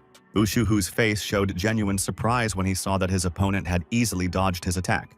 Taking advantage of the enemy's moment of bewilderment, the main character shouted and swung his leg, intending to hit the man. Yemo kicked Shuhu and tensed up when he saw that the man didn't react to his kick at all. The man smirked and compared Yemo to a cockroach, saying that he was fast but weak, and then grabbed the guy's leg with his hand. He pushed our hero away from him, throwing him to the side. Yemu lost his balance and fell onto the asphalt with a crash. A look of fear appeared on Yemo's face as he witnessed the opponent's powerful strength, and Zhuhu flew up to the sky, activating his red aura. The main character continued to lie on the ground, and a whole crater formed under the guy after the fall. Shuhu slammed his feet down on the asphalt with all his might, breaking it into several pieces, and screamed, wishing death on our hero. With this, he wanted to get rid of Yemo, but when the man looked at his feet, he discovered that our hero was not there. The shaved-headed man opened his mouth wide in surprise. He didn't understand where the boy had gone, because he had just been lying there. When Yemo appeared behind him and shouted that the only one who would die was Zhuhu, the man didn't understand how the guy ended up behind him. The protagonist tried to hit his opponent, but the muscular man defended himself with his fist and laughed in his face. Afterwards, Shuhu prepared several small balls charged with his chi energy, which he held between his fingers. He threw them towards Yemo and shouted that now he wanted to see how the guy could dodge them at such a distance. For Yemo, it was nothing. He managed to quickly duck, so those small balls flew over his head without injuring him. The protagonist shouted, advising the enemy to take better care of himself, and suddenly attacked him with his foot. This blow was significant for Shuhu. The man flew back, but then stopped himself with his hand. Shuhu saw that this cockroach's strength was mediocre, but its speed was incredible, so continuing the battle would only weaken the man further. The protagonist decided to resort to his signature trick and activated the wind blade by swinging his right leg. Bright streaks of turquoise light attacked Shuhu. The man realized that the person in front of him was a member of the hidden sect, but he did not understand why Yemo was here. He didn't notice Yemo approaching again. The protagonist raised his fist and asked his opponent what he was thinking about. Shuhu managed to put his fist out in front of him, so Yemo punched his opponent straight into it, creating a deafening sound. The man asked why the guy was interfering in Taejiang's problems if he was a member of a hidden sect. Yemo replied that he shouldn't turn a blind eye to dishonest, illegal affairs. The tension between the fists of the two opponents was so strong that an explosion was created, increasing the distance between them. Shuhu told our hero to go to hell and shouted that he gave the guy a chance, but he didn't take it. So now Yemo will lose his life. The protagonist asked if Shuhu was going to use the forbidden technique again and warned that it wouldn't work on him. The man laughed, flashing an evil smile, and asked who said that he was going to use the move on Yemo. Yemo panicked when he realized that the enemy did not want to harm him, but innocent people, laughing evilly. The big guy launched several small red balls towards Tong Tong and the other girls. The main character realized that things were bad, because at such a distance it would be difficult for him to react in time. Suddenly, the girls were saved by an old man who easily intercepted all the balls and asked why he didn't use his excellent fighting skills for good. Shuhu was shocked when he saw the old man in front of him. He screamed, assuming that it was Xiandaran in front of him. The old man read the inscription, attacking fist on the ball, and realized that was a member of the clan of the same name. The protagonist glanced sideways at the old man. The name Xiandaozhen was familiar to him. He had heard Xueming mention it before. Shuhu realized that he was no match for old man Daozhen, so he decided to flee the battlefield. The old master asked where it was possible that a man could kill his people and just want to leave. The protagonist concluded that Xian Daozhen was a member of Taejiang, and therefore did not pose a danger to him.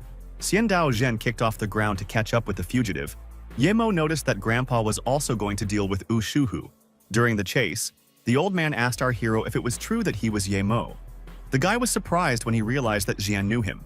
Qian said that Shueming mentioned Yemo when he told how the boy helped him during the Nanking incident. The protagonist admitted that it was him and asked the old man what the plan was. Jian Daozhen suggested immobilizing Wu, and he would attack him. Yimo noticed how fast the old master was moving. Xian Daozhen took the initiative to attack the fugitive first and disappeared. Wu Shuhu realized that there was no point in staying in Hong Kong. He had to return to the hidden sect for shelter because he almost died here. He ran along the rainy night street for a long time, and when he turned around and saw no one behind him, he assumed that the pursuit was over. The man was startled when he turned his head back and saw old man Daozhen in front of him, who asked him if he was trying to escape. He got angry and shouted at the old man.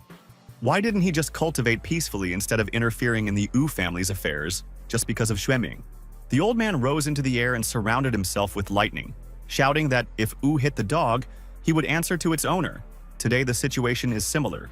Wu Shuhu was stunned when he saw that the master had achieved the ability to summon a coffin. He screamed and released his power to the fullest.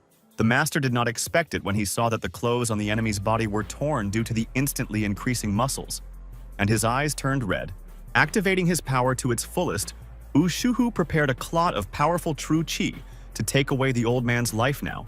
In response, Xian Daozhen began waving his hands, gathering true qi, and then formed a clot of blue magical light between his palms. A ball formed in the master's hands which emitted numerous lightning bolts. At this moment, Wu Shuhu struck the ball with his fist. The lightning bolt made Wu Shuhu freeze.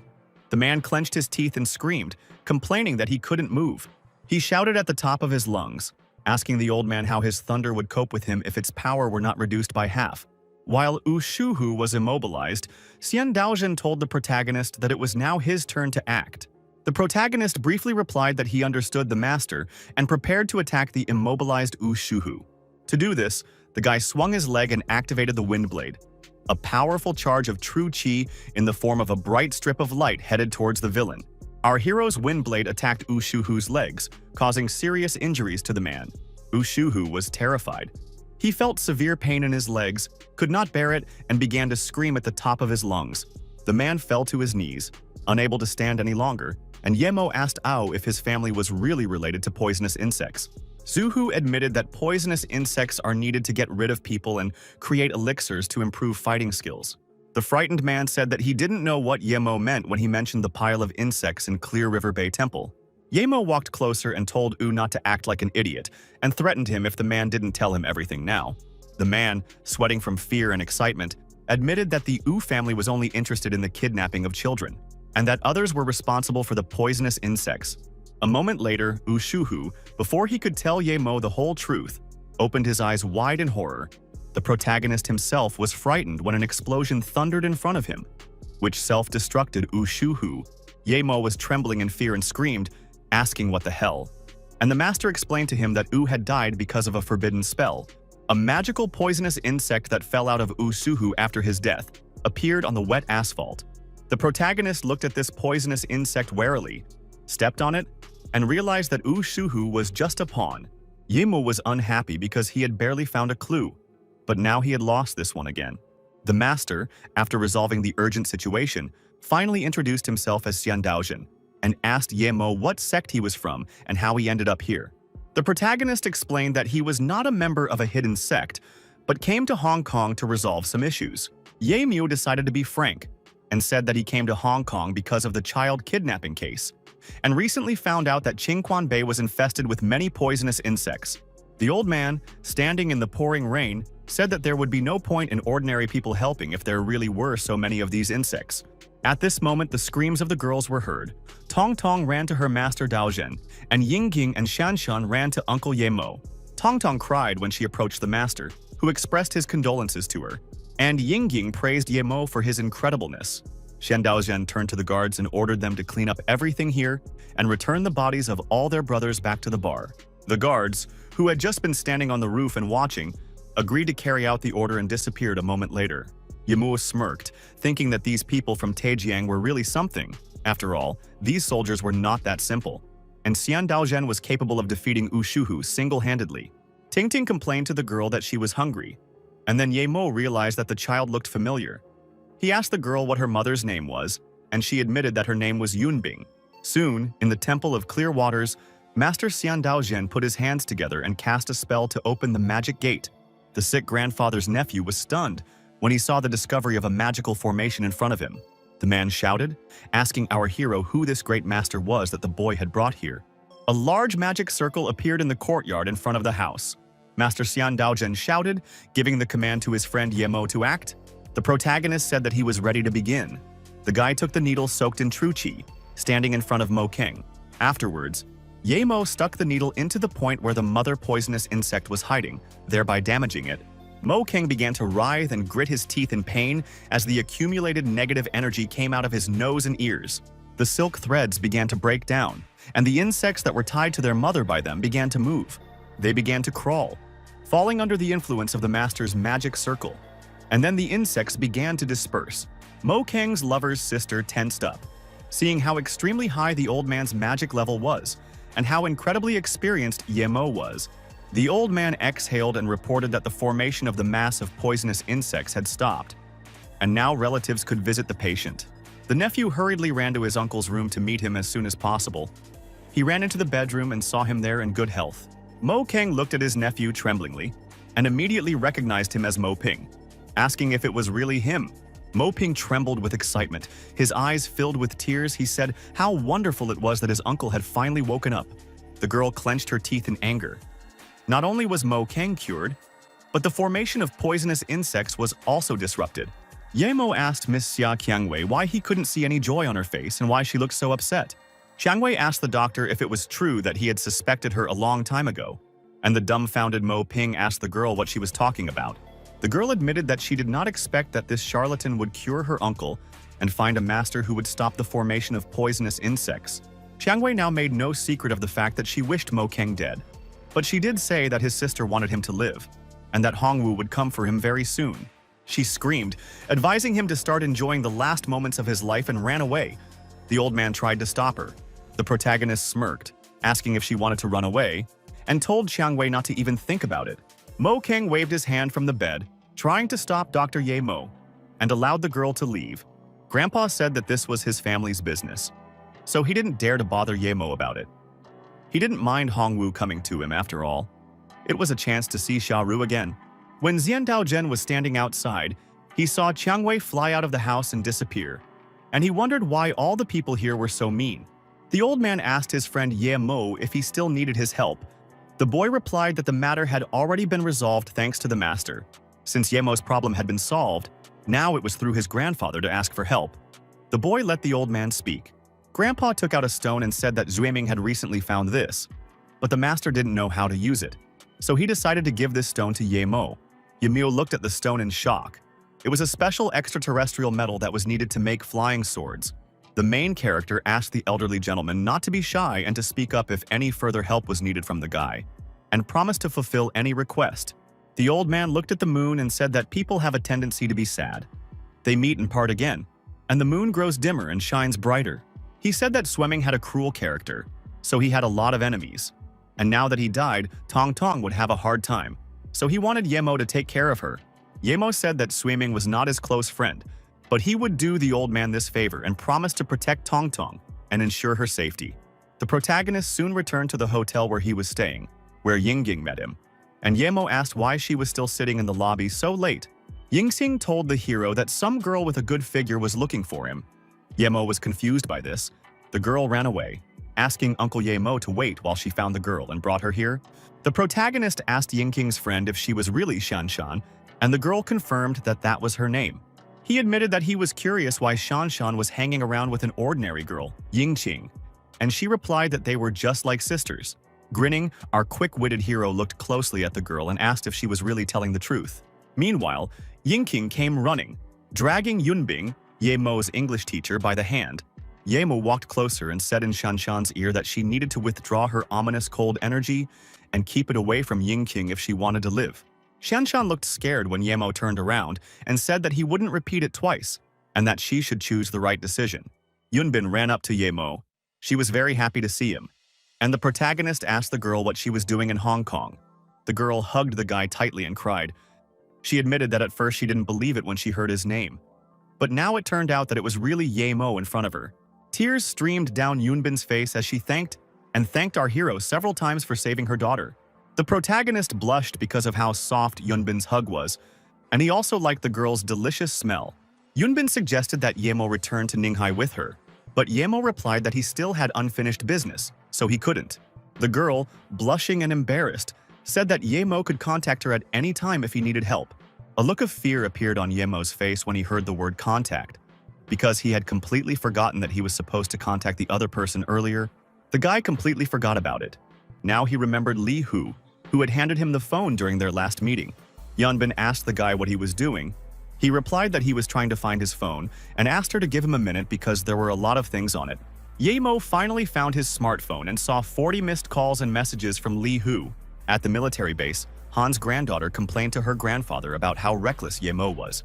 Because he went to Hong Kong, caused a stir there, and didn't even warn them. Grandpa laughed and replied that this time, Yemo's restlessness had helped them clear quite a few obstacles, so it was great. The granddaughter was still angry and seething with rage. She admitted that she felt these emotions every time she saw Yemo. At this moment, our hero entered the room and greeted Han Seelin, saying that they had not seen each other for a long time. The commander of the military base happily greeted Yemo and asked the boy to come in and sit down so that he could continue the conversation. The girl began to tease Yemo, claiming that he was in trouble because he had taken Ushuhu's life, and now the attacking Fist clan would not leave him alone. The protagonist asked Han Yan what she meant by a clan called the Striking Fist. Han Yan began to grimace and mimic our hero, claiming that she would not tell him anything even if he wanted to know. The commander asked the boy not to pay attention to the girl. He said that he asked Li Hu to find Yemo because there was an important matter. The old military man told Yemo that last time, the model Yemo handed over to Li Hu had exceeded their expectations, but it was not ready yet. The old man ordered Yemo to go to that place to find the remaining part of the model, as it was important for military purposes, and took Han Yan with him. Yemu looked at the commander with distrust, snorted, and replied that he didn't have the contact information of Wen, who knew anything about the model. However, soon our hero was already in the Guixiang Mountains. Together with Han Yan, they were galloping through the forest. The girl was complaining about when they would be there. Han Yan ran after Yemo, asking the guy if he at least knew where they were, since they had already run past this place many times. Yemo was surprised by the girl's abilities because she had been following him for a couple of hours and had never said that she was tired. It was already dark in the mountain forest. Han Yan had already begun to suspect that Yemo was making fun of her, because there was nothing in this place, and the guy told him not to distract him because he was trying to remember something. Then, in this very place, Wen took the car she hid. He must look around carefully to find the hitches. The guy got scared when he heard several shots. He looked up to check what it was. Yemo wasn't sure if it was a coincidence, since the gunshot started right after he and Han Yan arrived here. Han Yan immediately ran forward, saying that the gunshots came from the north, and Yemo told her not to stomp so hard. The girl came across a wooden house nearby. A light was on in it. Han Yan reported the find to our hero. She noticed that the car next to her looked like Beisha's car. Yemo replied that he had heard of this organization before. Han Yan said that Beisha is the largest independent organization in the world, and Yemo's model is a leak from this organization. Yemo tensed up because his divine vision had stopped working due to this house being surrounded by a magical formation. The guy got angry because the girl was giving orders. He told her to go ahead while he covered her. Meanwhile, there were 2 men and Wen in the house, and it turned out that they had been interrogating and torturing the girl for 3 days. But she remained silent. Wounded and battered, Wen said she simply knew she would be signing her own death warrant if she gave them the model's location. When the main character approached the house and knocked, a bald-headed man opened the door and asked the stranger what he was doing there. Yemo said that he was simply lost and had lost his things, and asked the man for some water to quench his thirst. The man told his partner everything, and he told the bald-headed guy with the scar on his face to invite Yemo inside and serve him well. Wen was horrified when she heard Yemo's voice. The girl did not understand why the guy was in this house.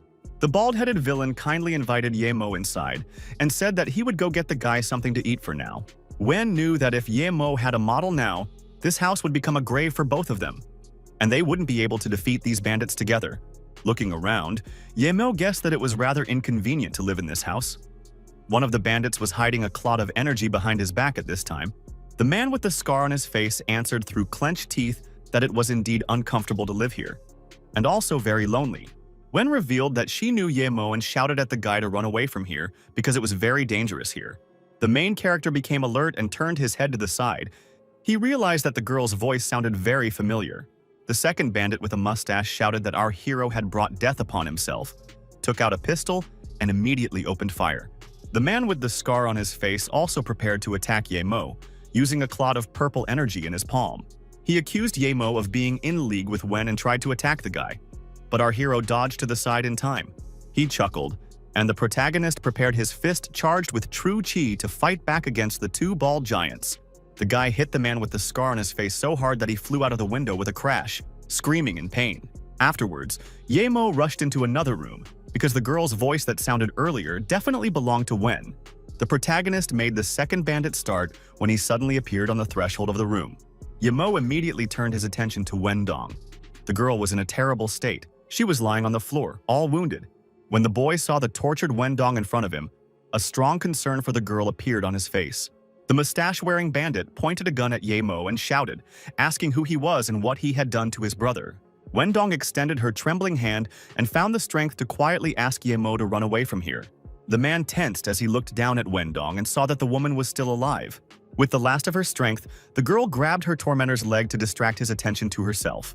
Ye Mo suddenly appeared right in front of the bandit's face, his eyes flashing red, and declared that he hated it when someone pointed a gun at him. The protagonist swung his hand, using the wind blade to get rid of the bald-headed bandit with one blow. Immediately after, the worried guy ran up to Wen Dong. He was afraid for the condition of the wounded girl. Han Yan ran into the room and asked what happened.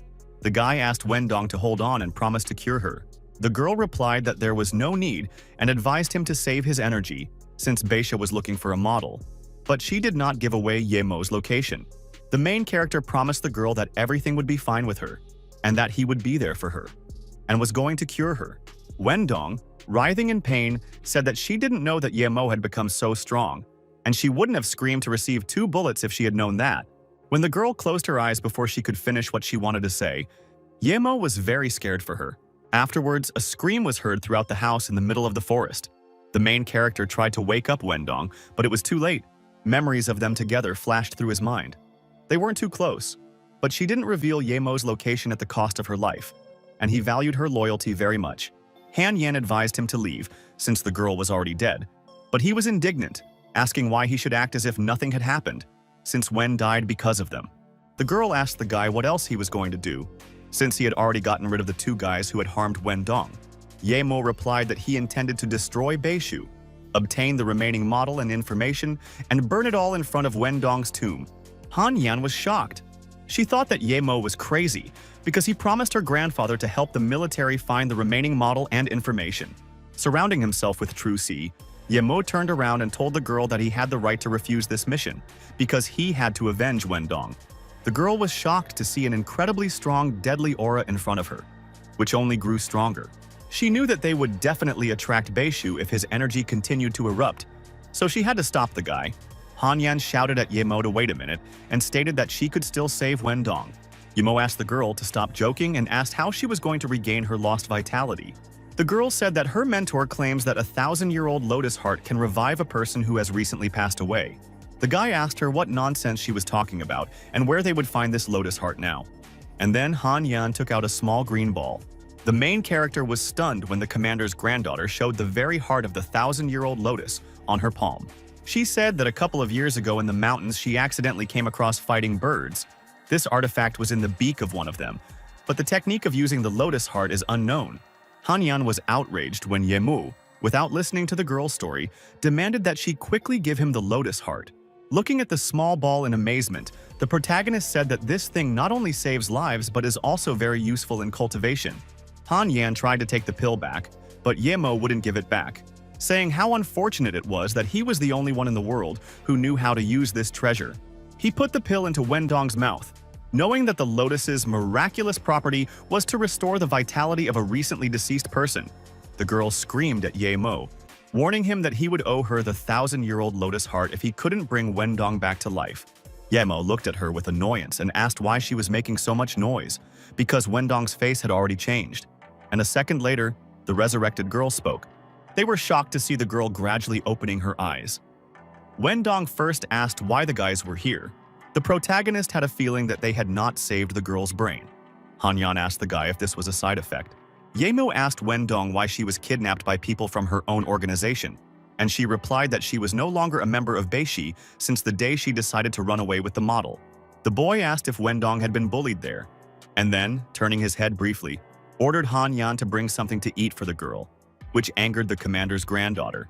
Wendong said that Beishi was a great organization, but recently corruption began to flourish there, and that's when she began to worry about the fate of the models. The girl admitted that she tried to avoid death, but knew that she couldn't protect the models alone. And when she met Ye Mo, she decided to hand the models over to him. The protagonist assumed that Wendong was the only one who knew where the rest of the parts of that model were, and she confirmed it. Wendong said that for security purposes, all the models are kept separately so that Beisha will only get one part if she captures him. Ye Mo asked the girl how her former comrades managed to catch her in the forest, if she hid everything so well. The girl said that at first she thought that it was Ye Mo who betrayed her, but then she changed her mind after learning who became the new leader of Beishi. She stated that the new leader of the organization was Dong Fangqi, who joined because Beishi promised to help eliminate Ye Mo. The protagonist knew that Fangqi was previously a defense advisor in Nanqi, and he didn't expect that this man would still be pursuing him.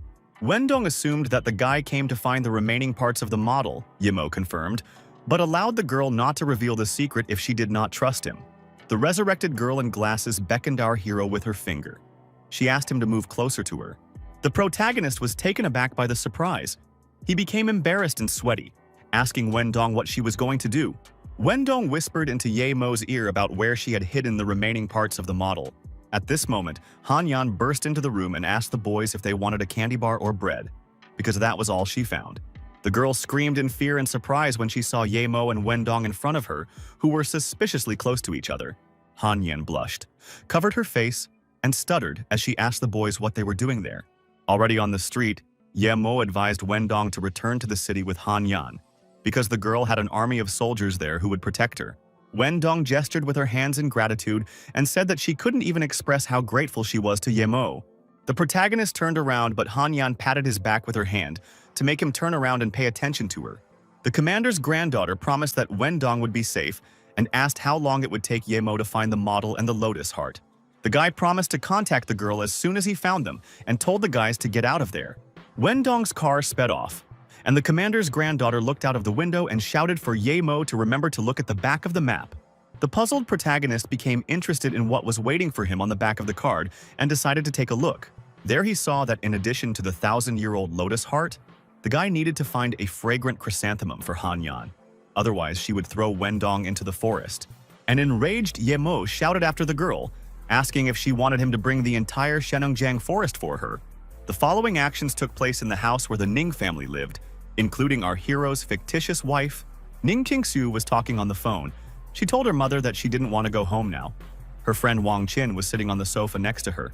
The mother began to accuse her daughter of being a careless child who does not go to school and does not return home. And the girl hung up. Wang Qin asked her friend if Ning Qingsui was thinking about going to look for Ye Mo again. The girl replied that this would only be a burden to Ye Mo, but it was time to change herself, so she wanted to go on a trip. She showed Wang Qin the cries of the Shenongjiang forest and enthusiastically said that she had already chosen 3 places. In addition to the forest, these are Antarctica and the Tibetan Plateau. Wang Qin and her dad decided to look at the brochure that Ning Qingsu prepared so that they could also choose which place they liked best. Ning Qingsu suggested that her friend choose one of the 3 places to go on this trip together. The girl replied that all the options were similar to routes for professionals, and she would not be able to go because she had already promised to go to study in Britain.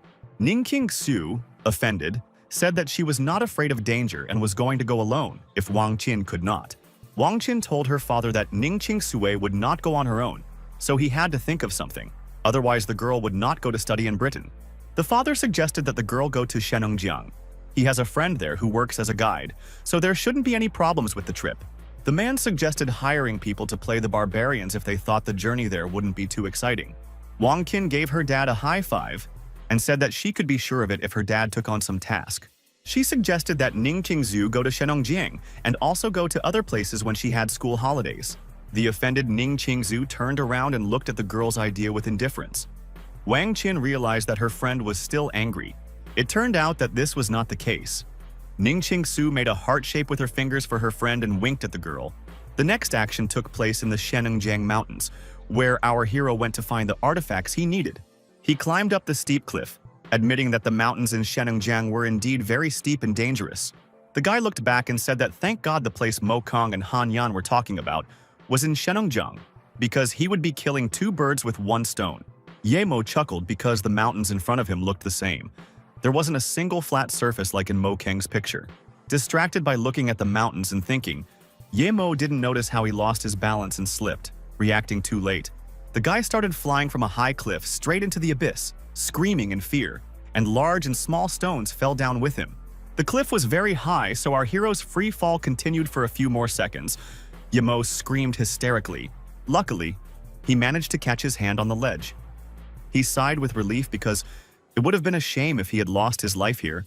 Ye Mo tensed up. He felt like he heard something like someone talking. He guessed it was someone in the clouds. The guy knew that normal people wouldn't be able to climb that steep slope, so it could be someone with similar goals. Indeed, there were two more guys climbing the rock, one of whom assumed that the thing they were looking for was on Mount Suto, and they were going to go there. One of the men asked his partner if he thought someone was watching them. The climber was clearly scared. The partner told the man that he was simply paranoid because there was definitely no one else in the area except them. Finally, the boys got there. They climbed to the top of the mountain. One of them wondered if they had made a mistake this time. At this moment, Ye Mu was nearby, watching from behind a rock, and the men decided to check the map again just in case. When the man heard someone whistling, he looked in fear towards where the main character was hiding behind the rock. The muscular climber demanded to know who was there and ordered them to come out of hiding because he wanted to face the danger. The protagonist tensed up, assuming that those men had discovered him. He was still hiding, not showing it. Banpo came out instead.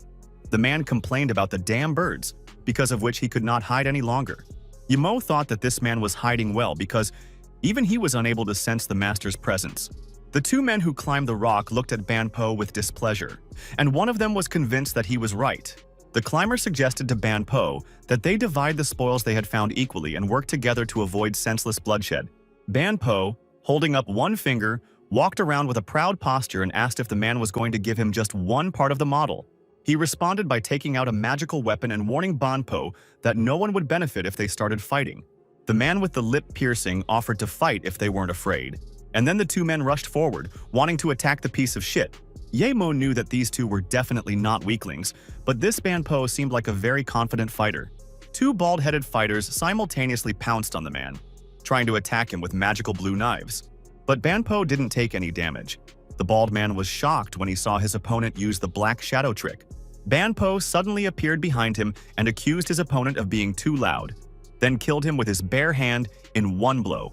The frightened second man glanced sideways at Banpo, assuming that this man had already reached the black level of martial arts. The man tried to escape, shouting to Banpo that he no longer needed anything and was ready to give him all the things he found. But he couldn't run far. Banpo caught up with him in the air and asked the cowardly enemy where he was going. Using the black shadow again, Banpo took his opponent's life with one blow, asking if it wasn't an honor for him to be buried in Shenongjiang.